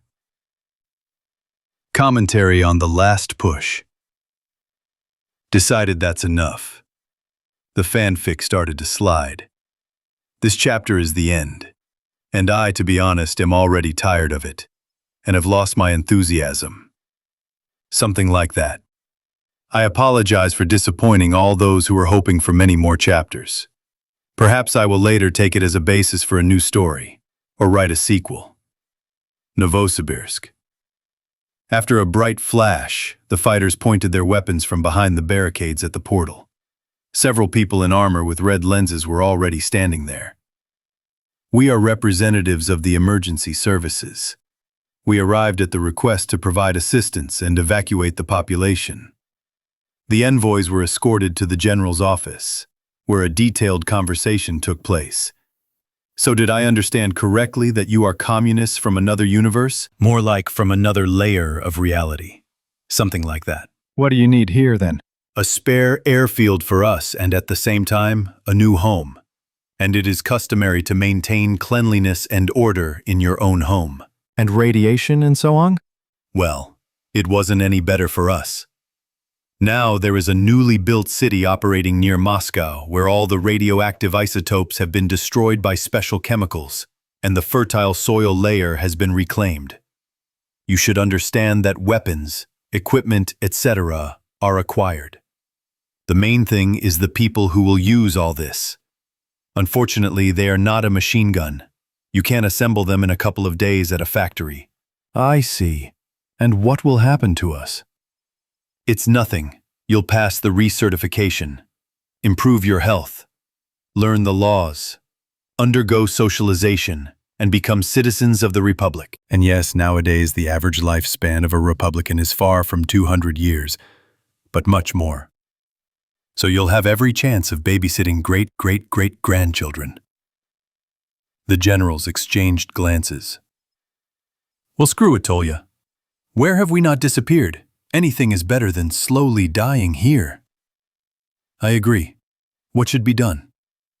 Don't interfere, and if you want to help, we'll discuss it now. Thus began the great migration of all the inhabitants of the OSCOM stations and those from the wild stations who decided to join them. Alps. For 5 days, the Republic's Nachtigall division, or Nightingale, had been fighting in a closed valley, pushing former NATO soldiers back to a bunker where the best former minds and people of Austria, Germany, Switzerland, and France had taken refuge. And while ordinary people were trying to figure out how to revive the world, the leadership was desperately clinging to the old world with its teeth. After all, it was so scary to lose power. As a result, the last line of defense remained, consisting of pillboxes and other concrete structures. Opposite them, in the former NATO trenches, the division's fighters were accumulating. Too many people had died during this time, fewer on the Republican side because of better equipment, more on the NATO side. The division commander decided to send a negotiator to the enemy's position. 3 people rose from the trench, one with a white flag, another with a folder instead of a weapon, and only the battalion commander had a service pistol. Having covered half the distance, they stopped. After some time, 2 officers in faded and washed out but clean NATO uniforms came out from the line of fortifications towards them. One had a German flag on his hand, the other a French one. I greet you. I can't say that the day is good, as it has been for the last 5 days. What do you want to talk to us about? The Republicans shrugged, after which the battalion commander removed his helmet and mask. Commander of the 3rd Battalion of the Nachtigall Division, Republic of New Terra. I would like to discuss with you the terms of your surrender. What? We will not surrender to cannibals and bandits. To whom, excuse me? You are cannibals and bandits. Who told you this? The information has reached us. Well, actually, I'm a communist. For banditry, we have hard labor, and for cannibalism, we have the death penalty. As for murder with particular cruelty and desecration of a corpse. The German and the Frenchman exchanged glances, after which the FRG officer looked closely at the enemy's stripes and, squinting, asked, "Do you have a party card?" "Well, yes, here it is." Handing over the party card, the battalion commander watched the reaction of his German colleague. He looked at the card with surprised eyes, then returned it to the commander and, taking the Frenchman by the sleeve, pulled him aside a few steps. Jean, this is a real commie. Do you understand that these bastards from the ruling level have been pissing in our ears? What makes you think that, Johann? I was a commie myself. I started my service in the DDR, and do you know what convinced me of this most of all? I haven't the slightest idea. Year of issuing the party card. What's wrong with that? 2,290. They're from the fucking future. Do you understand that? That's where all those lasers, plasmas, and other crap from science fiction movies come from. And you believe this? Do you have any other options? No, there are no options. What should we do? Leave some of the fighters on defense and go grab our rulers by the balls, and then we'll see what's what. An option. After this dialogue, both returned to their opponents, as it turned out, from the future. "Sir, we have discussed and decided that we need to arrest our leadership. Can you assign your representative with us? We will go to them with aplomb for negotiations. Fine. By the end of the day, the former leaders of the countries were hanging from a noose in a tree near the bunker. Moscow, Metro. The management of the Humanities Institute quickly initiated their new acquaintances into the problem of mutation. 5 days later, a team of specialists studying this phenomenon was already working in the bunker. And something was happening at the Anino station. Troops came out of the portal and continued to come out. 2 weeks later, the assault on the metro and the D6 complex began. Of the entire metro, only the Red Line helped the aliens, and the rest who resisted were swept away by a stream of fire, lead, and plasma. Bandits, cannibals, and fanatics were dealt with cruelly. The mutants' lairs were burned out with plasma flamethrowers. The MSU community was not spared the wave of the metro seizure either. One fine day, the hermetic gates leading to the humanities became red hot at the edges, and then there was a bang, and they fell into the tunnel. And now it was not a reconnaissance company, but a whole battalion of angry people in gray-black camouflage who threw everyone to the floor shouting, Get down, motherfucker! Hands up! Oman is working! And behind them came a group of radiation biological chemical protection with interrogators who shook everyone for stolen bioweapons. In another part of the metro, a battalion of cleaners burned out the biohazard in D6. They especially got it from the acidic slime. The hardest thing was not to damage the reactor, where the parasite had made its nest. And in Sector B4, after it was cleaned, the gates opened, behind which the blacks were sleeping. They were met by their brothers from the surface. Documentation on the blacks themselves was found in a half-dissolved safe. It was a Defense Ministry project to breed super soldiers for battle in a nuclear war. And they had telepathy instead of tactical communication, which was impossible to suppress. True, the project itself was not fully completed, and when the missiles started raining down, they released unfinished models to which they still had not learned how to assign commands and other things necessary for a fighter. The Republic had a lot more in this world, both losses and victories, but that's another story.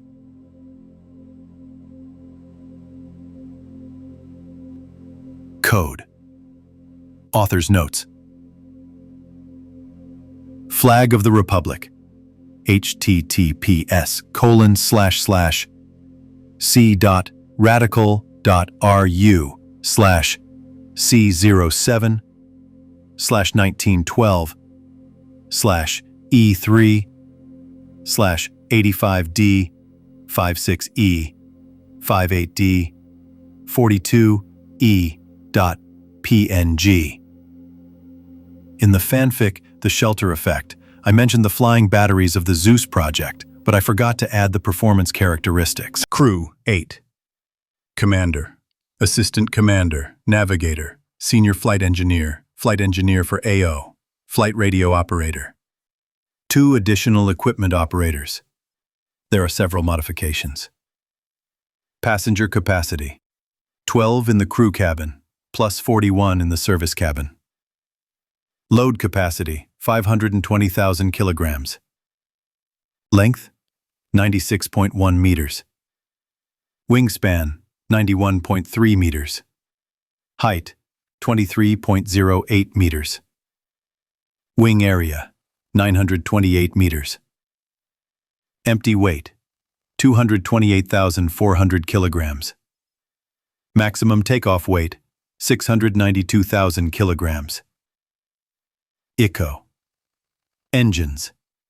8 turboprop electric engines. Flight time. Due to the electric motors and the chemical reactor that powers them and other systems, it is practically unlimited. Maximum speed. 1,092 kilometers per hour. Cruising speed.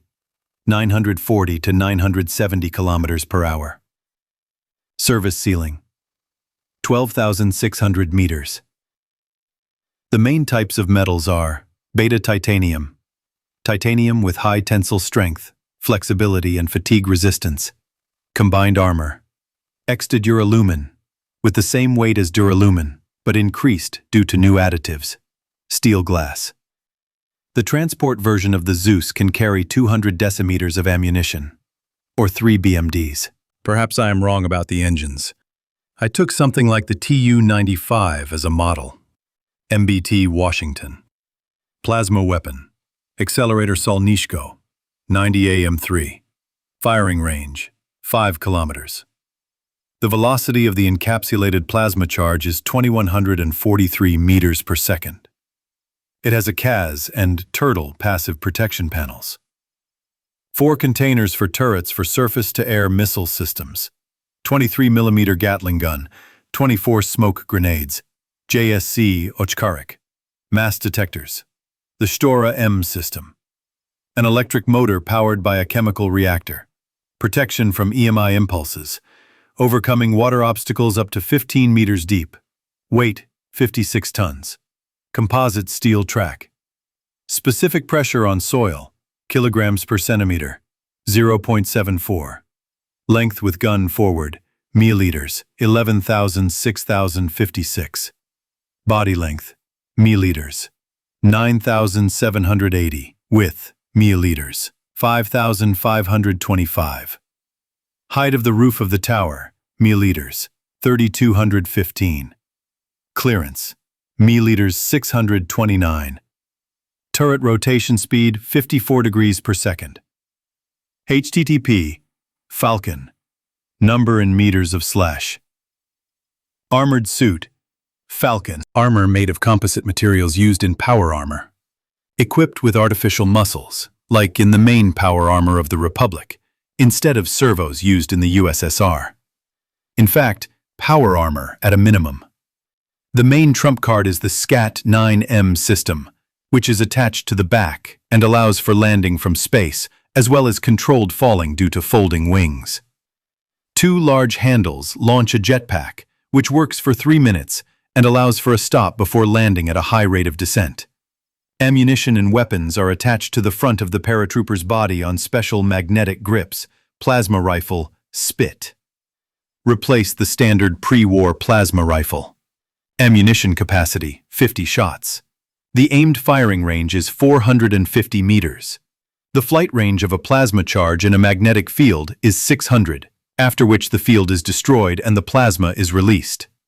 Plasma temperature is 3,500 Celsius. avatars.mds.net/get-pdb/1707672/2F4B 4111B 0E6D 434 87B the FA11E98AEDB/763 back FA11E98EDB/777. Rifle, Rokot. Magazine for 30 rounds, 7.62 by 51. Balanced automation, inertial recoil damper, many types of attachments. Heavy infantry armor. Multi-layer armor protects against laser beams and kinetic energy, but not against plasma, unfortunately.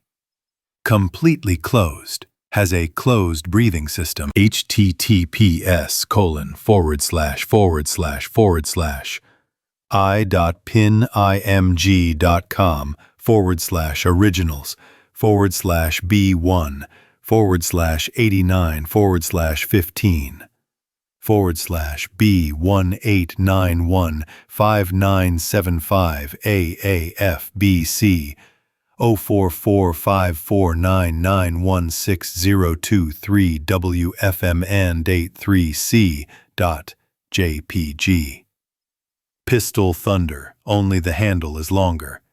https://forward/forward/s3.bioware.ru/monthly_2019_07/forward/GWS9X0T.jpg.B4D024F7C77C0A